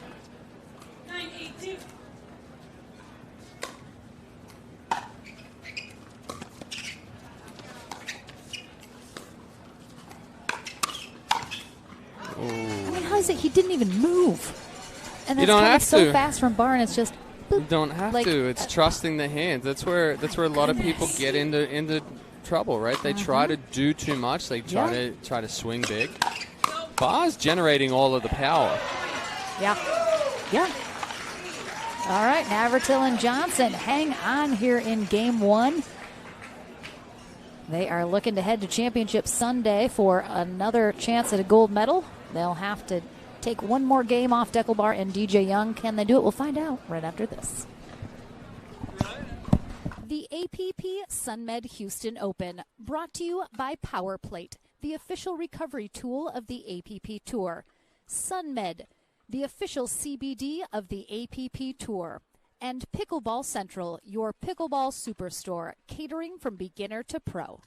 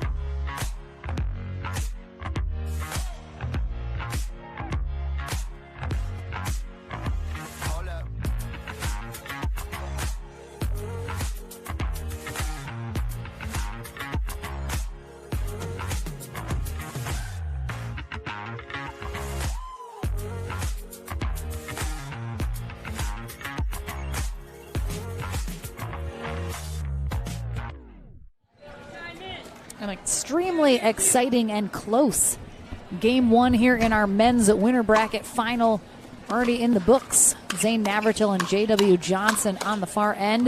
Deckelbar and DJ Young on the near end. Young and Barr looking to take this second game to force a third. Winner of this heads to Championship Sunday. They are done for the day. Loser will have one final matchup in bronze to try and get back to that gold medal match.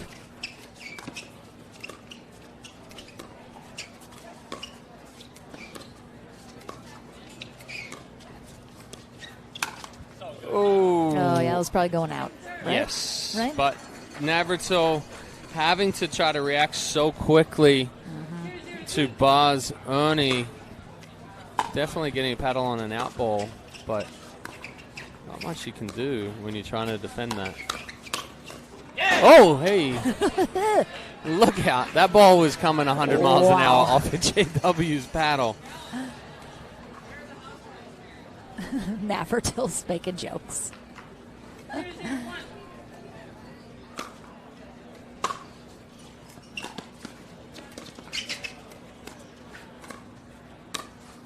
Good reach in from Young. That's that controlled aggression. Not trying to do too much with it, but taking it early. Paddlehead drops under, brushes up the back of the ball, and rolls that in.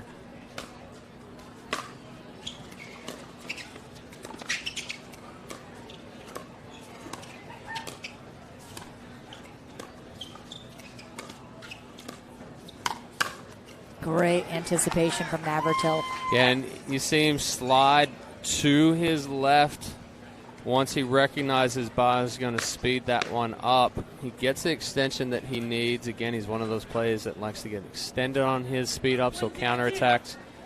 So he gives himself good room, good separation.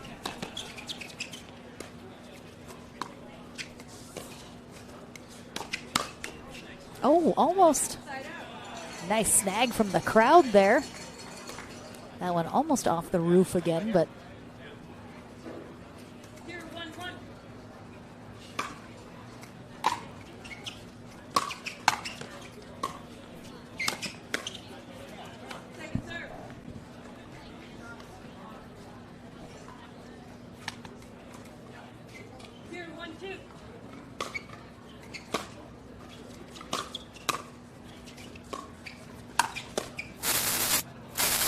reset.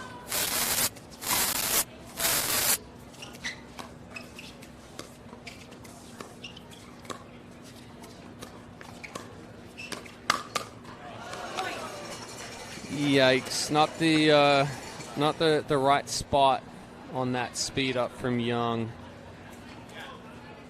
I think if he was going to speed that ball up, go back down the line behind Johnson while he's moving.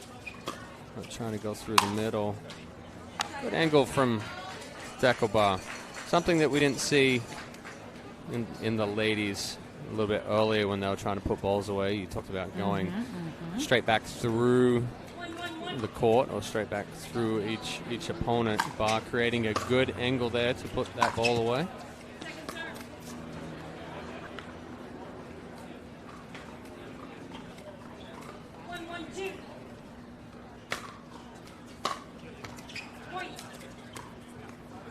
seems all four players struggling a little bit with some low drives. All four have put at least a couple into the net.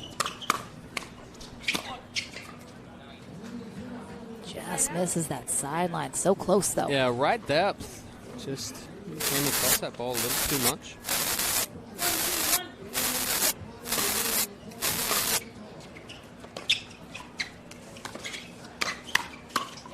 Oh, getting low.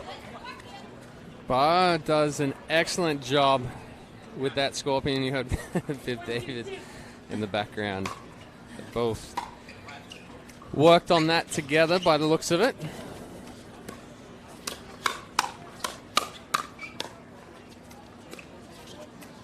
Could speed up and then right back into the slow game with some resets.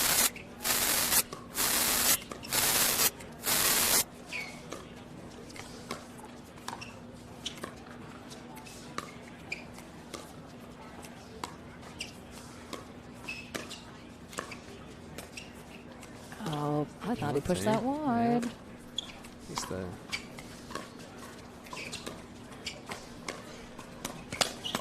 Oh, wow. I mean, that's such a great shot from DJ, and J.W. Johnson is like, no. Nah, you got to be better than that. Oh, my goodness. Again, the good hands from Johnson. Super, super short, super compact with his swing.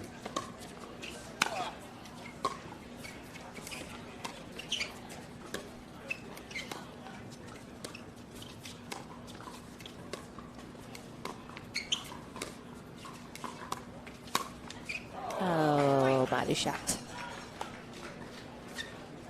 Barr acknowledging it. Everyone in the chat, does it sound like possibly cicadas in the background? Because that's definitely happening here on and off, which does sound like static to me. But let us know if there's a real issue happening. Just a little low again from DJ Young.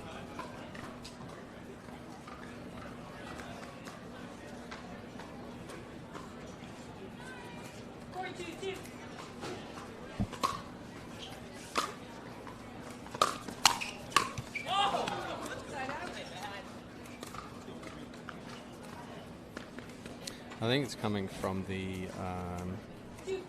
referee's microphone. We had that yesterday.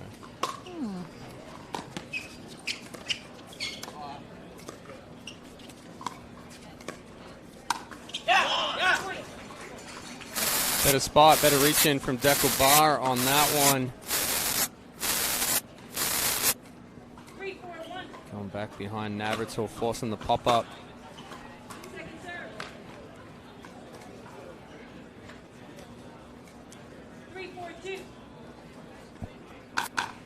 We can't hear it. Okay.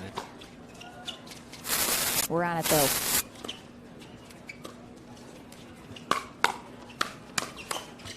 Oh, good defense. And counterattack from Ba and Young on that one.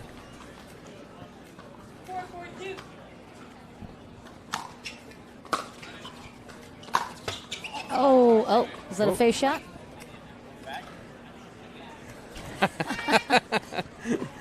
Let's see. Oh, that's left shoulder. Left shoulder maybe riding up into the chin. He's so dramatic. Nothing like our friend Tien Yuen yesterday. Oh, my goodness.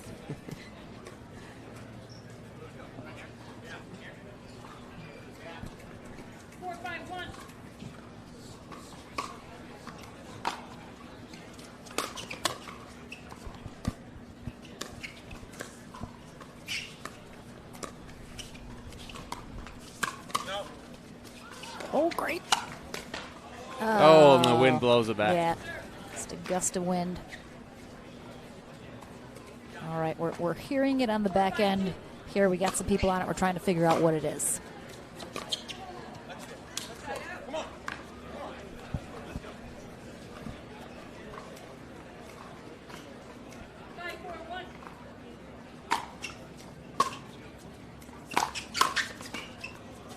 Nice pickup from Young. Oh, good anticipation. Navratil read it right.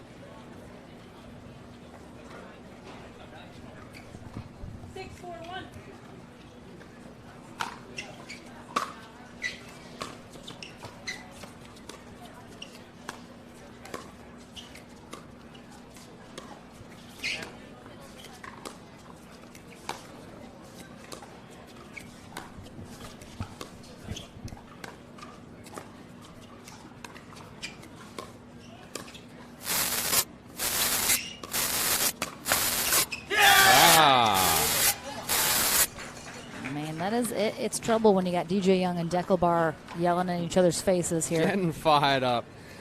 DJ Young all over that reach in from JW Johnson, sending that power back that Johnson created.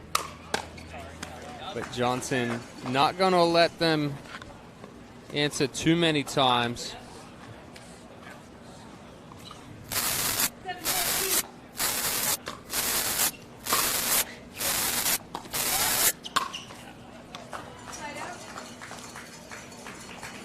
Yeah, it's a tough one there. So Young is going up there trusting that Barr is going to get that one down. You hear Barr say, watch as soon as that ball pops up. Not much Young can do in that situation.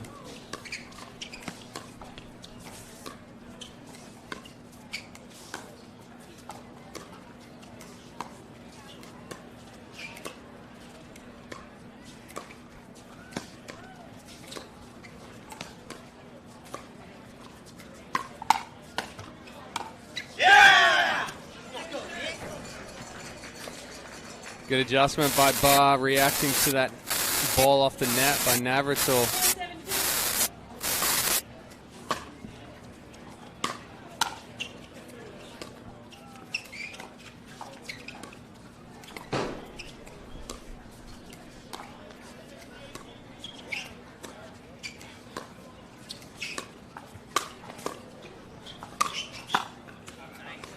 Nice get there from Johnson. An attempted lob.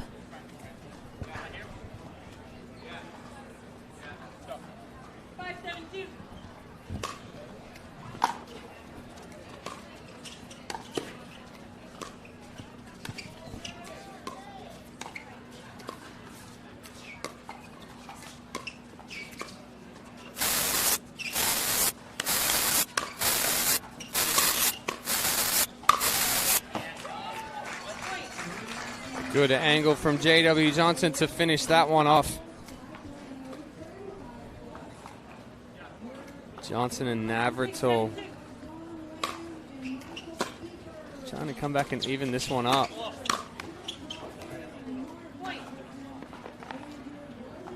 taking a quick timeout. Back with the score, all even at 7. Young kind of getting a little tied up on that last ball from Johnson. And then not much Bar could do as far as getting that next ball back, but I mean, with both of these teams, if they have any opportunity, they can just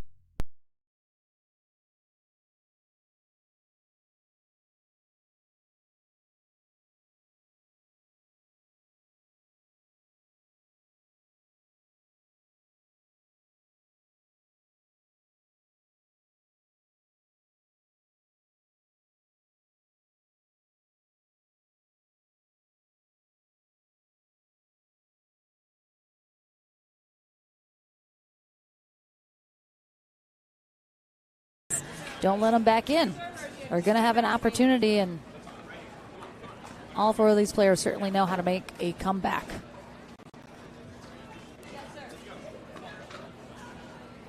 Time in.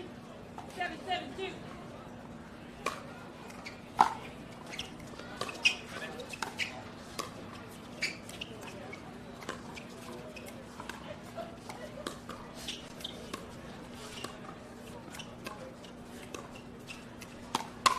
oh, no, Navratil's, yep. Thanks for that one. I'll take that again, please, if you want to give it to me. 8-7-2.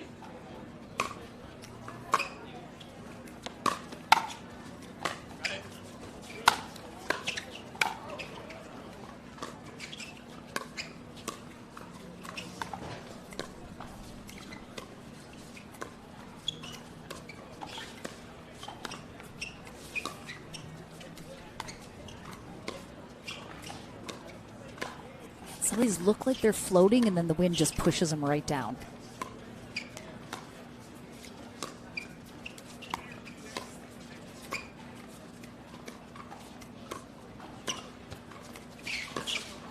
Both of them Both scrambling went for the back ATP. for the defense.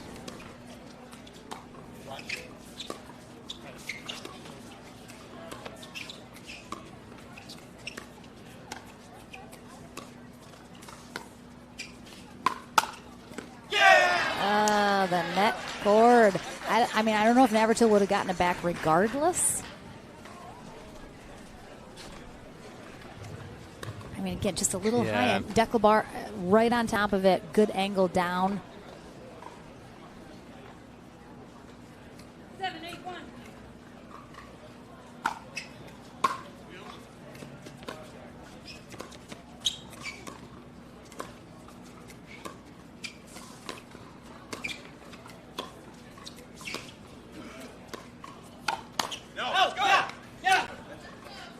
So that's just a case of Bar being able to put a little bit more on it. Johnson catching it a fraction late. Almost like that might have gone long too, but it would have been real close.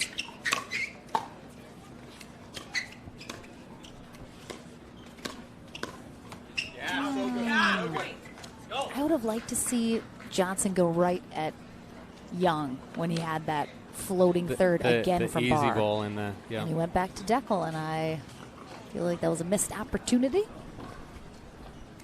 9-8-1.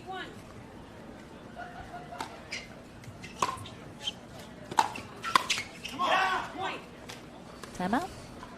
No? I would call one, but it looks like they're not going to, especially being on the 1.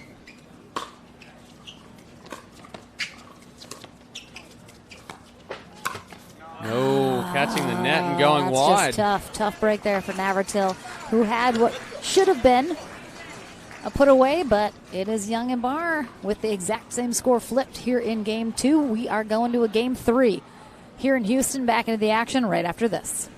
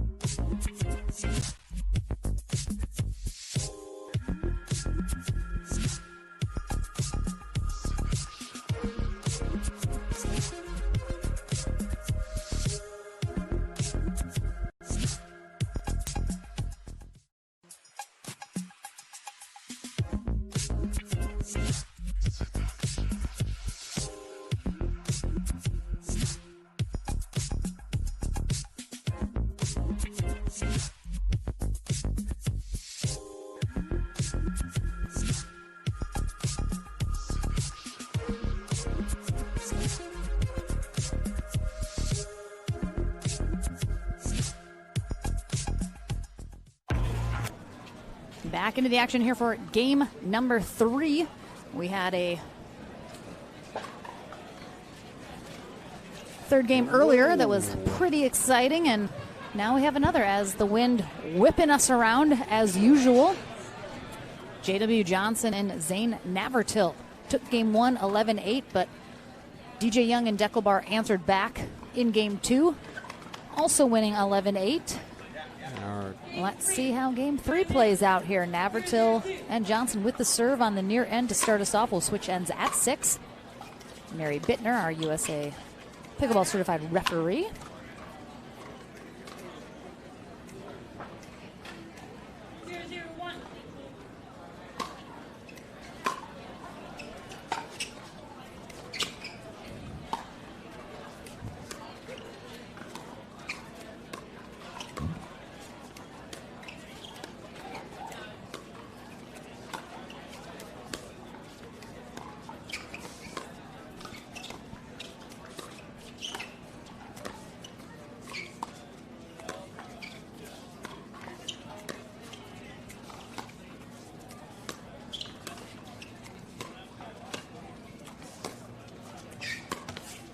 Oh, tough. JW tried to adjust on that ball off the net. Decent spot and ball for DJ Young to speed up on, but Johnson was all over it until that net cord. Good setup. And sort of surprisingly, both teams won when they were on the near end. Yeah, Generally, we it's hadn't been the seen far that. end that's been more favorable. Yeah, we hadn't seen that all day, so.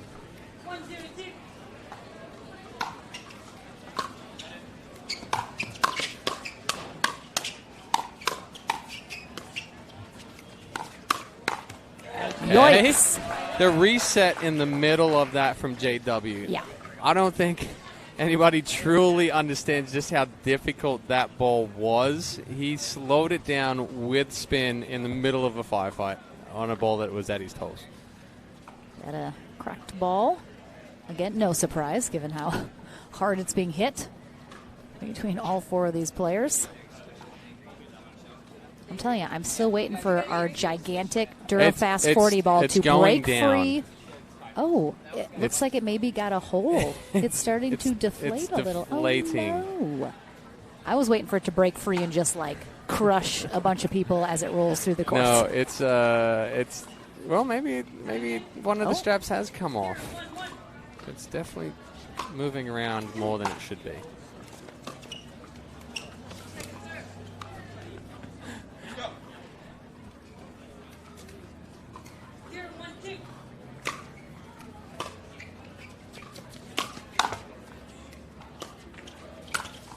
Yeah, no. If you can't finish on that Ernie right there, you're just leaving the whole half of the court open, which is exactly what happened with Barr right there. Johnson threading it back through.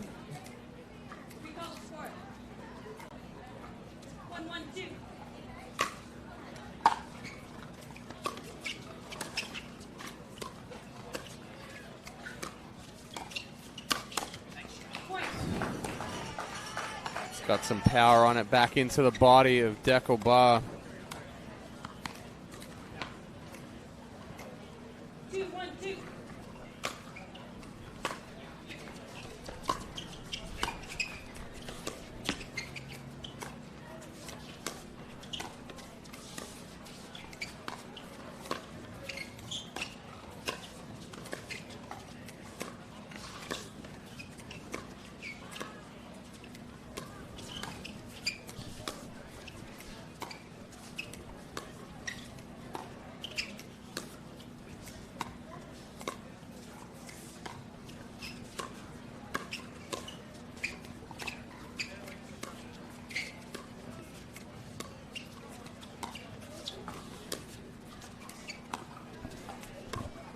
Who's going to get impatient first? Or get the right opportunity first. Oh, it's Or just keep the pressure outlasting. on. So good job by Navratil right there. The last 3 dinks he hit, he brought it into the body of DJ Young more and more until he came over to the left foot. And Young trying to hit that forehand to keep Navratil out wide. Went into that left foot. Just didn't quite give him the extension he needed.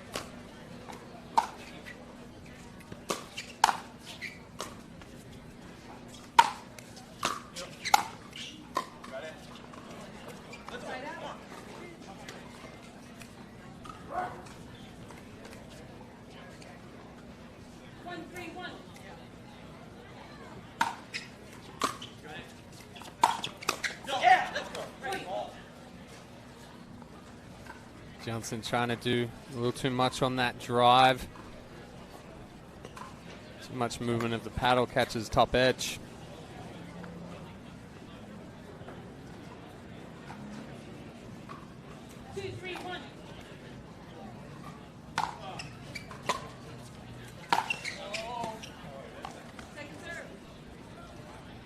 Trying to rush that one and take it down the line before Navratil could come over. Yeah, that Dirifas definitely it's deflated now. I may have texted Ken.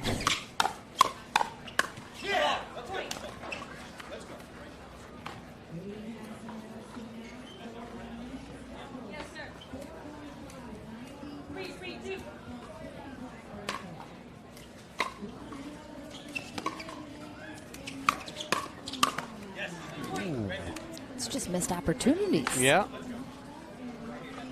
Young did a good job of getting that ball with something on it. Even though his feet were moving through that transition area.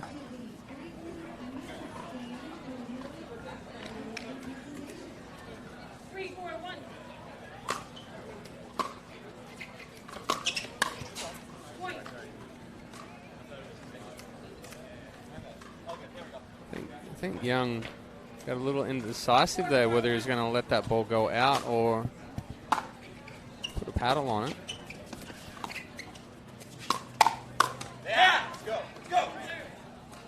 The speed ups again, they're right at the body. It's so dangerous. If you're going to speed up, I feel like you got to place it better. Go for the shoulder, for the hip. Just out.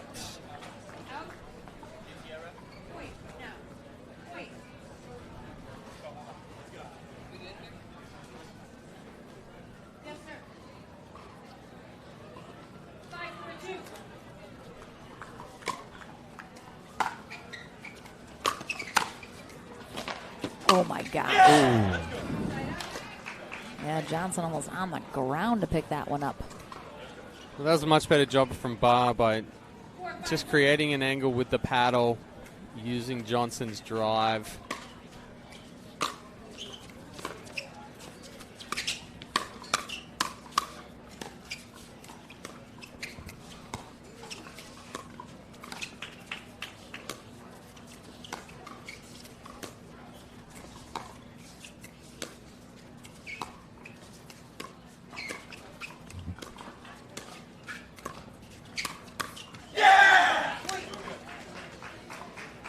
And you talked about just going straight into the body, but Young does a good job of going cross body.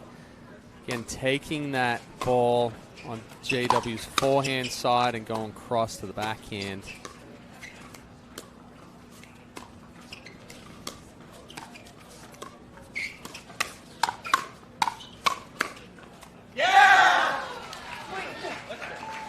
Definitely everyone at home wide awake watching this, because if they're even feeling slightly, dozing off, the screaming from Deckelbar and DJ Young immediately just jolts you awake again. Well, they're feeding off it. They're feeding off of each other. And I mean, they only have 1 point lead here going into the end change, but it is significant when it's been so tight the whole time.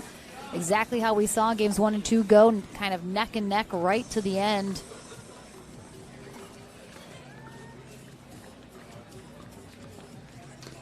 I mean, again, without it's the errors. That's all I'm seeing that really needs to change. Maybe some better placement on some of the speed ups.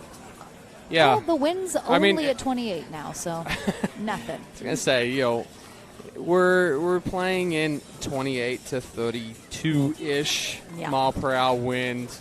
You can't necessarily see it, but this ball is moving a lot, and it's not in the same spot as when these guys are going to hit. So it does create a little bit of havoc. It is. Meaning that we're playing a little less clean, a little less cleaner pickleball than what we typically see from these four guys. But that is not the spot for TJ Young to try to speed up to on JW Johnson. I do think we are seeing the speed ups, but I do think we're seeing them a little later than we would normally because they're trying to really, because of the wind, work into it. Oh. You guys awake now? Good thing we don't have the court microphones turned up too much. It doesn't even matter. There's coming through our microphones. I don't even as well. need a microphone to hear that. On. Uh-oh. All right, luckily it wasn't like a big, long, extended rally. Barely got started, so an accidental thought there was a fault. There was not. So a replay. Not going to get over.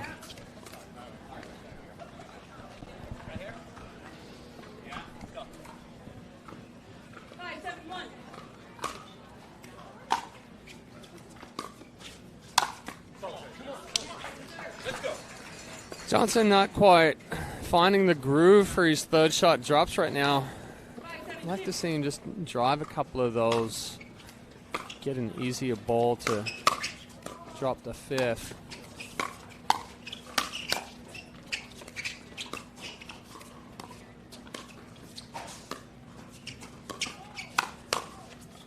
That was a great pickup from Navratil. Oh, I really like the speed up from Johnson right there with that short, quick flick again. But Barr was sliding across the kitchen line, had that paddle out in front.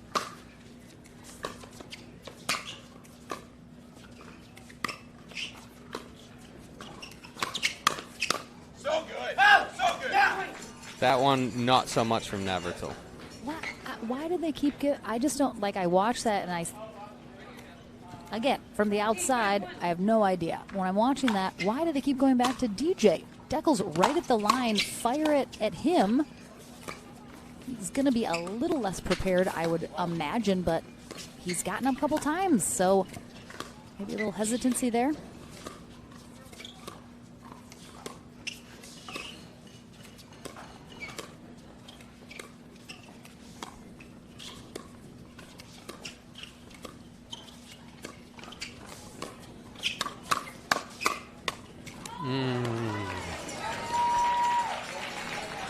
Young thought he had that in the bag. Yeah, just broke down on the wrist on that last forehand.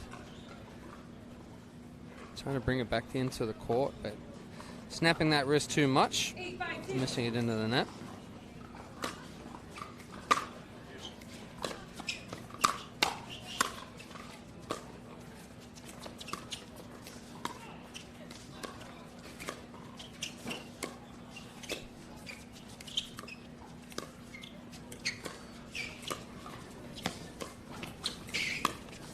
Oh, I don't think he was going to get that.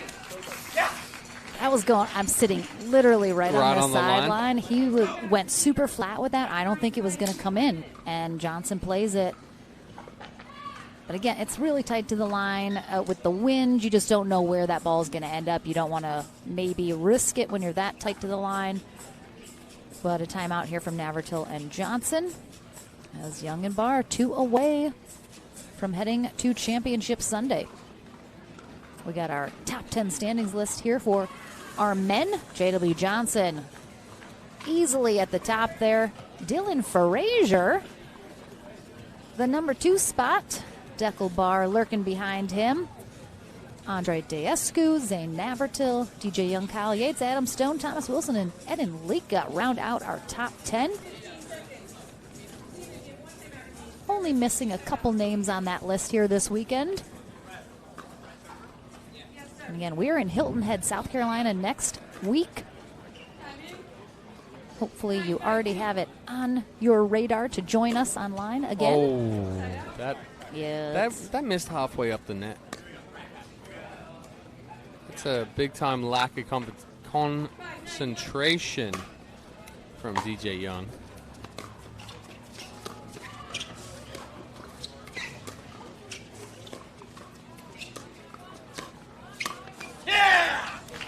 So that was a better misdirect from Young. He didn't quite try to go as far out on Wilson. J.W. Johnson. I don't know where Wilson came from. I was just talking about him on the list. Yeah.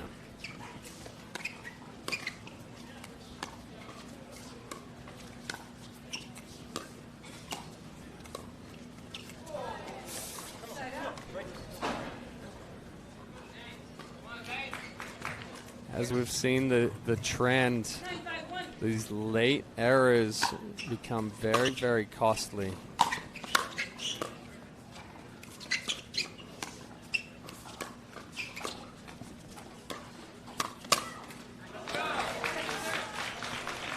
Again, I said it before, you cannot give either of these teams an opening. He went a little too wide. He had success where he went lower and into the body with the misdirect. That one he goes further outside, and JW gets the backhand extended. So that's a really quick side out there from Young and Barr.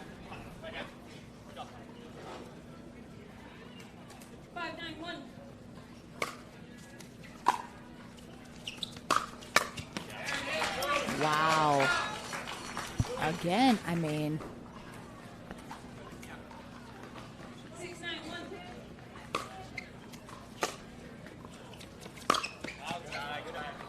Good leave.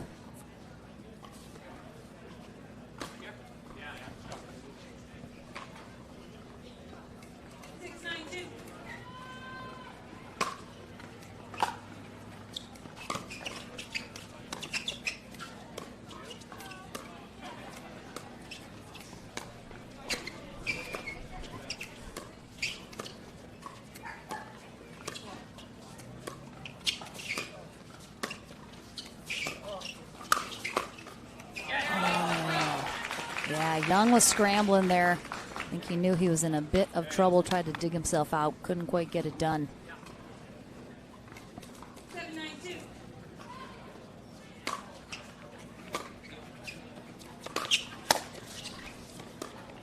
Good job from Johnson covering Navratil on the attempted poach. Oh, he was ready. Telegraphed it. Oh, my gosh. Telegraphed that one. I mean, he already had his paddle back, ready to go. Yeah, I mean, there's only one spot that Young can go with that ball once he drops that paddle head down and tries to speed up, and that's inside out, and that's where Navratil read that so early.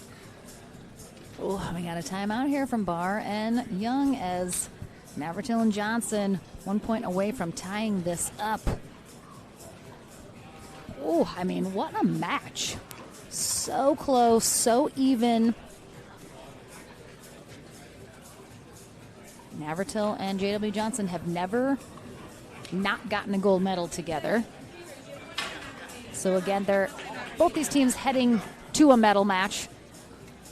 Easily, this could be our gold medal match on Championship Sunday tomorrow.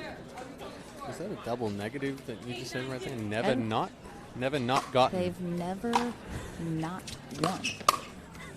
No, I think that works, right? I'm just giving you a hard time. Oh, my. Great read from Navratil. No, can't get it back in. Yeah, a couple amazing gets there from Johnson and Navratil, though.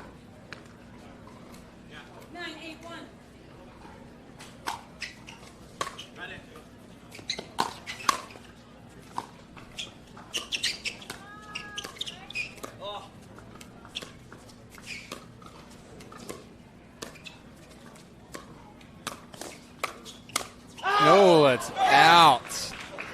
Too easy of a ball right there for J.W. Johnson. Half pace, sitting up, and does not get on top of it at all. Just slaps it across. You see that finish outside the body. Match point for Deckelbar and DJ Young to head to Championship Sunday. Oh, that net isn't there, and Young maybe has the winner there, but Johnson, really good quick adjustment. They have another opportunity here, though. 10-8-2. I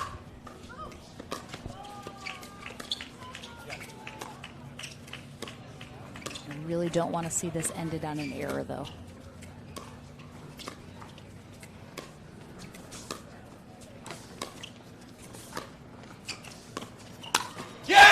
Or just... I mean, he can't go down the line on Deckelbar. Unless he's the one going across and hitting that one back. He's one step and a jump from that Ernie from 3/4 of that court. 11-8, 8-11, 8-11. What a match. It's DJ Young and Deckelbar heading to Championship Sunday for our men's doubles. Again, J.W. Johnson and Zane Navratil may very well meet them there, but they have a bronze medal match to get through first. Our ladies winner bracket final coming up next. Vivian David and Georgia Johnson take on Andrea Koop and Simone Jargim right after this.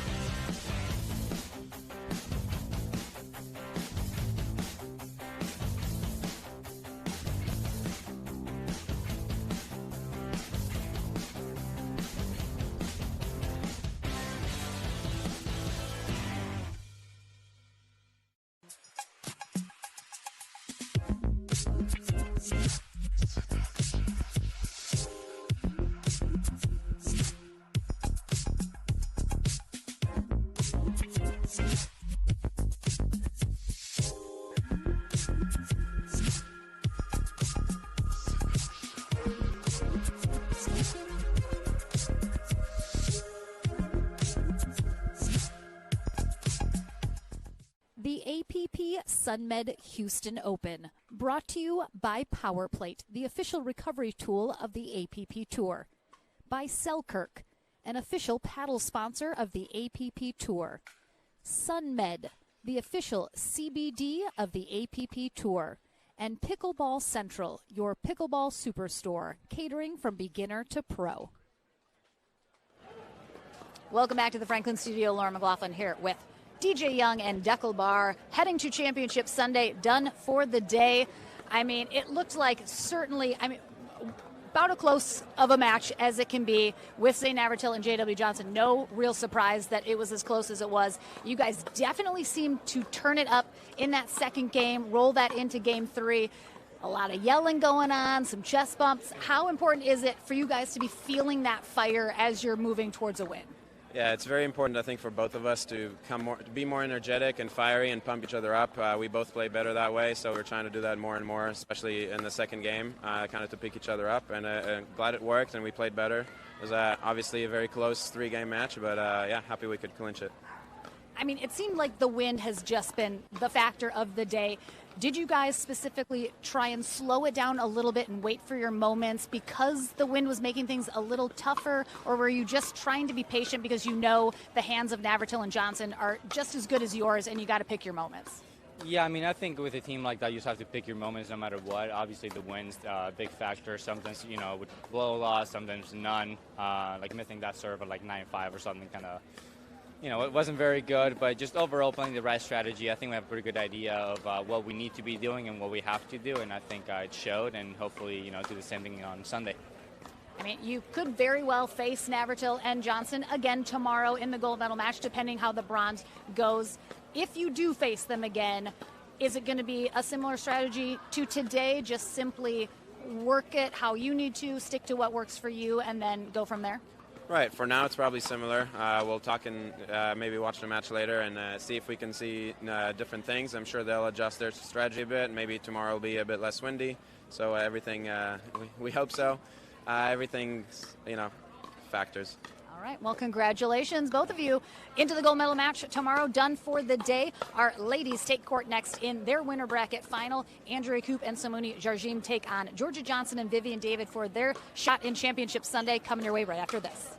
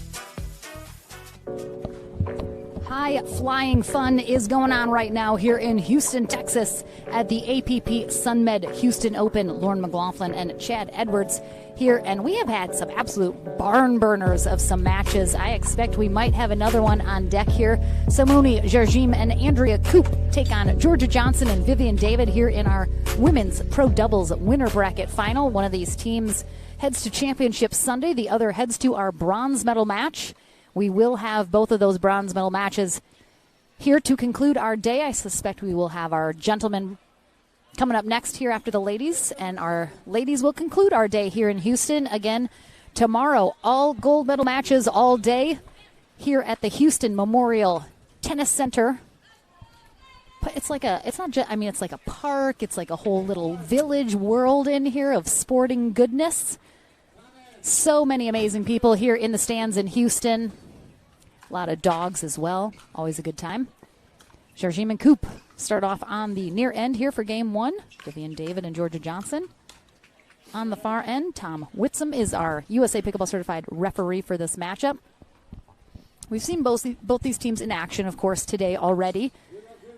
What do you expect to see as these two face off in terms of style, the type of play they're going to try and dictate as they move forward here? Yeah, I think Koop and Jargim are just going to try to keep David and Johnson off balance, changing up rhythm, changing up positions. I think for Johnson and David, they have to be a little bit more on the aggressive side, putting the pressure on Jargim and Koop. 1-0-2.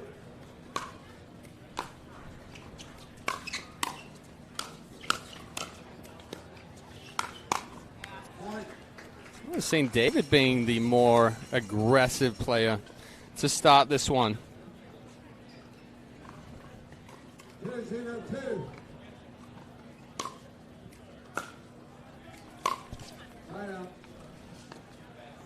The thing, too, we talk about sometimes what separates the pros from the lower level players. And I think one of them, too, is that, again, sometimes when you're on defense, you're just trying to get the ball back. You're not doing anything with it. But the pros, when you watch them, the resets, the blocks, they all have a purpose. Yeah. They have a placement. They're doing something with them. It's not simply, I'm just trying to get the ball back over the net, which is what I think at lower levels is all they're trying to do. Yeah, and there's been some stuff out there is like, you know, the difference between a 4-5, 5-0 and pro. all have very similar shots, but the 4-5 kind of changes their mind 3 or 4 times before they hit it. Uh-huh. The 5-0 still has some uncertainty. And the pros already hit it and moved on 2 shots in their head. Vivian David needed a few more inches there to work with to get up and get a piece of that. I like that. That's a good representation, I think. I think that was going to be wide. Yeah, good pressure from Johnson right there. A little bit flat on both sides to start this one. I expect the intensity to pick up here in a little bit. Just kind of feeling each other out.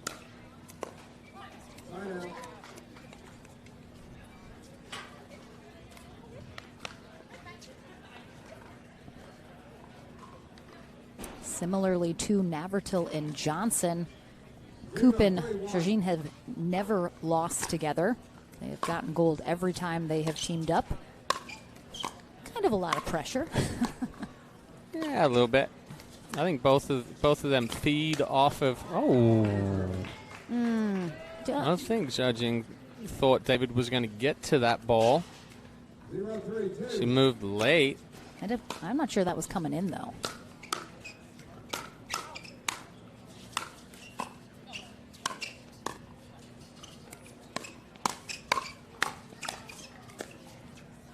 Oh.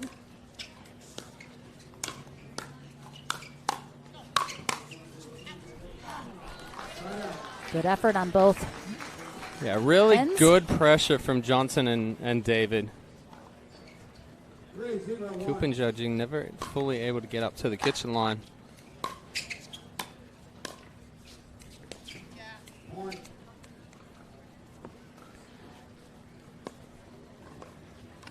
Judging and Coop been sitting for a couple of hours. Definitely coming out slow, making some unforced errors here. Yeah, we have a timeout from them, as you mentioned, in a 5-point hole quickly here in this first game of our winner bracket final.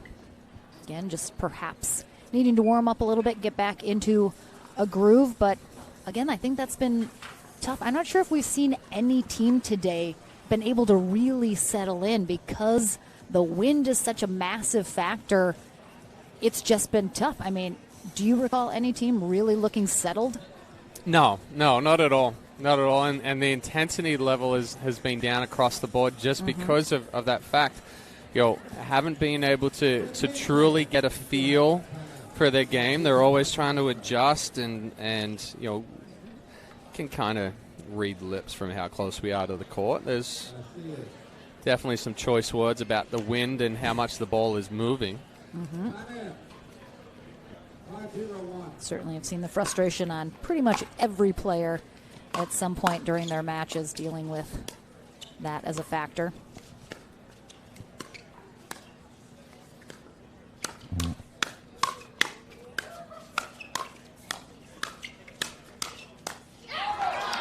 Great hands. Everybody slid off that kitchen line just a step or two as that rally sped up.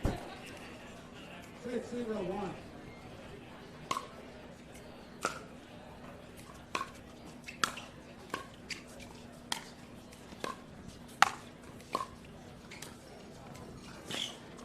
Great get.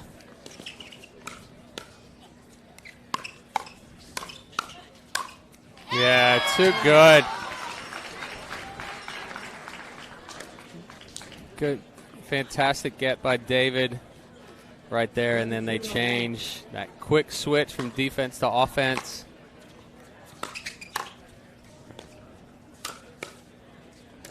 Great chicken wing pickup.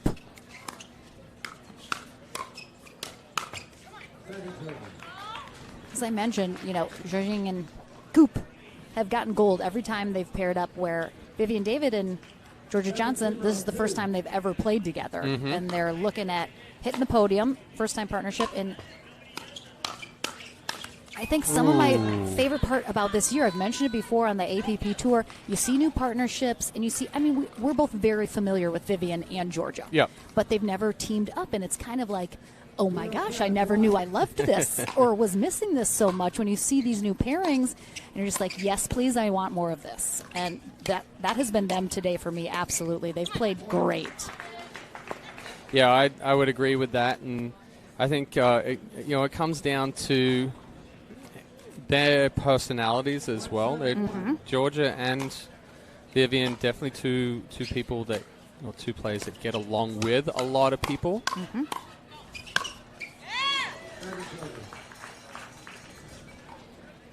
Tough situation there for Coop.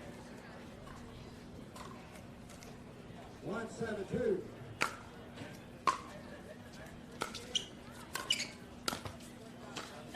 Oh, she, I thought, had plenty of time to recover. Just didn't quite get down on that ball. Oh, that's wide. Missed wide. Oh. Oh. Simone taking it out on the ref. Accidentally, of course, just joking. 7-2-1.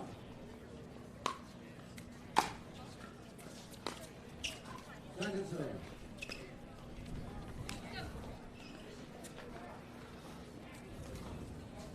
7-2-2.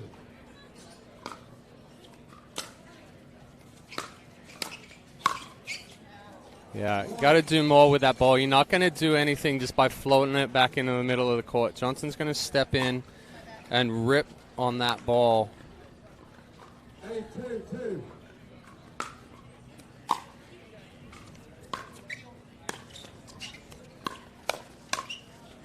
And that ball sailing long. And I mentioned this earlier when we saw them lose, and I ended up being right, which I always love. Anna Bright and Paris Todd making a reappearance in the bronze medal match. They have made it through their back draw matches, and they will face off against the loser of this match in bronze.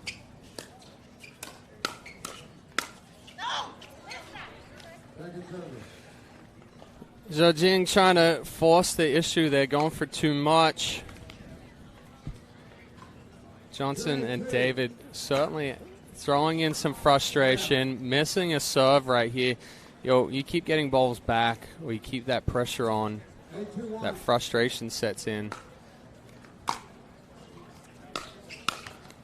And I have to say, an unexpected team, for me at least, in our men's side has made it back into bronze, and that is Kyle Yates and Rafa Hewitt. Definitely heard they were struggling a little bit earlier in the day, but seems like they have fixed whatever issues were perhaps plaguing them, and they'll face off against Navratil and Johnson in our men's bronze medal match, which is coming up next. 9-2-2.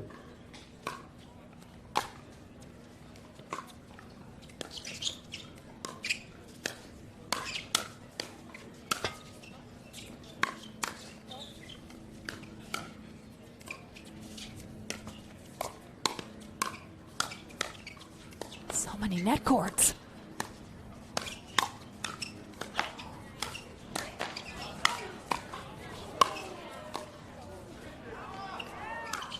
Oh my gosh. Good defense. That last step by Zhejing. Trying to put the pressure on, but putting yourself in a tough situation. Wow, what a rally. What a game point. Up 10-2. Unexpected score, I think, but Johnson and David just have found something here in game one. Well, I think it's just coming out and playing slow, playing a little sloppy on for Zhejing and Coop. Trying to overdo it once they got in that hole. It's kind of been a little bit of a roll here, but they've got to find some momentum going into game two. Otherwise, it's just going to be all Johnson and David. 10-10-2.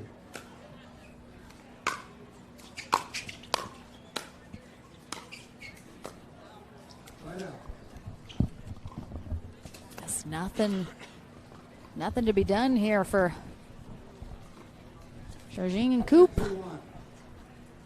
2 more game points possible for David and Johnson. Second serve.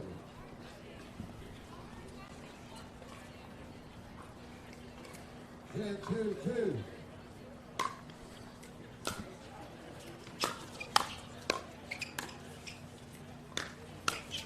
Point game. They'll No get it movement done. there again. David going behind Jiajing. I like it. The butt tap to So seal game 1. very lopsided Yep, we'll game see. 1 I mean, right there. I suspect it might be a little closer, / we might see a game 3 as we have a lot here in these close matches. We'll take a short break into the action right after this.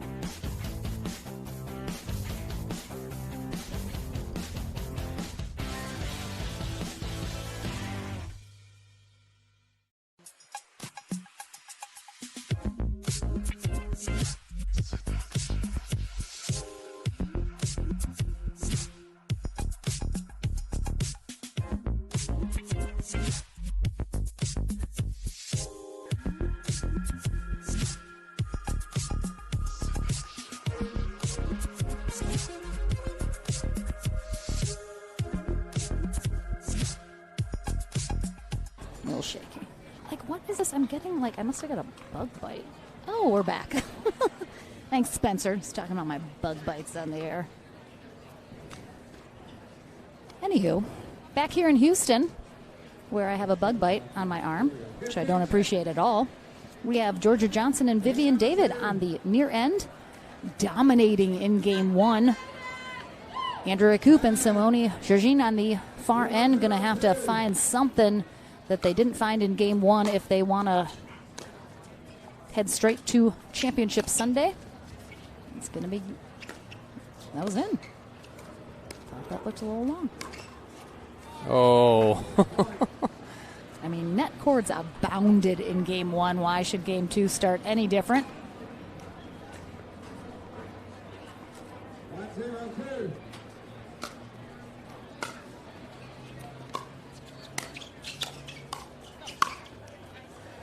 Yeah, the footwork from Jiajing and Coop just very, very slow right now. They're getting caught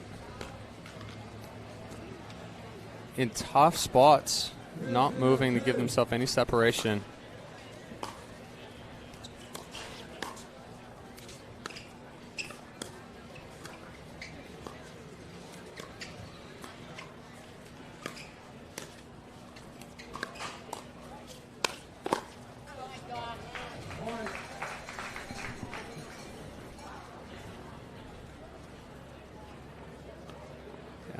I don't think that ball from Johnson stays in right there, but Jiajing puts a paddle on it.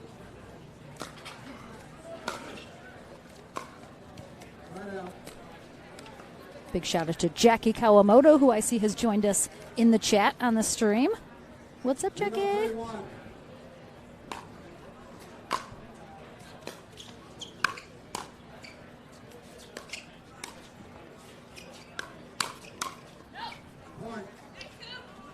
Yep, got jammed a little on that right hip. Good placement. 1-3-1.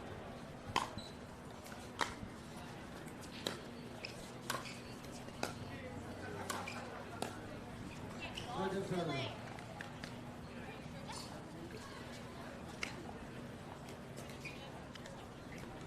4-3-2.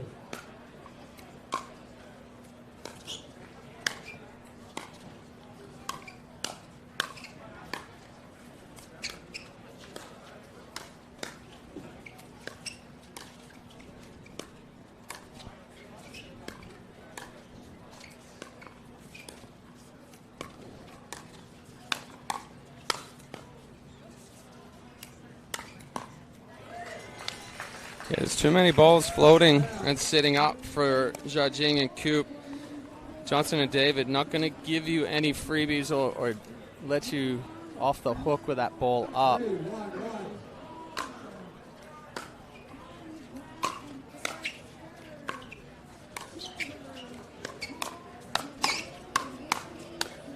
Oh, yeah, she just never changed her position at all. She just kind of planted herself there. Needed to shift a little, put a forehand on that, I think. The high kick of frustration.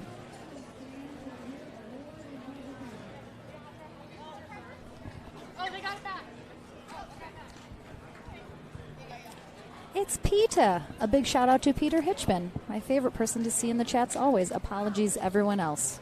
Peter is my fave. Time in. 3-1-2.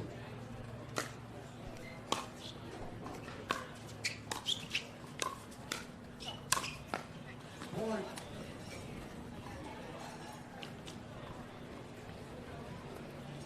I'm a little speechless about Coop and Georgine just so off right now. So not used to seeing that. Right out.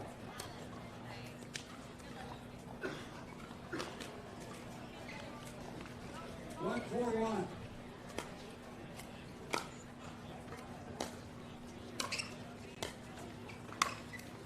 How many So balls good. just floating up, and like I said, Johnson's going to take full advantage of those balls up above the net.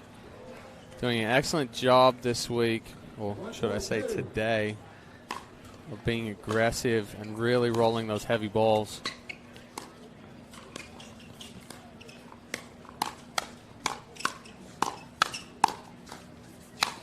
Ooh, body shot. A little bit better movement and intensity from Andrea Coop on that exchange.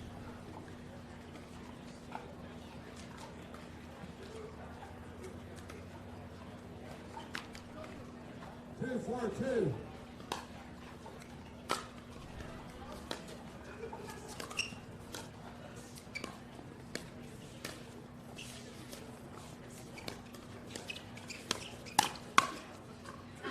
Oh, Ball a little too flat from Johnson. Better ball movement from Jiajing and Coop on that one.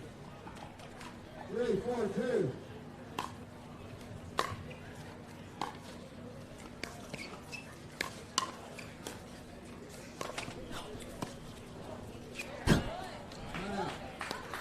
sorry, a wooden stool just attacked me.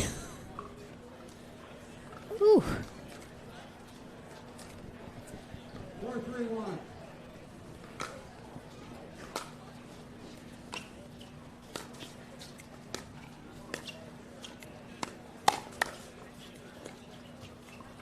Point.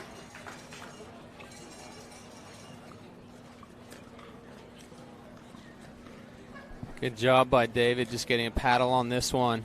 Adding a little extra spin. 3-1.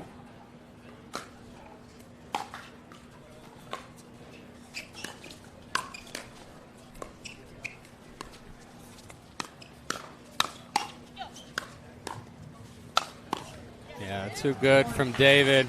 Just done such a great job pushing Georgine and Coop off the line into that transition zone where it's tougher to reset, tougher to, counter, and they're keeping them on their heels right now.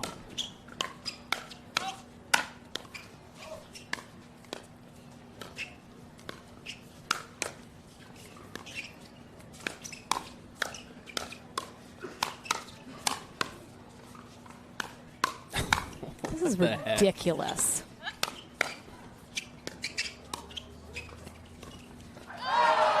I mean, to be able to put that much pressure on, have to hit that many balls to win the point. Big time uphill battle for Jiajing and Coop with how well Johnson and David are playing right now.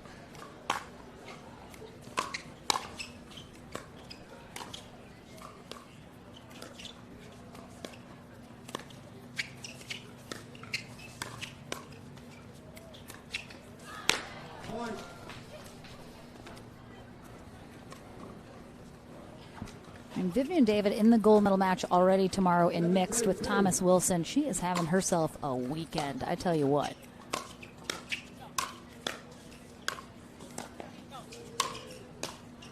Great job not giving up.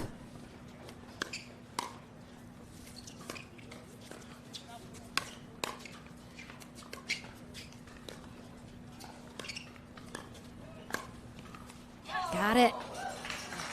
Oh my gosh. I mean, Jardim easily could have. You see players that pop up earlier that Johnson had, they'll just turn and walk away because they're just like, I don't no, know if that one stays in. Oh, that one. That one did stay. That last one? Yeah. Yeah, that hit the line. Okay. I saw it with my eyeballs. Right out.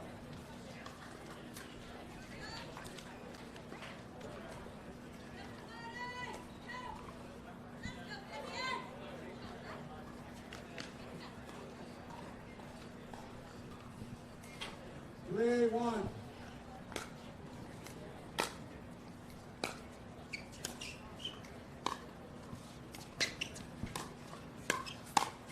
Yeah, Great good job. change of direction from Coop on that two-handed backhand. Georgia just going for a little too much on that cross-court dink. Boy, one.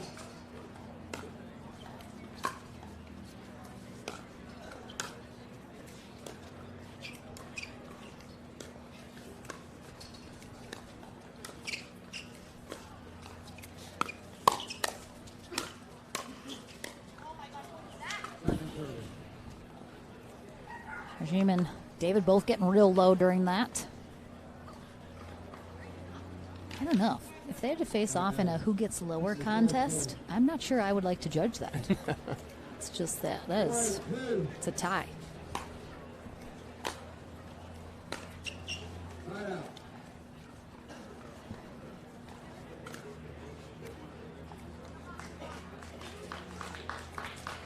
Hey, 4-1.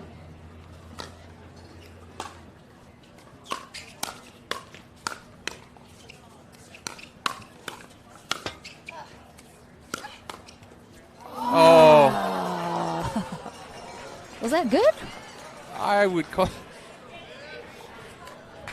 I don't think that was good. I don't think and it her was. Knee, did her knee touch the kitchen? I don't think it was good either.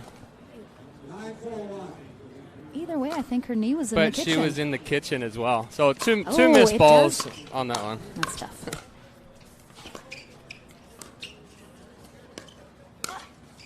Oh, whoops. Whoops. A rare miss.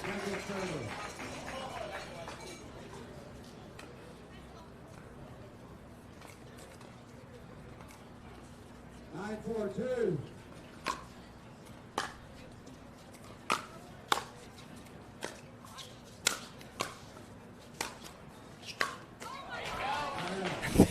The slowness of that overhead I know, I threw was like- Johnson threw It was Johnson like off on that straight one. down and then floated.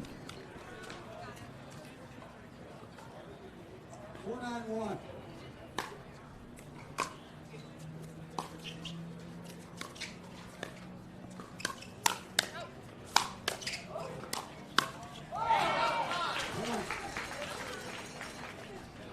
A little more intensity coming from Jiajing and Coop in the last few points. Yeah, Johnson had a couple errors too. 5-9-1.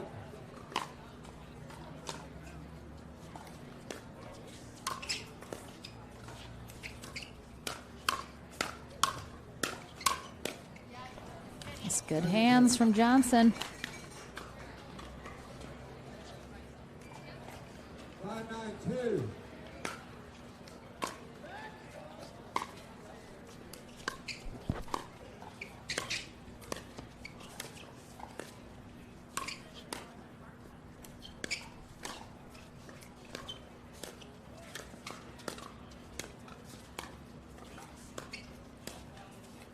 mean, just look at the movement. Never the same place twice.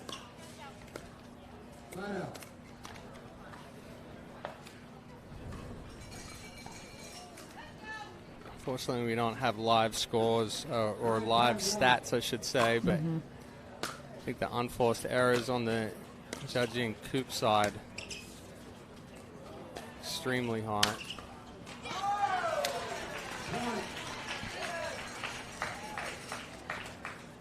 Excellent executed lob, offensive lob from Vivian David. And Johnson with that big overhead gives them a match point here to head to Championship Sunday. The ball's out. Perhaps rushed a little bit.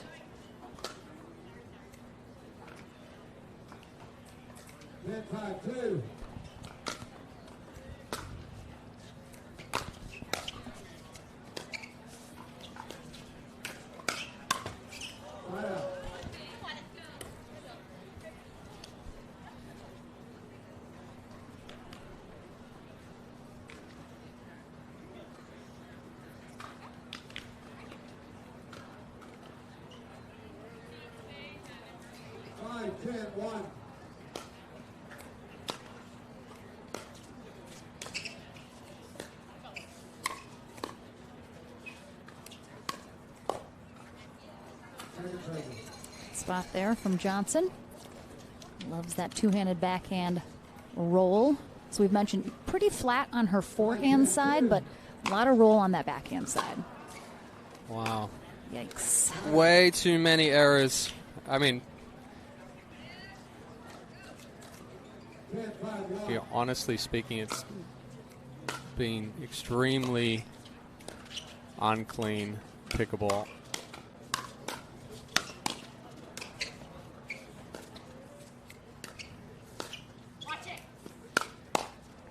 Great defense on a beautiful ATP on the knee from David. Oh, it's good. Oh, left hand. All right, Andrea Koop. Or as Irina Terashenko would say, Koop.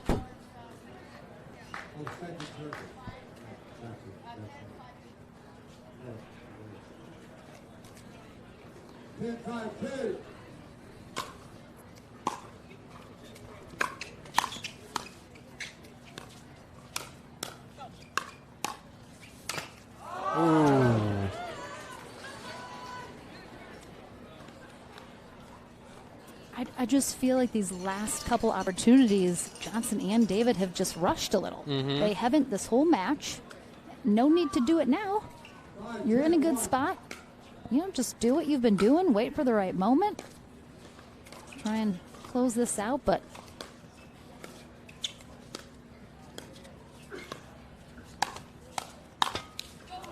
oh, double bounce. Two net cords. Wow. Right there from Andrew Koop. Yeah, David almost got there. And the thing is, even with the just plethora of errors from Koop and Georgiem in this match, that doesn't mean they can't clean it up just like that and get right back in this. I think David and Johnson, I mean, they're getting a little loose. Johnson and David can't force the issue right here. You know, they've kept good pressure on throughout this. They don't need to go for more. 17-1.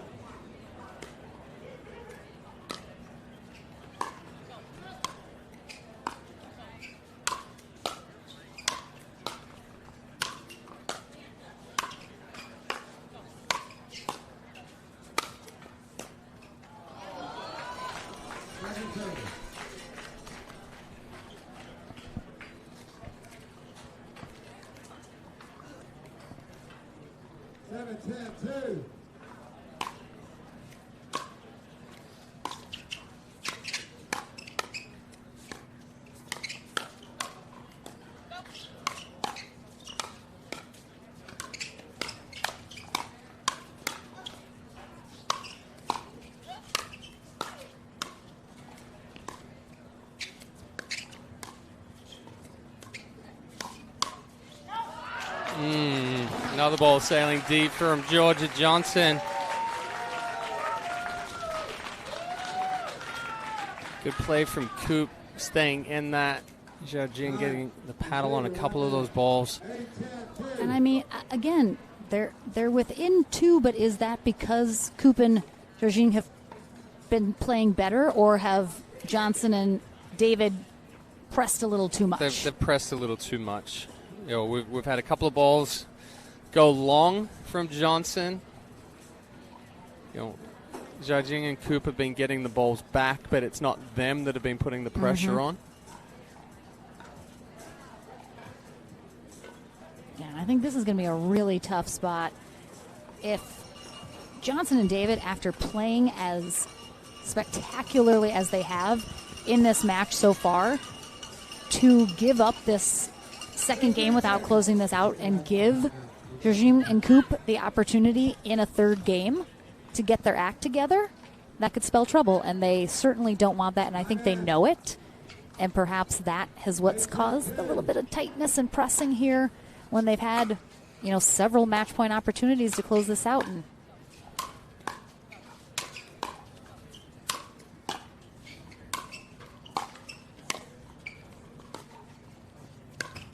oh my gosh. They say it's not right. Coop's balls went down. They're up, but they're making Johnson hit one more ball. And again, I think because Johnson bends at the waist and she doesn't get low in her knees, she's so flat on those, she always risks getting a little low on the net.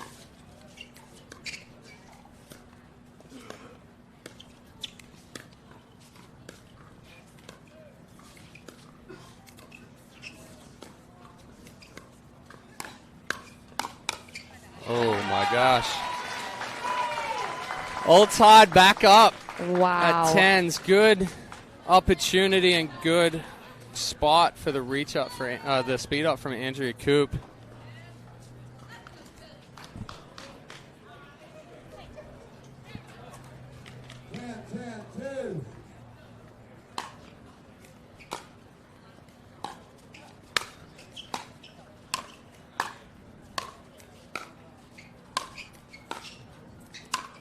They're hitting right to them. They're hitting right to them.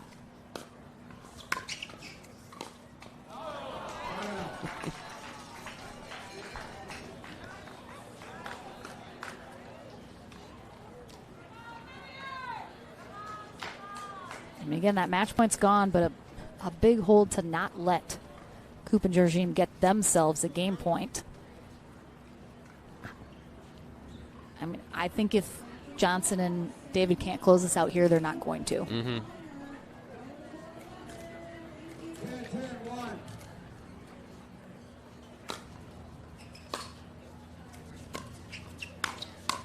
No, that ball's out.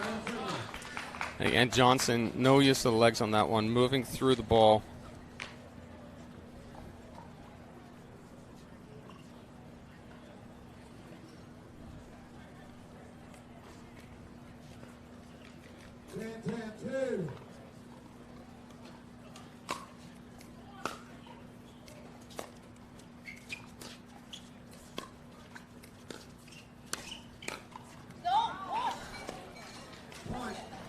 Zhao Jing's been getting jammed or jamming herself over and over in this match. Again, right there, getting jammed. Johnson not hitting a tough ball. I didn't like David. Trying to speed up down the line? No.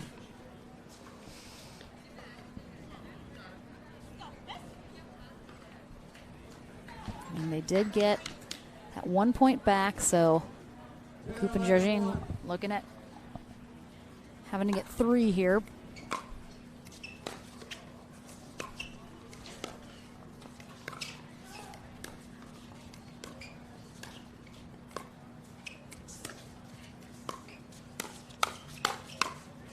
No. Oh, that is oof. Miscommunication. Some good hands, though, from Johnson and David on that. Yeah, ultimately the middle left open.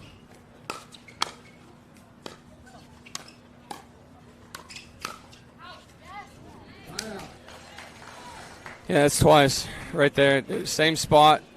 Jiajing just moving straight forward, not taking middle on that cross-court ball.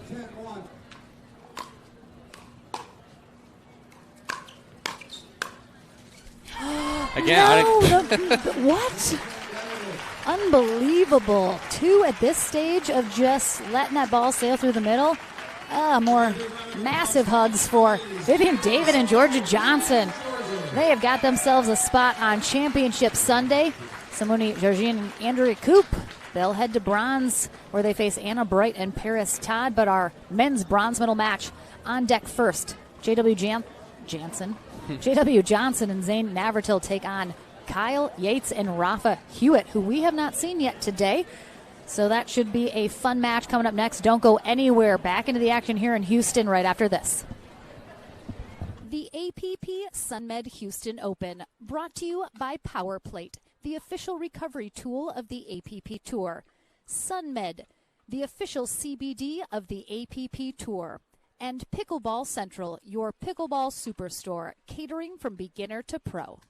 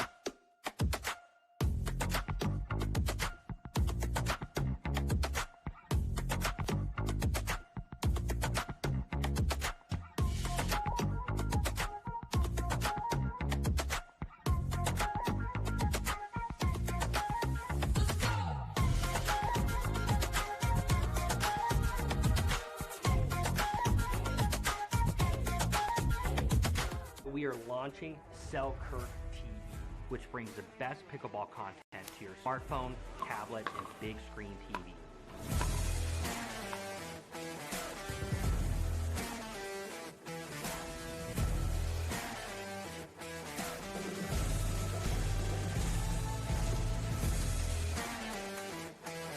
This is 24/7 Pickleball, proudly brought to you by Selkirk.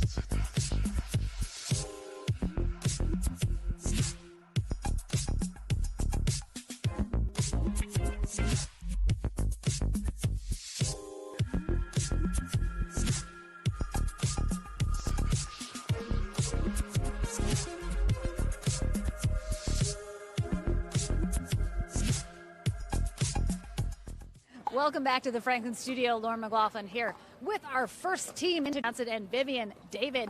First-time partnership. Always find that you can call it a success when you find yourself in the gold medal match at the end of the day.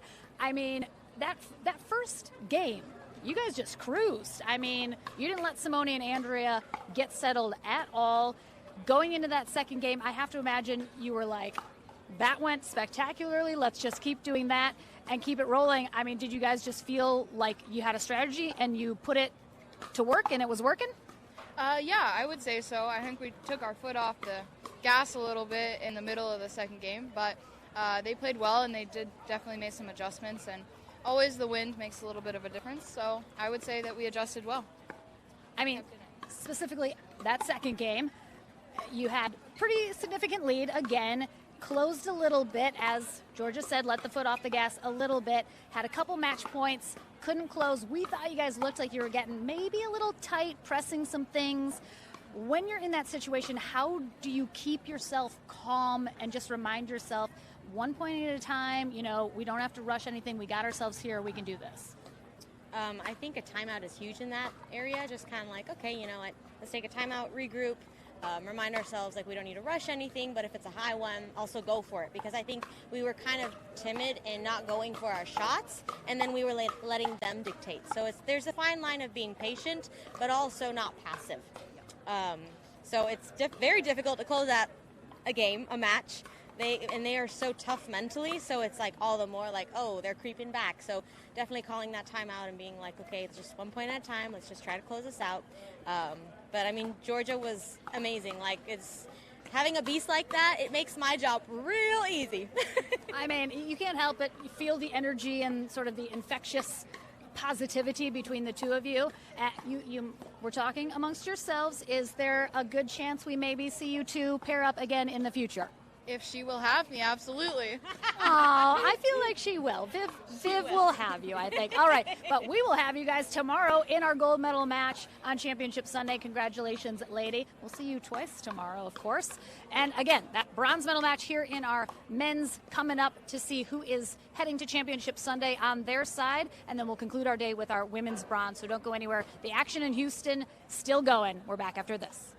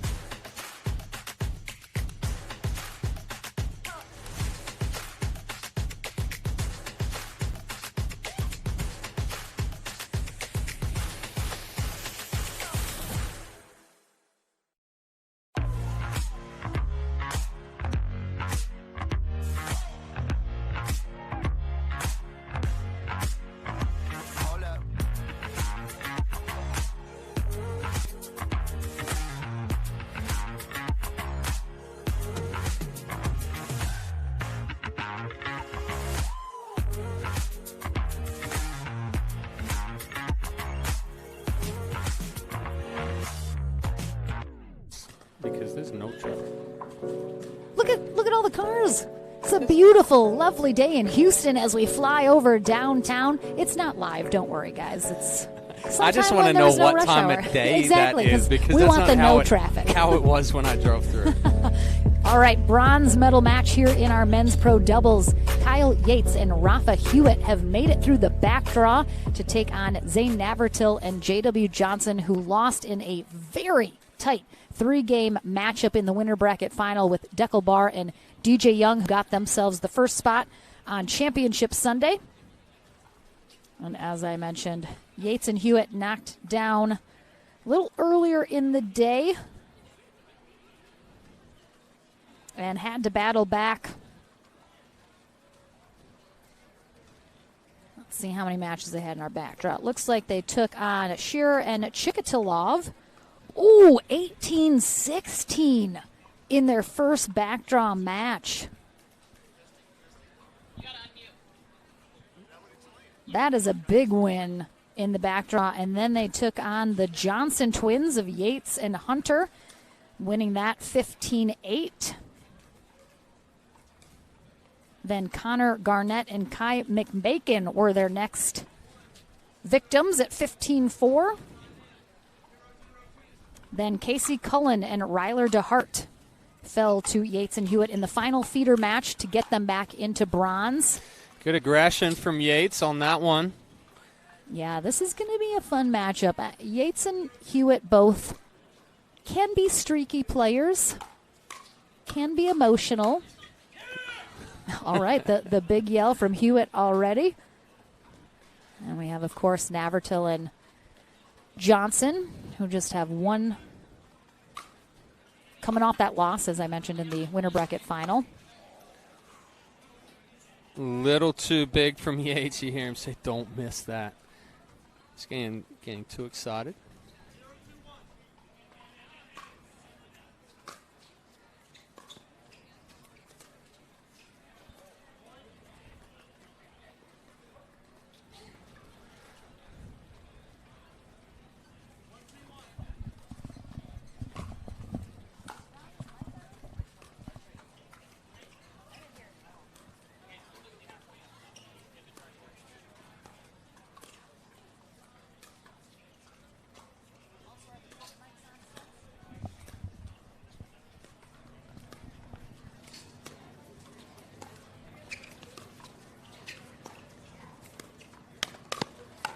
Oh, good hands from Johnson. Great get.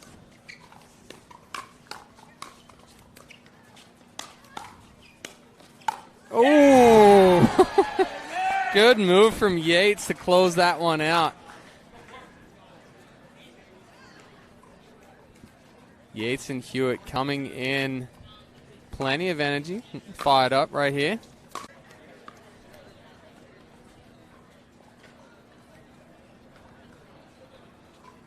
Bit of an easy miss from Yates into the net. Just got handcuffed a little bit. I like the aggression, but I don't want to say don't test the hands of Navratil and Johnson too many times without setting it up first.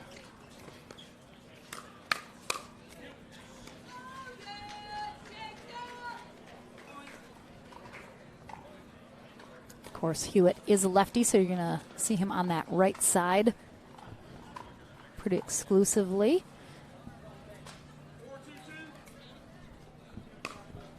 I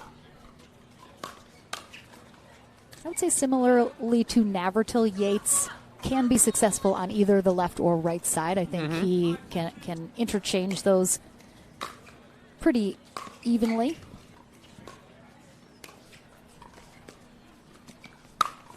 Yeah. Wow. Good shape from Rafa Hewitt on that around the post, getting outside the ball and curling it back in. Heavy with that right hand and that two-handed backhand. I feel like Yates and Rafa both yelled at each other to get that.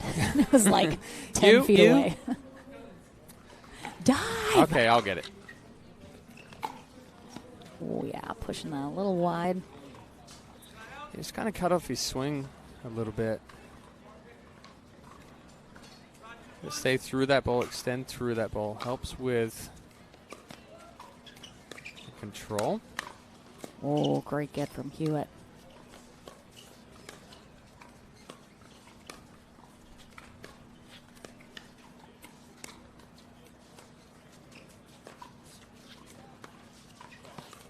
Again, just going for a little too much from Yates.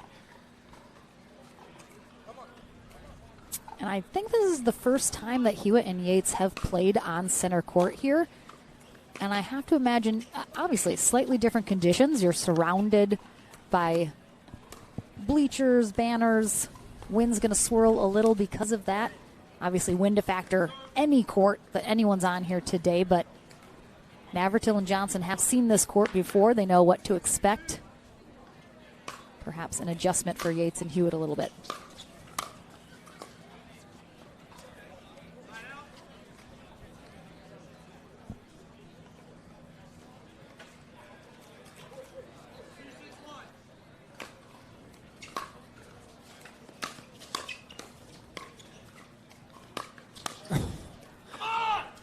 Rafa going around the post from 3/4 depth on the court. It's Rafa Hewitt for you.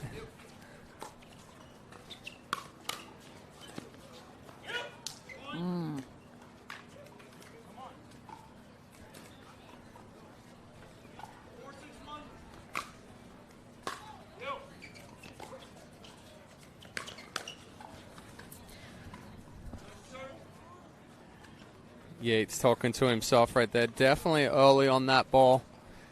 Rushed through it.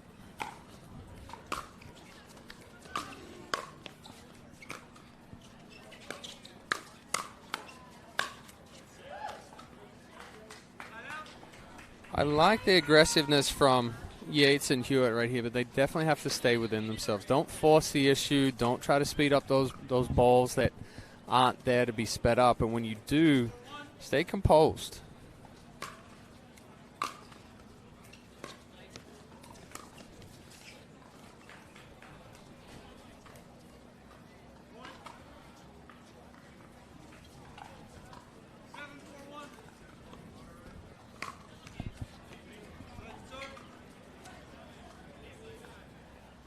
A couple of unforced errors on both sides right there.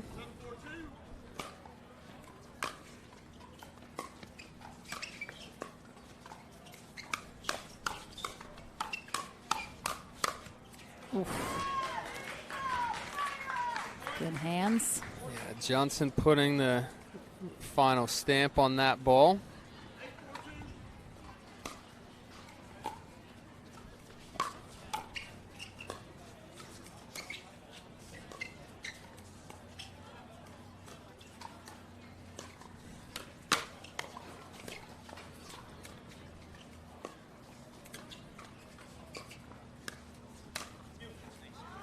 Too good.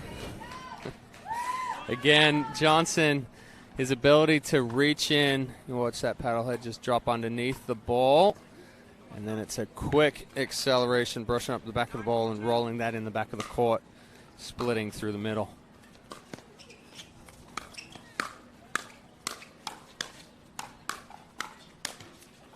Yep. Hewitt with the flinch there. Yeah, Johnson got a little too big on that one. Ron Punder is our USA Pickleball Certified referee for this matchup.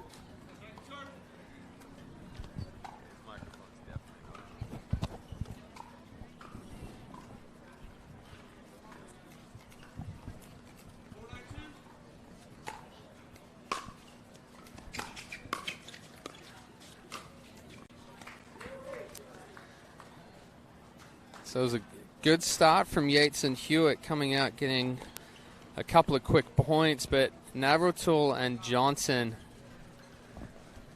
have been able to win these hands battles.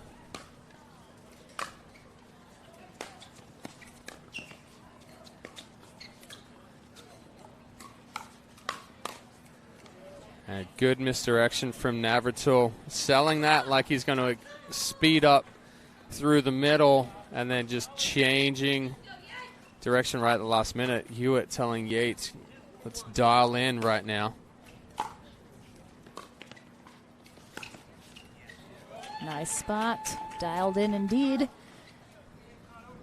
Well, Yates on that one. Good spot up the middle. But they're still facing a second game point here.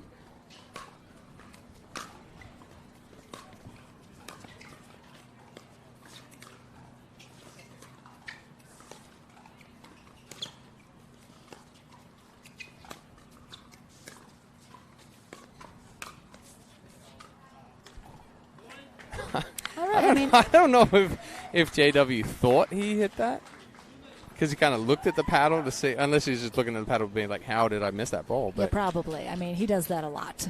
All right, Navratil and Johnson just locked in here and doing what needs to be done. It's Yates and Hewitt that need to make the adjustments here in Game 2 if they want to get back into this bronze medal match with a chance at gold. We'll take a short break. Back with Game 2 right after this.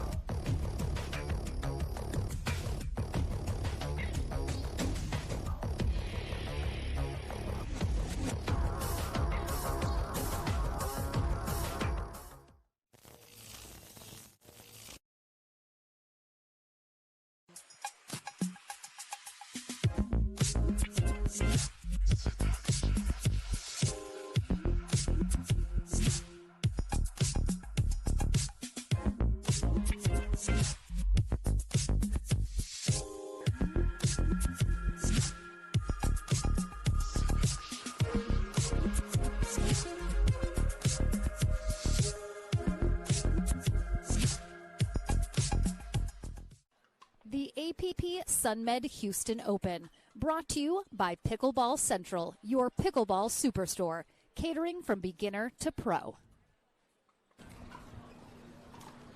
Welcome back to the action here for our final match in our men's pro doubles bracket. This is our bronze medal match.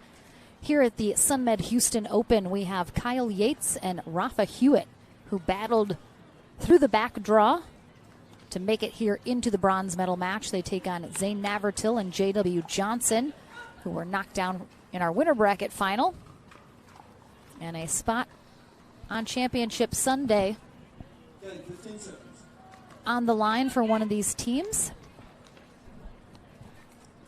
Navratil and Johnson looking for a rematch. Yates and Hewitt looking for their first shot at Deckelbar and DJ Young. Yeah, better spot from Yates on that one, and anticipating that ball coming back for the second attack on Navratil.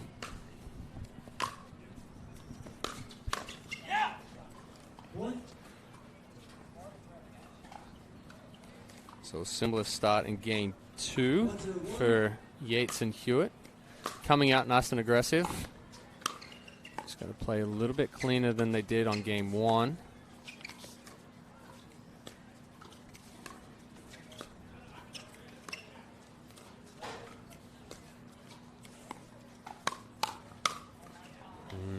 Too big of a swing from Yates on that counterattack.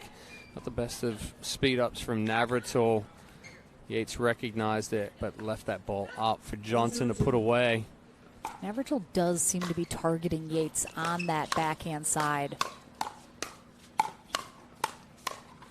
Oh, thought he had a shot at it. A little too much curve on that ball. It was Stefan Auvergne and Thomas Wilson who dropped Yates and Hewitt into our back draw earlier in the day.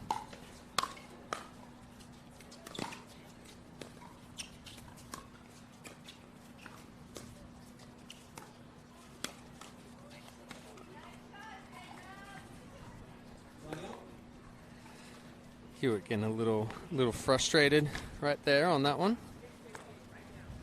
0-2-1. I'll recall. Okay. 0-2-1.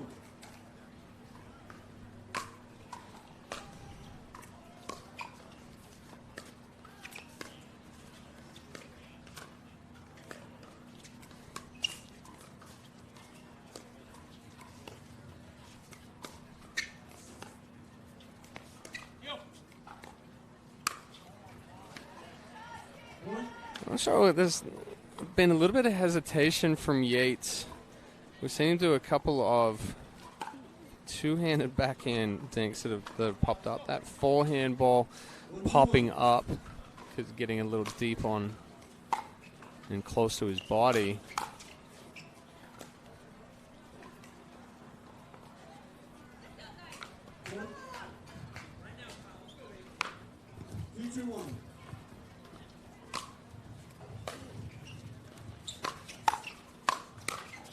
Wow, great pickup from Hewitt.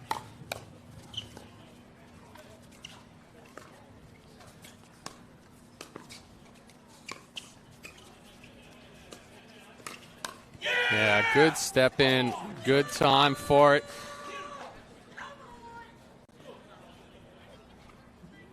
Better job by Hewitt and Yates staying longer in that point. Mm-hmm.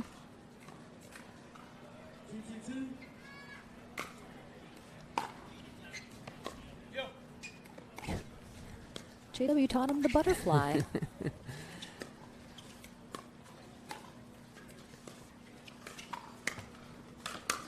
Ooh, good Recovery. adjustment.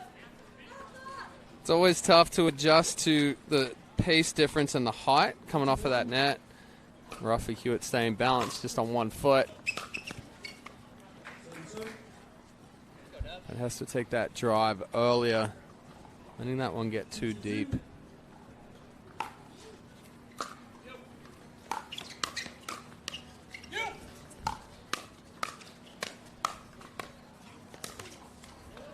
Wow.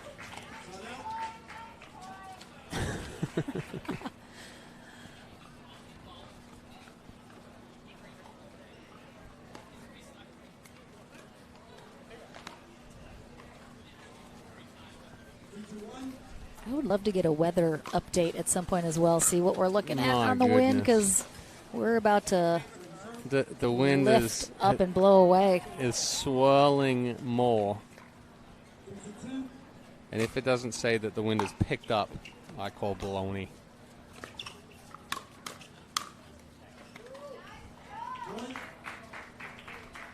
Oh yeah, 33, 33.2, amazing. I mean, no big deal. It's barely a breeze.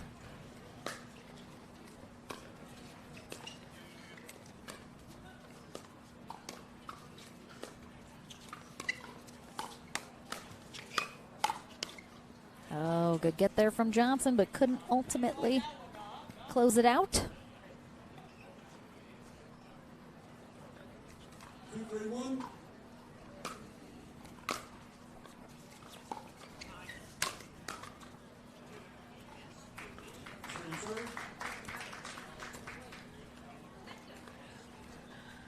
Hewitt telling Yates not to worry about the conditions, just play. Hewitt certainly not one to look at making excuses when he's playing.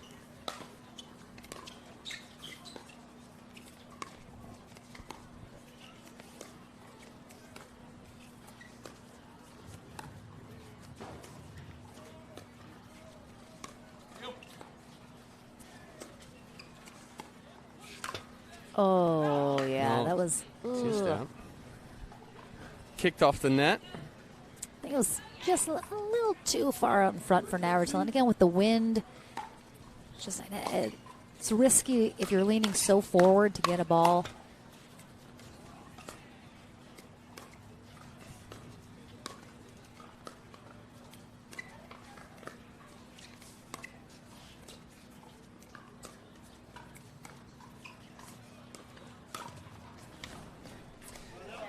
Hewitt rushing that one. Paddlehead never dropped underneath the ball.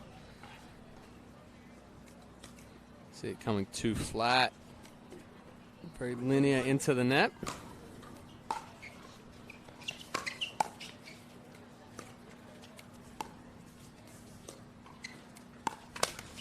Navratil read it well, but couldn't execute.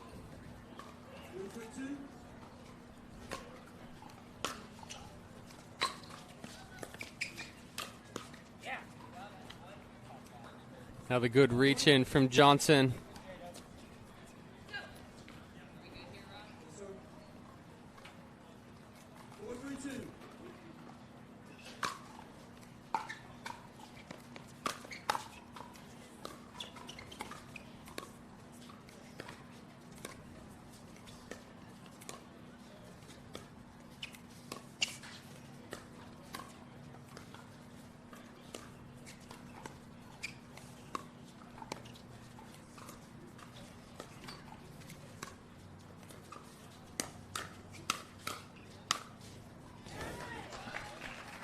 Rafa Hewitt with the half chicken wing there a couple of times to get that ball back.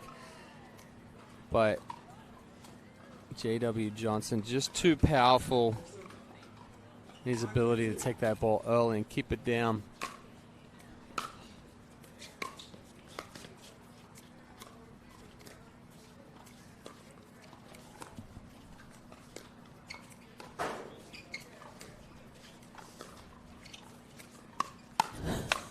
What is J-Dub doing? Like you said, interpretive dance. He's He really moving. is. He's feeling free.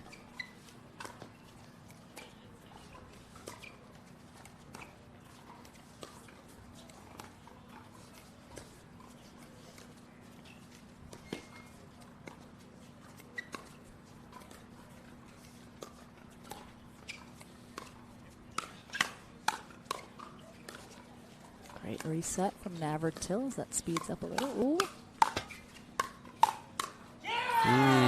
Oh, wow. What a rally. Rafa Hewitt looks exhausted after that. Ugh, so much work, he says.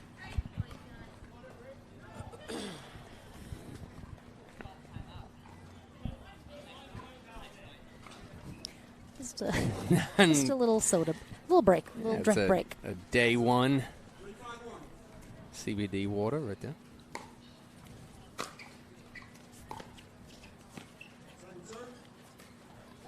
Do think Yates and Hewitt have adjusted nicely here in this second game. They're still trailing a little, but I think made this much closer than game one. Yeah, much cleaner. They're not pressing the issue as much. They're staying longer in the points. But Johnson and Navratil just doing a better job hitting the right spots.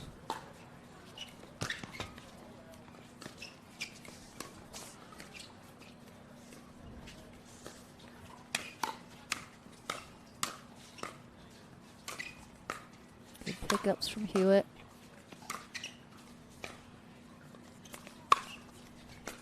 I mean, how do you not just rip that at Kyle Yates as he's right next to the thing? I mean, ultimately, they just keep the pressure on Hewitt. Try and force him to make that mistake as he just has to get so many of those back order to keep that in play.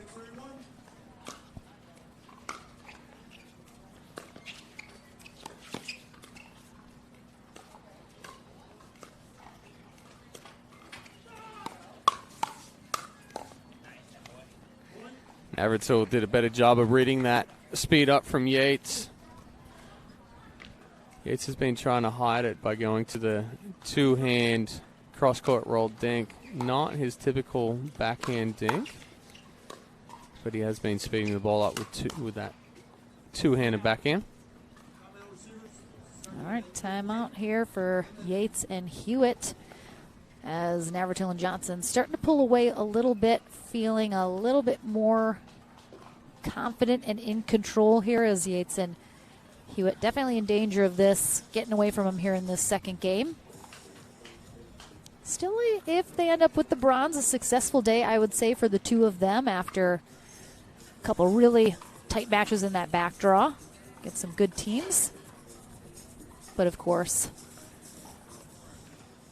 come through the back draw. No team wants to be just short of that ultimate gold medal match, which is why I love the double elimination comeback. It's definitely the more scenic route. Yeah, exactly. When you get knocked down to the back draw early on.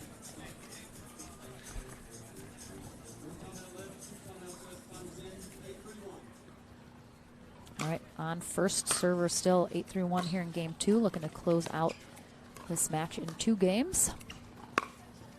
Oh, just catching the line in the back. Like, ooh, it's going to be close.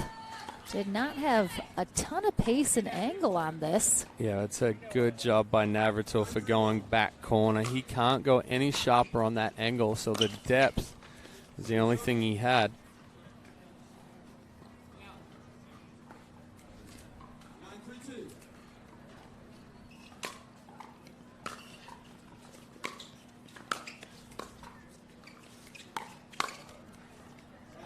Navratil just not able to clear himself on that counterattack off of Yates' ball.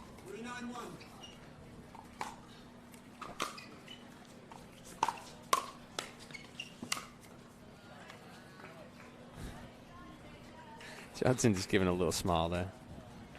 Zane's like, Johnson's like, I told you, Zane does 3 times the amount of moving for JW. Johnson's taken 1,700 steps today. Navratil, 46,000. He's got 2 marathons under his belt here today.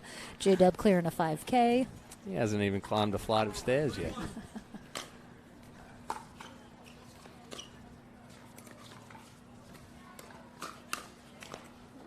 Did you see Hewitt with the...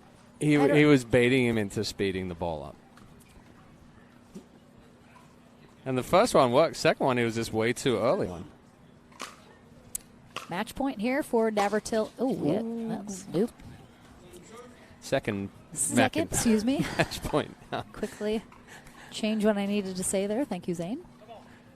Second match point opportunity.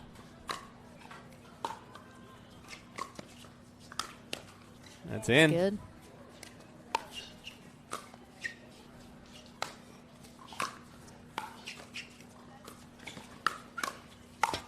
Oh, straight in the net. Tough. But again, I think a good day for Rafa Hewitt and Kyle Yates. I'm sure they would like to be heading to gold, but a bronze medal here in Houston. I think a good day for them, but it is the number 1 seed, Navratil and Johnson, getting back to Championship Sunday for a rematch with DJ Young and Deckel Bar. We head to the Franklin studio for one final time with our gentlemen, and then the ladies take the court for our final match of the day. It is our women's bronze medal match coming up next. Andrea Koop, Simone Georgine take on Paris Todd and Anna Bright to conclude our day. And then again, Championship Sunday is all that remains here in Houston. All of our gold medal matches will be played tomorrow. So plan to join us. It's going to be an awesome day, but we'll take a short break and back into the action right after this.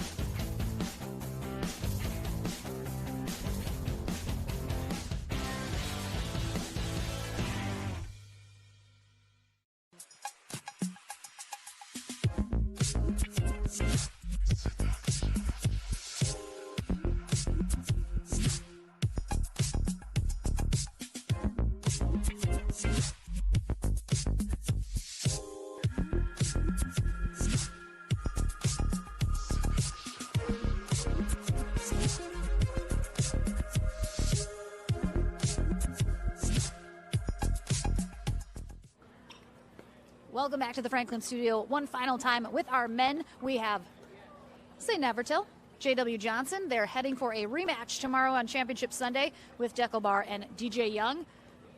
I mean, this one, didn't know who you were going to face because they're coming through the back draw as you get dropped into that bronze medal match. Do you guys talk, regardless of who it's going to be, what's going to be your strategy going into it? Do you wait to see who you're going to face off and make the adjustments based on who it is? For sure. Well, J-Dub's just such a chatty Cathy. Like, it's hard to get him to shut up. So he's just, like, following me around, talking strategy the whole time. And, nerd. big analysis. He's running all the data on our potential opponents, likelihood based on duper of who's going to win. Honestly, sometimes I just tell him, like, relax and play the game. Yeah, I mean, that makes sense. I mean, you do have so much going on in your mind based on who you're going to play, how much you have to let Zane take over, how much you got to carry him. As you're going up against Rafi Hewitt and Kyle Yates, they're both two very dynamic players. Are you worried at all going into that matchup, or do you feel confident in your two's ability to handle whoever you're going to face? Of course. I'm trying to decide if Zane's going to be scared or, if I'm going to have to carry him extra. But luckily, he was not scared this time, so his hands were subpar, or very decent. So, we were doing well. But, we both know him very well. Obviously, he knows Rafa very well, and then we just played our game. Did you have something to add to that? No, not yet. I mean, you're No going comment. to face No comment. Deckel and DJ again. You couldn't quite get it done. It was a very close match in the winter bracket final. I anticipate probably a close one again. Are you guys going to go back? You're going to look at what happened? Are you going to talk at all about what adjustments, if any, need to be made to get on top? I mean, you're going to have to double dip them sure. tomorrow, so it's a big job ahead of you. Right. Yeah. No. I mean, I think we had a decent enough strategy going in. It just happened to be that we didn't execute quite as well. They got a little hot, and we'll see if we can make some micro adjustments against them. And at the end of the day, it's a good team, and we're just glad that we get a revenge match tomorrow. All right, as are we. We'll see you guys tomorrow in the gold medal match on Championship Sunday. I know for sure this guy's got to go eat. He's probably wasting away as we speak. Yes, I also do got to say, I'm sorry Anna couldn't carry him, but I do have to say I'm able to carry him this time. So my back is going to be very sore after this tournament. So I appreciate that. Thank you. I mean, luckily he's pretty light. He's not like a heavy load, so that's nice. I'm out of here. Bye, Zane. We'll see you tomorrow. He can verbally abuse me as much as he wants, as long as he carries me. That's fine. You can say whatever you want. You can say whatever you want, J-Dub. All right, congratulations. We'll see you guys tomorrow. We're finding out which team in our ladies bronze medal match heads to Championship Sunday in our final match of the day here in Houston. Don't go anywhere.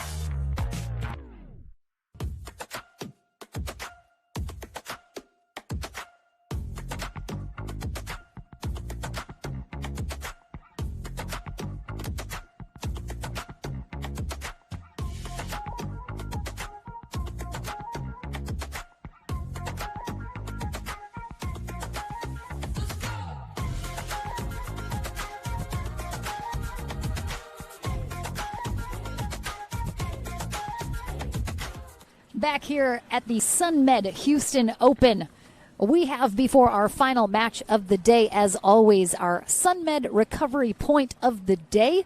It comes from our previous matchup in our men's bronze medal match, J.W. Johnson and Zane Navratil against Kyle Yates and Rafa Hewitt.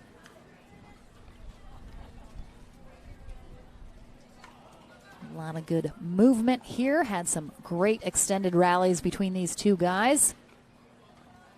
Oh, the flailing of J.W. Johnson. A little more butterfly. Has J-Dub hit a point? Oh, there he is, hit a ball. He hit 2 balls. All right, Navratil doing the heavy lifting, keeping it in here.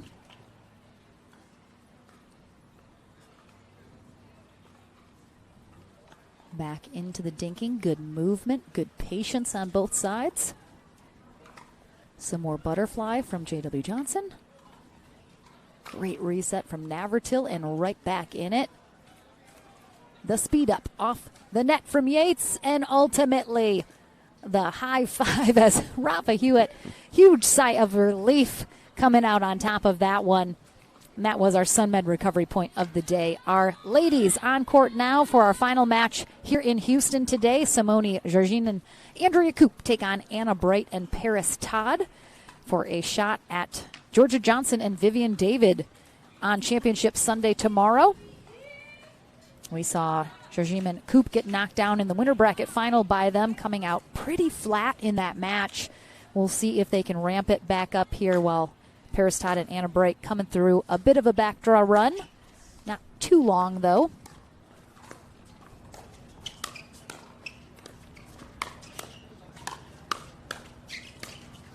For sure, Georgine and Koop going to have to bring it here against Bright and Todd, as they're going to be certainly looking to ramp up the energy here.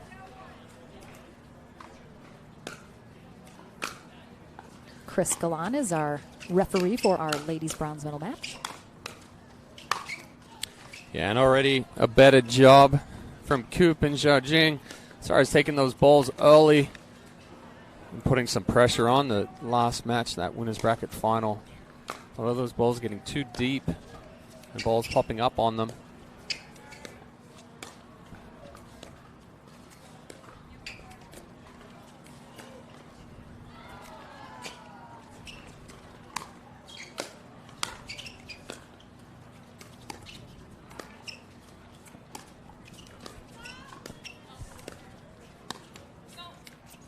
Seems like Koop and Georgine really looking to open up the middle of the court. Oh. Koop just not quite able to come across and get a forehand on that one, but they're definitely putting more pressure on Bright and Todd. Good job from Bright and Todd to stay in that point and battle their way back into it.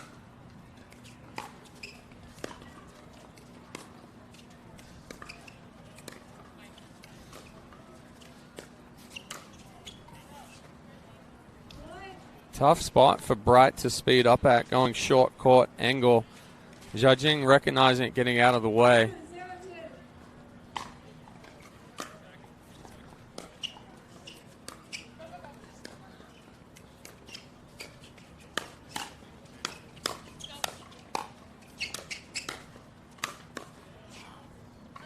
Couple good gets, but get pushed back there.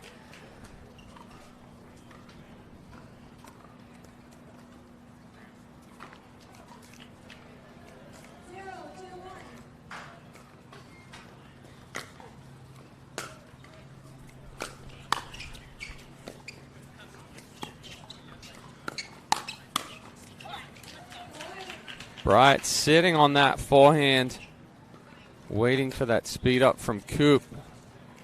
She tries to take it through the middle. Good job. Just staying nice and compact.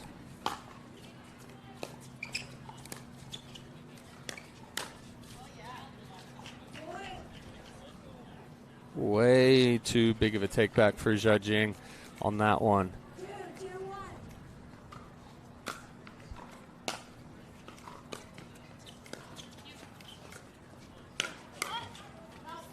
Good leave. That was a better adjustment and a good speed up into the body of Anna Bright from Jiajing. So it would be a rematch for both of these teams against Johnson and David, as Brighton Todd got knocked out in the semis by them.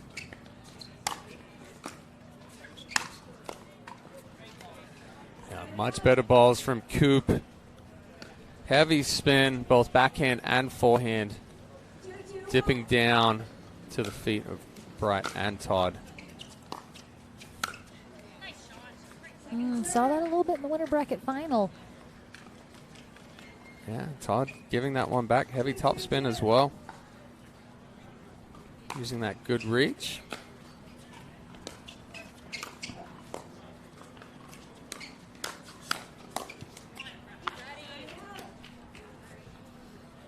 Good adjustment from Bright on that one.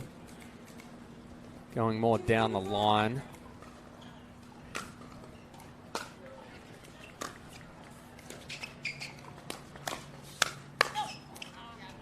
Nice hands from Coop.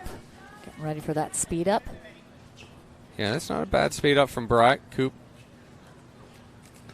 got jammed on the first one. Todd not quite getting enough on it, and Coop making them pay for not finishing that one.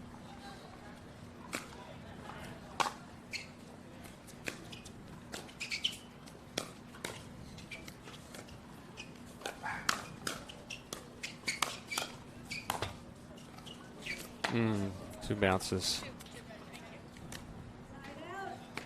A little unlucky for Bright there. I think tough to get that ball back from Coop, even if she does clear the net, but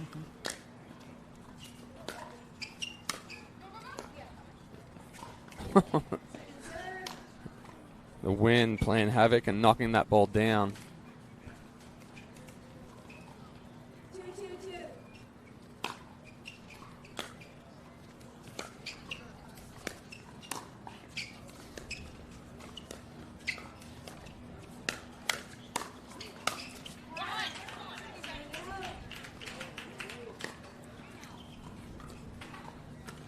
Like to see Coop ready for that counterattack from Paris Todd. But also a better spot from Zhou Jing on that one.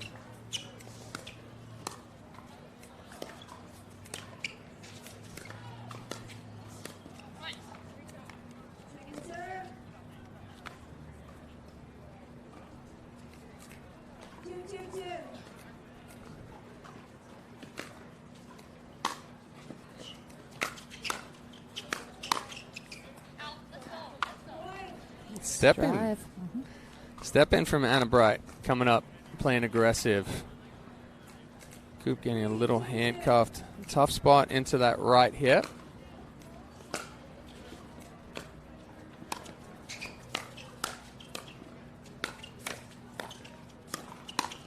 Wow.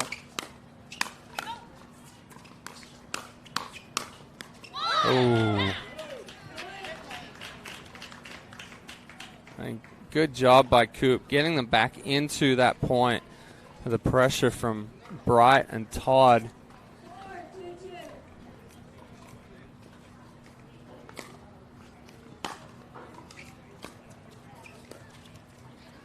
I feel like I say it at least once a tournament, but I mean, as super fun as the guys are to watch in their matches, the ladies are just at another level. The shots that they get back and the blocks and the resets,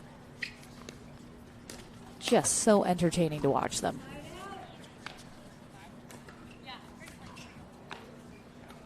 Yeah, the points at times are a lot more extended than the men's.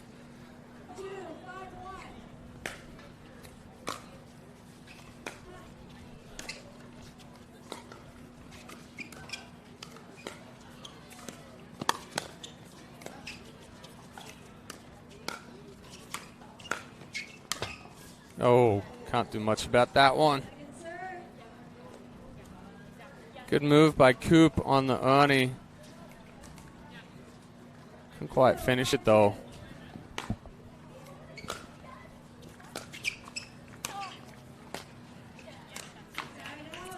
So, I mean, that balance of when to back up, when you leave something a little high versus try and close ground. It's just such a delicate act of knowing when's the right time, because maybe, your ball's a little high, but it's not so high they're going to crush an overhead. Yeah, it's so in that situation you gotta read paddle angle. If you see paddle head up, don't come forward because that ball's coming hard and it's coming down. If you see that paddle head drop, then chances are you're going to get a heavier spinning ball. You want to try to take that early, not as much downward angle and pace.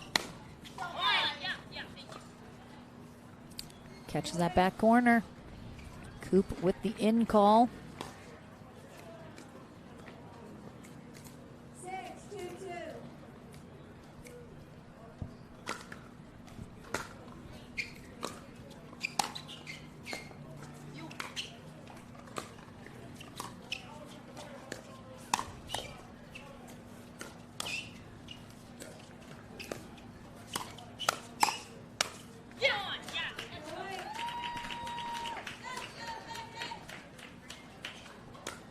Simone's saying my bad right there. Just leaving it a little too much space.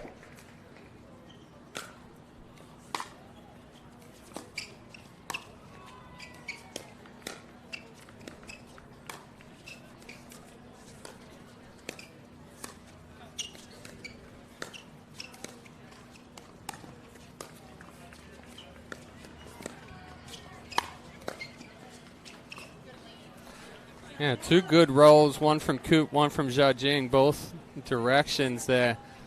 Spreading Bright and Todd out, but Bright and Todd up by 5.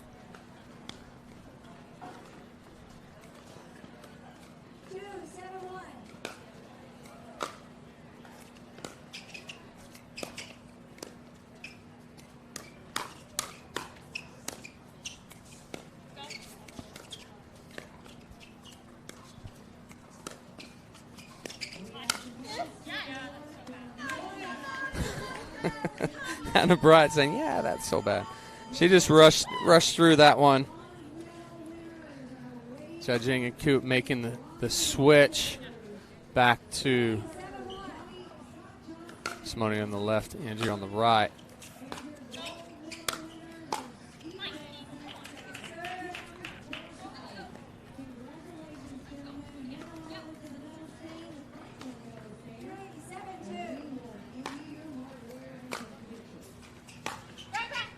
Well, that ball landed a foot in. Yeah, I mean, it was sailing and then just a downward dip as that wind pushes it right down. And that's the struggle of the wind. Yep. Is there is no predicting it. So that ball easily sailing long without, so you are conditioned to let it go. And then just nothing you can do. It just gets pushed down by the wind.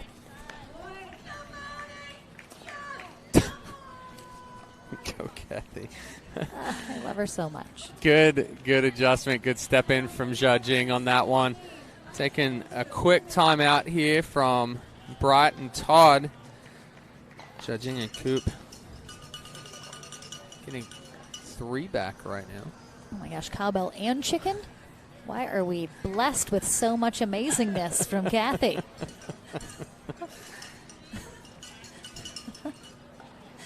We need more cowbell. I want you guys to know she has multiple chickens. Multiple. She has a bunch of different colored ones. They're a good time.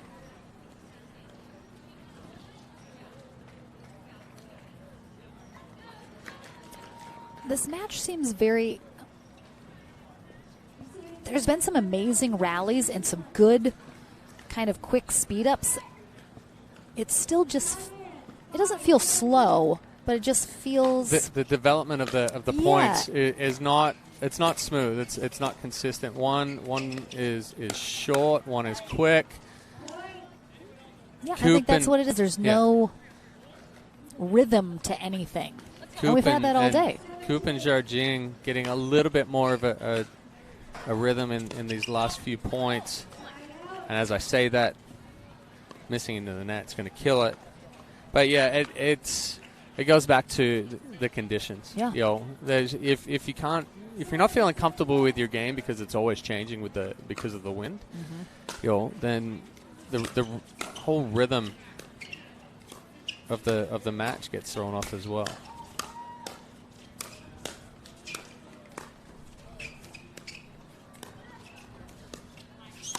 Oh, just a little too open face from Coop on that speed up. Yeah, I think that's what. I mean, we can feel the vibes of the match. It was similar to when in mixed we had the Johnson siblings and Gabriel Tardio.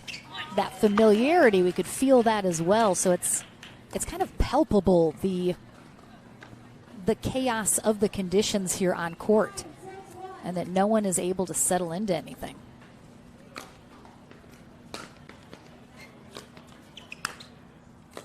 Oh, that ball's deep.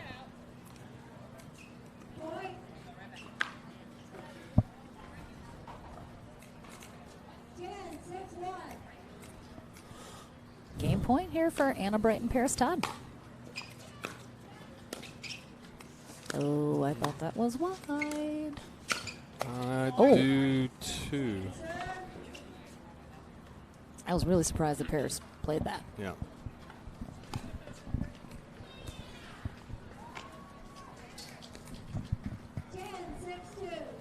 Has another shot at it, though.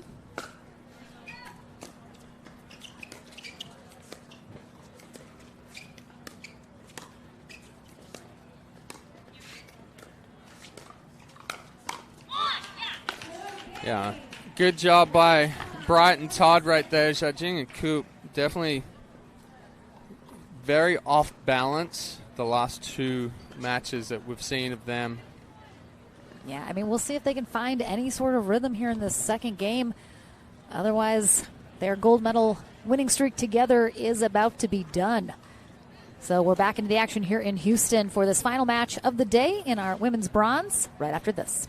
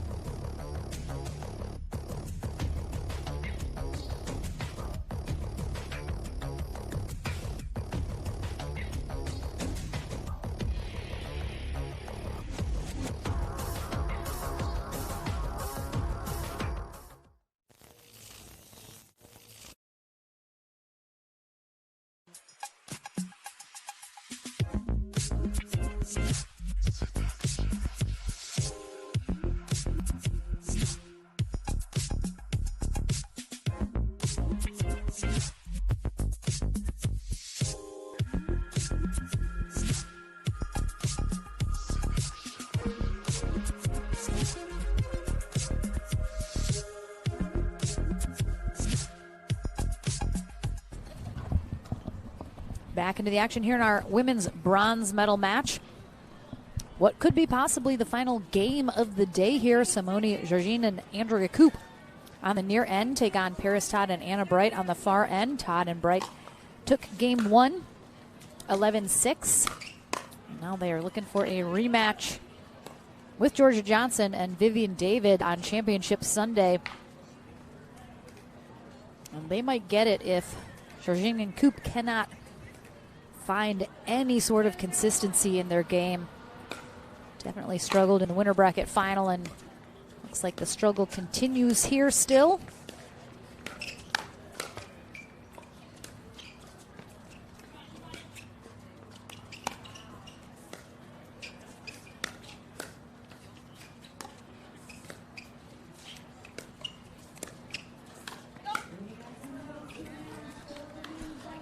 Todd getting just a little jammed on that one.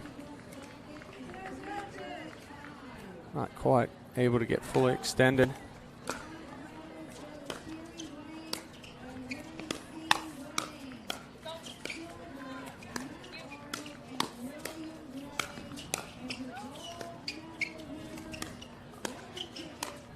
Yeah, good roll from Anna Bright, getting that ball down, forcing Judging to pop that ball up, and then Coop on the end of the attack.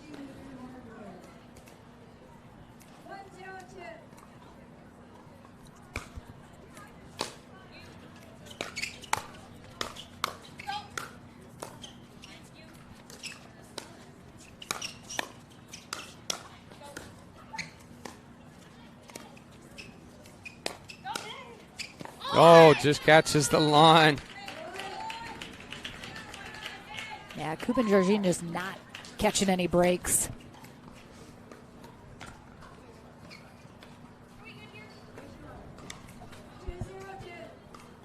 Chris Galan, our referee for this final match of the day, as the sun's dipping lower in the sky here in Houston. Oh, that ball just a little out. Got on Anna Bright a little too quickly.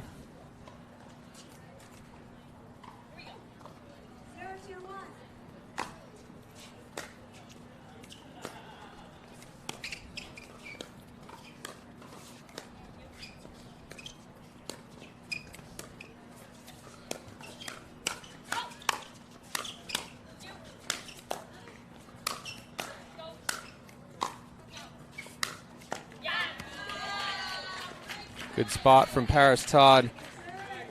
I mean, a couple good gets, but if you can't get off that baseline and get back up to the line and into it, it's so tough to win those rallies.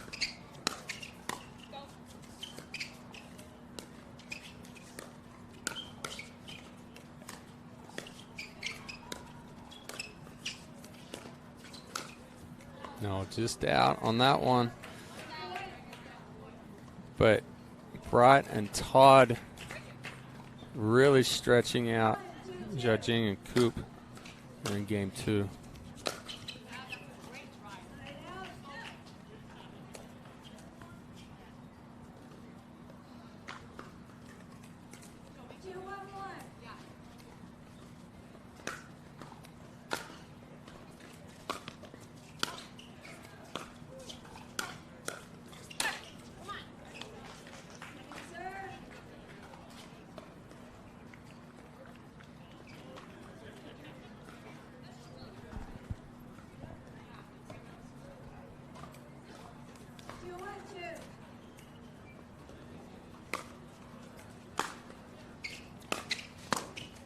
Spot down that line from Bright. Oh boy, she got it. Did she get that? Double net cord. I mean, if that's what it's going to take to win these rallies, my goodness.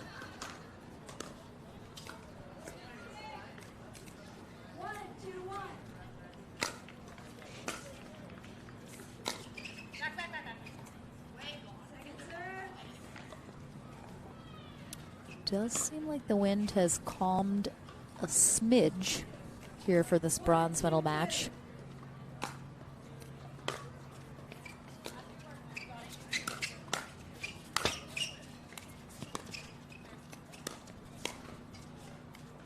There's like a magnet in the ball in the tape. You can't convince me otherwise. The net cords are out of control. They have been all day.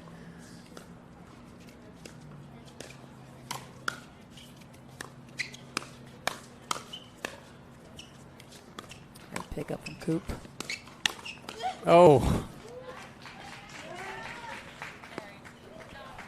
I mean, so much work has to be done to dig out these rallies. And do you think because the wind has been so crazy, everyone's trying to keep their dinks so low so they don't sail? So that's why they're getting that's why a we're little getting close to a lot clipping more, the net? A lot more net balls. They're trying to be very, very perfect because a lot of balls are sitting up. Mm-hmm.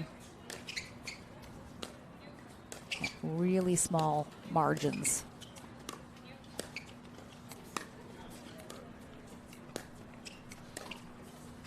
That ball's just wide.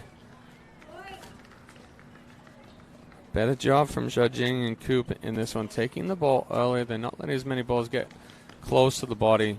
Finally starting to move their feet A little bit more.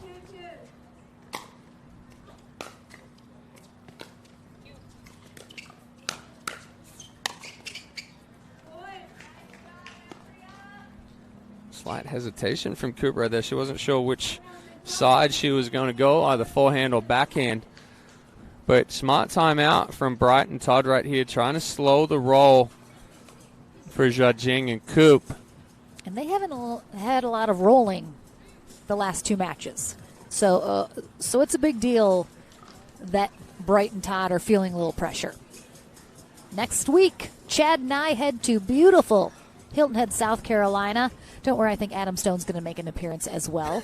That is next week, so please plan to join us online if you are not going to be there in person at gorgeous Palmetto Dunes Resort. We follow that up in November with the World Pickleball Open, our final next-gen event in Kansas City, and we close out 2022 in Mesa, Arizona. But our first stop of 2023, Punta Gorda, Florida, is open now for registration on pickleballtournaments.com. I highly suggest you go check out the information of when that tournament is, get all of the details. That one always fills up fast. Limited number of people we can have there due to the number of courts. So you're definitely going to want to join us as we kick off 2023.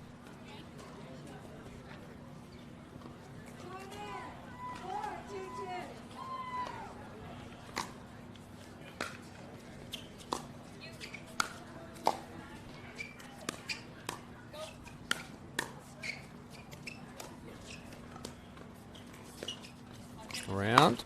Oh, yeah, Coop too going much. for a little too much on that one.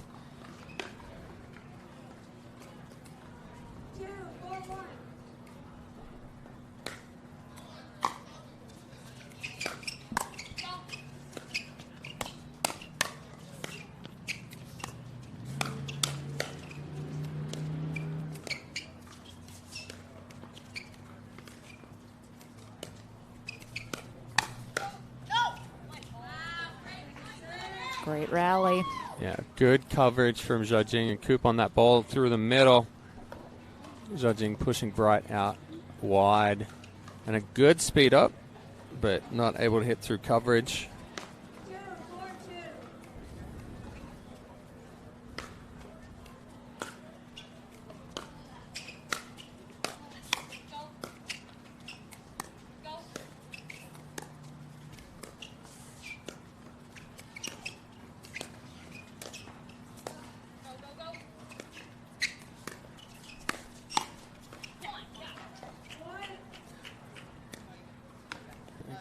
Good talk, good communication from Bright and Todd right there. Bright really being vocal. Good reach in to finish.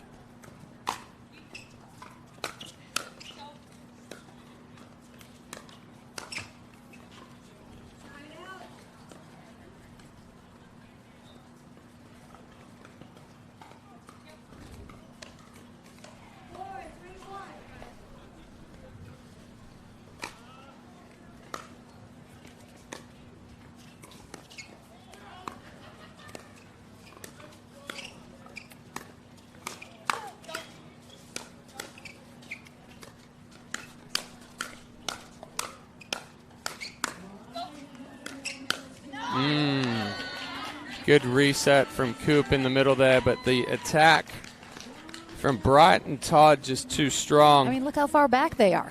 They're easily, 3 feet behind that kitchen line as they're trying to fend off those attacks.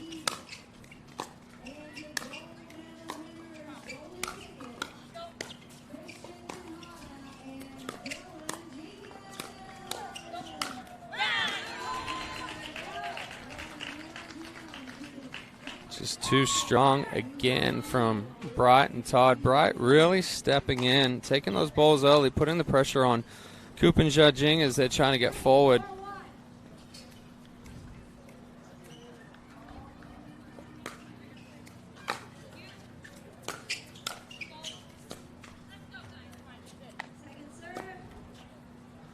Good depth from Jiajing. Todd trying to lift that one a little too much, and the wind just pushing it down.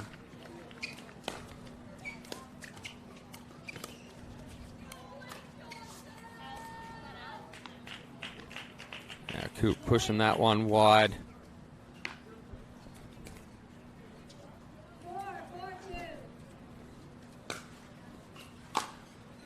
So all tied now at 4s.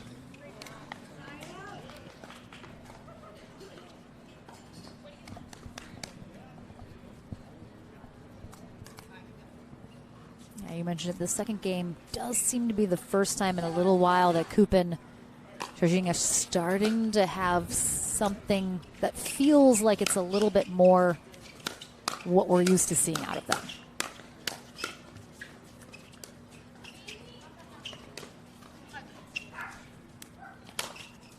Heyo, Simone. That one wasn't coming back, and she made sure of it. Good angle there, but I tell you what, Jorginho and Coop really put on the pressure there, but Bright and Todd counter-attacking, getting all those balls back. Definitely putting the pressure on Jorginho and Coop to play perfect pickleball. Oh, as I say that, Bright misses the easy one. That's a commentator's curse right there. But definitely putting the pressure on Jorginho and Coop to play very, very clean pickleball.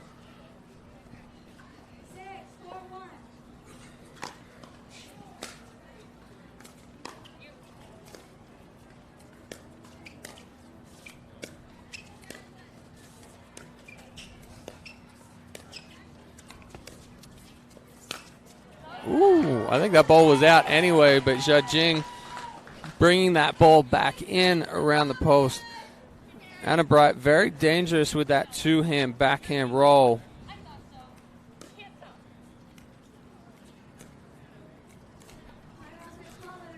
Another timeout here from Brighton and Todd. Yeah, I mean, biggest lead that Jorginho and Coop have had in the last 3 games that they've played in? Yes. Not sure they had a lead at all. Let's in the just winter say bracket this is final. the first lead that they've had in 4 games. Yeah, yep. So it's been a minute, but I mean, I guess the door's still open for them. You know, it's not done yet. They have a chance. Doesn't really matter what happened before now. The second game, really all that matters. They can close this out, force a third, still keep that opportunity alive to get into that championship Sunday gold medal match. But Anna Bright and Paris Todd certainly not going without a fight, not going quietly into the night, as it were. They are out of timeouts, though, here in game 2, so if Coop and Jorginho keep rolling, they will not be able to stop them with the timeout.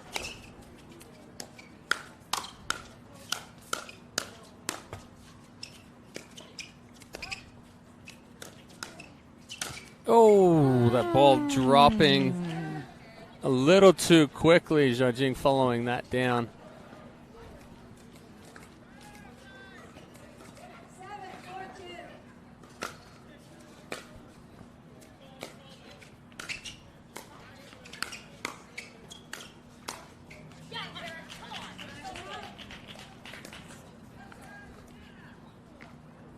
Better job from Brighton Todd, putting the pressure on, coming forward.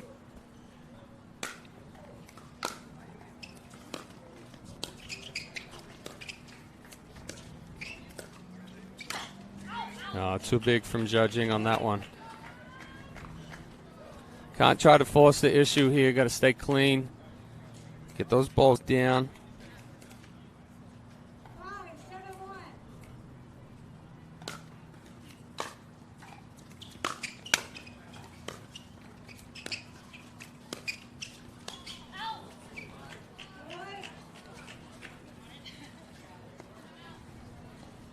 All right, we're going to have a timeout this time from a very frustrated Simone Jorginho and Andrea Coop as she recognizes the frustration from her partner after a couple errors. That wind picking up again, creating that error on the lob.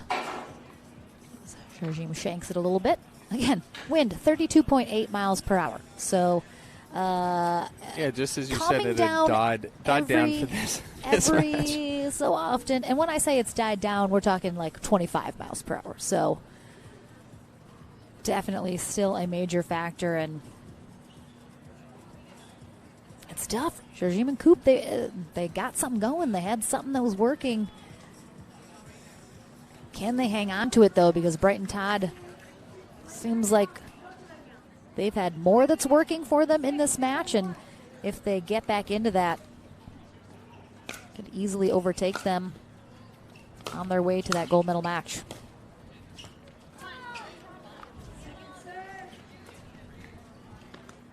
So a good stop coming out of the timeout there.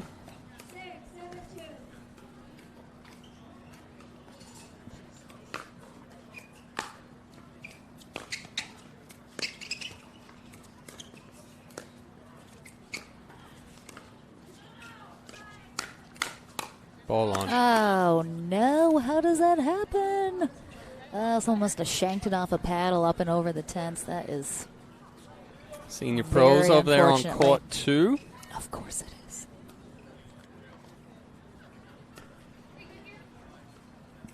We will replay.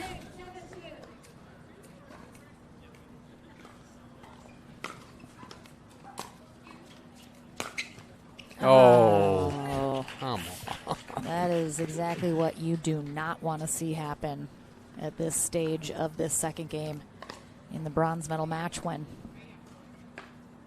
Jing and Coop in a must-win situation here.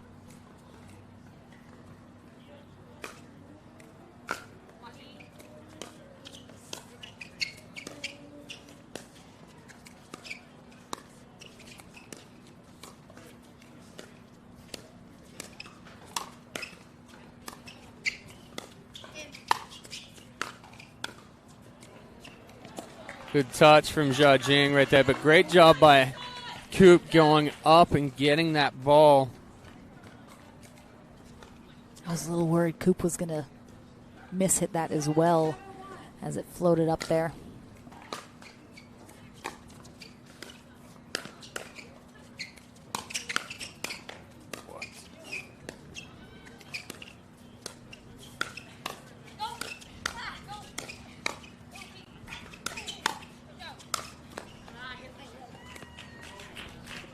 Good pressure from Todd and Bright. I mean, those balls Todd's ripping right there below the net, and she's still getting heavy topspin, bringing those back down below Judging and Coop's knees. And I think Coop's speeding up some that don't need to be sped up. We've talked about it with some other teams, but I think they definitely need to work these rallies a little bit more before they find an opportunity for the speed up, because they're not coming out on top of a lot of them.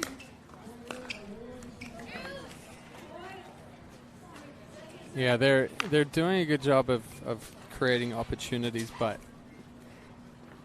it's just not executing as cleanly.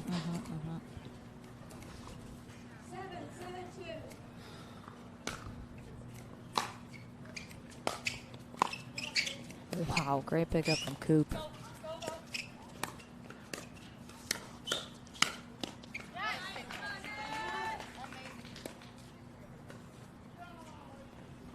Judging, reconfirming with Coop that it was an amazing pickup right there to keep them in the point.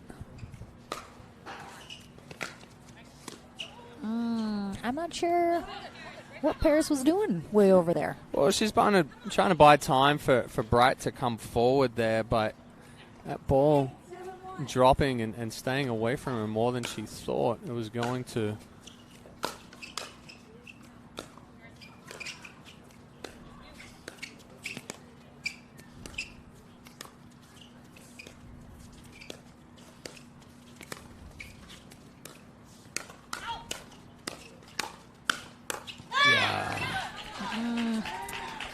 I don't approve. I mean, they're hitting really, really good balls, but again, Todd has had a couple of balls right there that she's getting back down with pace that you shouldn't be able to do.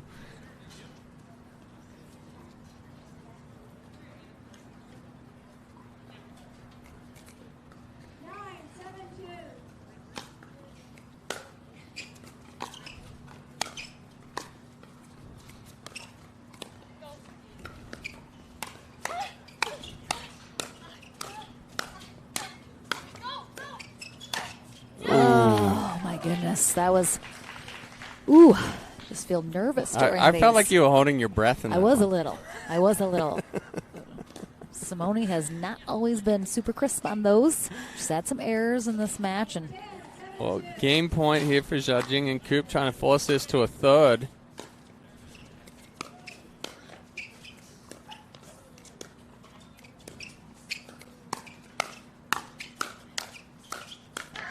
wow. Nice reset back into the point.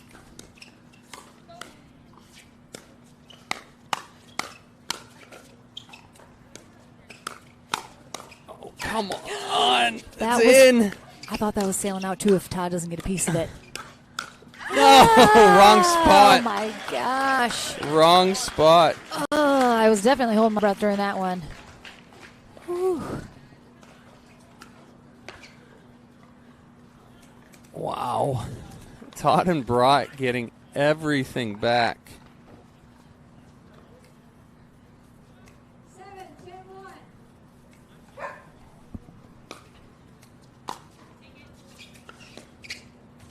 Oof. Yeah, I thought that might have been.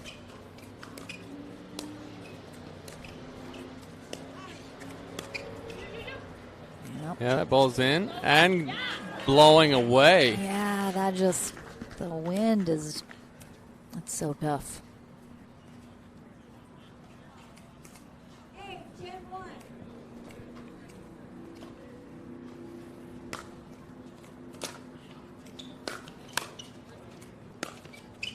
Yeah, that ball.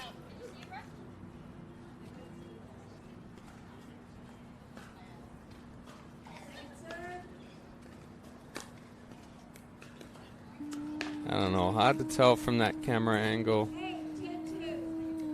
Potentially in.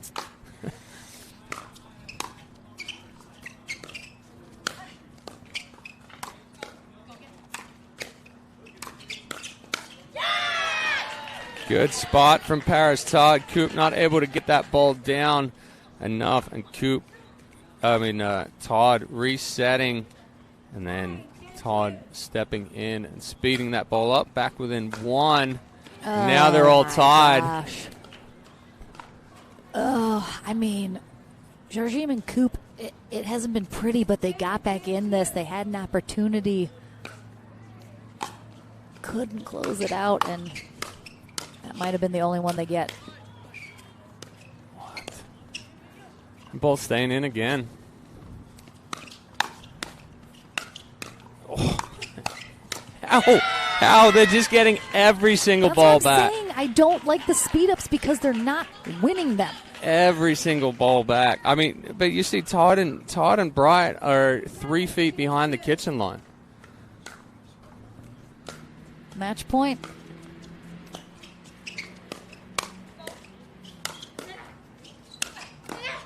Come on. Oh, my gosh.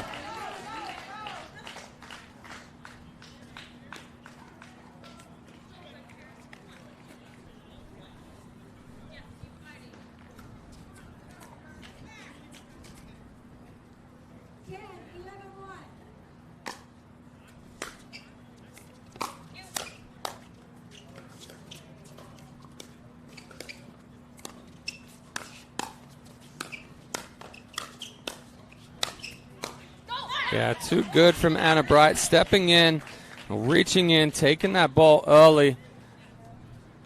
Judging and Coop back again. Very out of rhythm. Ooh.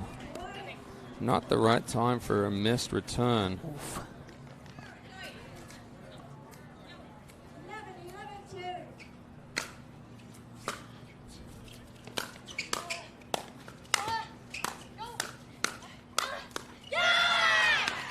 Again, trying to force the issue from Zhajing and Coop.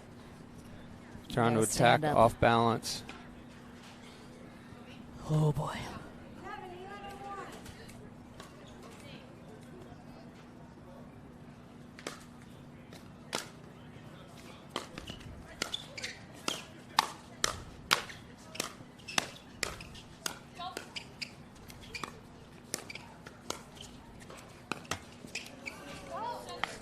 better ball there. Kept that ball lower. Bright trying to speed that one up on the high side of the net.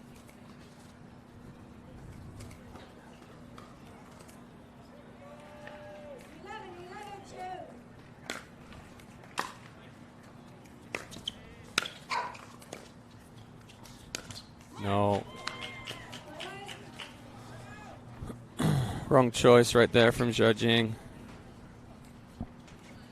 And another match point for Paris Todd and Anna Bright.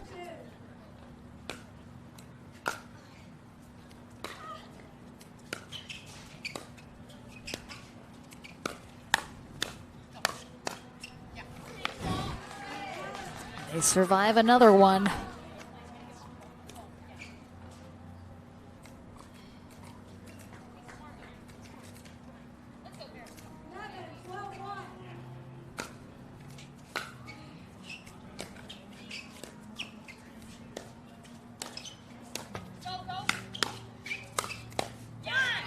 Again, trying to force the issue of the speed up.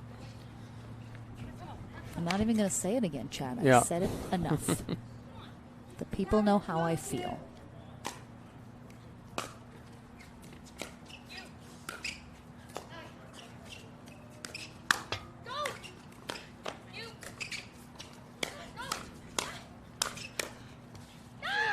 Oh. Tied off the net Oh, cord. Gosh.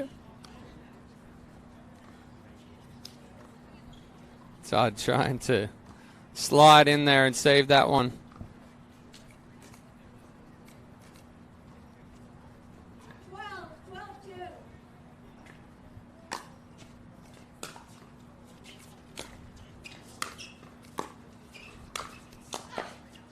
Oh my gosh.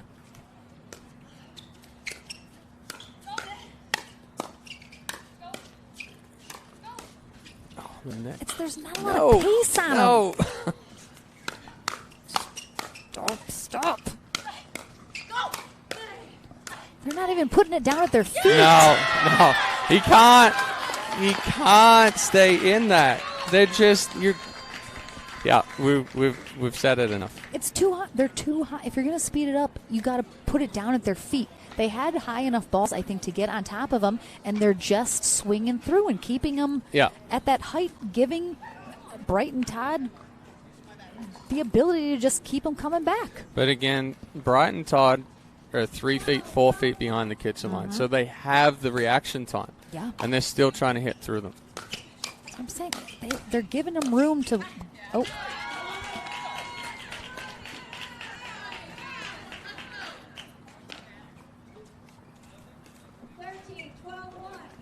Another match point for Bright and Todd. They're on first server, though.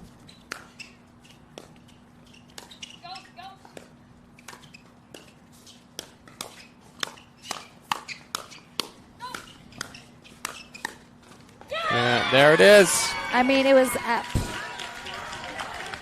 They definitely had a shot. Wasn't pretty, but just couldn't get it done at the end of the day. So Andrea Koop and Simone Georgine are our bronze medalists here in Houston. Anna Bright and Paris Todd snap their gold medal winning streak together as they head to Championship Sunday to face Vivian David and Georgia Johnson. So we are done here in Houston. We head to the Franklin studio with the ladies one final time. Thank you so much for joining us here for our final day of regular play in Houston from the booth. Of course, a big thank you to our referees here in Houston, our volunteers, everyone helping us out, making things run smoothly. Mary Beth at our tournament desk, and our production team of Spencer, Vi, and Ashley, keeping this running smoothly, bringing you all those awesome replays and camera angles. Always a great time. Tomorrow, Championship Sunday. All gold medals all day long here as we conclude the weekend in Houston. We kick off at 10 a.m. Central Time. Put it on your calendar. Plan to join us. It's going to be some absolutely phenomenal matches tomorrow. We've seen some of them already face each other here in our regular play. But lots of different people on Championship Sunday and lots of those different matches, so it's going to be a great day. Hopefully you plan to join us. But from the booth, signing off here for the APP Tour, and we'll see you in the Franklin studio and then see you in the morning.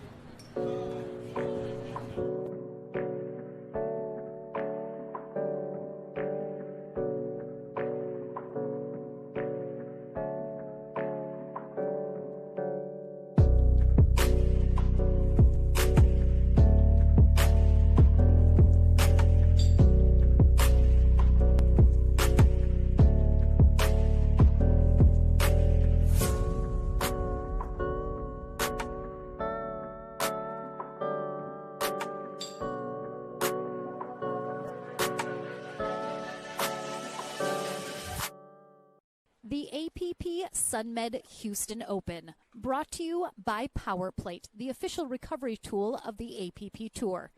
By Selkirk, an official paddle sponsor of the APP Tour. Sunmed, the official CBD of the APP Tour. And Pickleball Central, your pickleball superstore, catering from beginner to pro.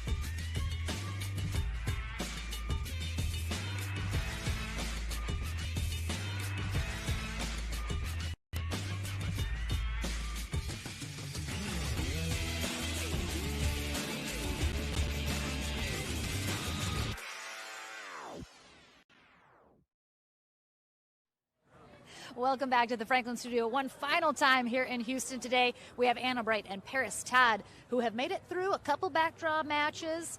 You already faced Vivian David and Georgia Johnson once today. They dropped you down, but we're back. We've got a rematch.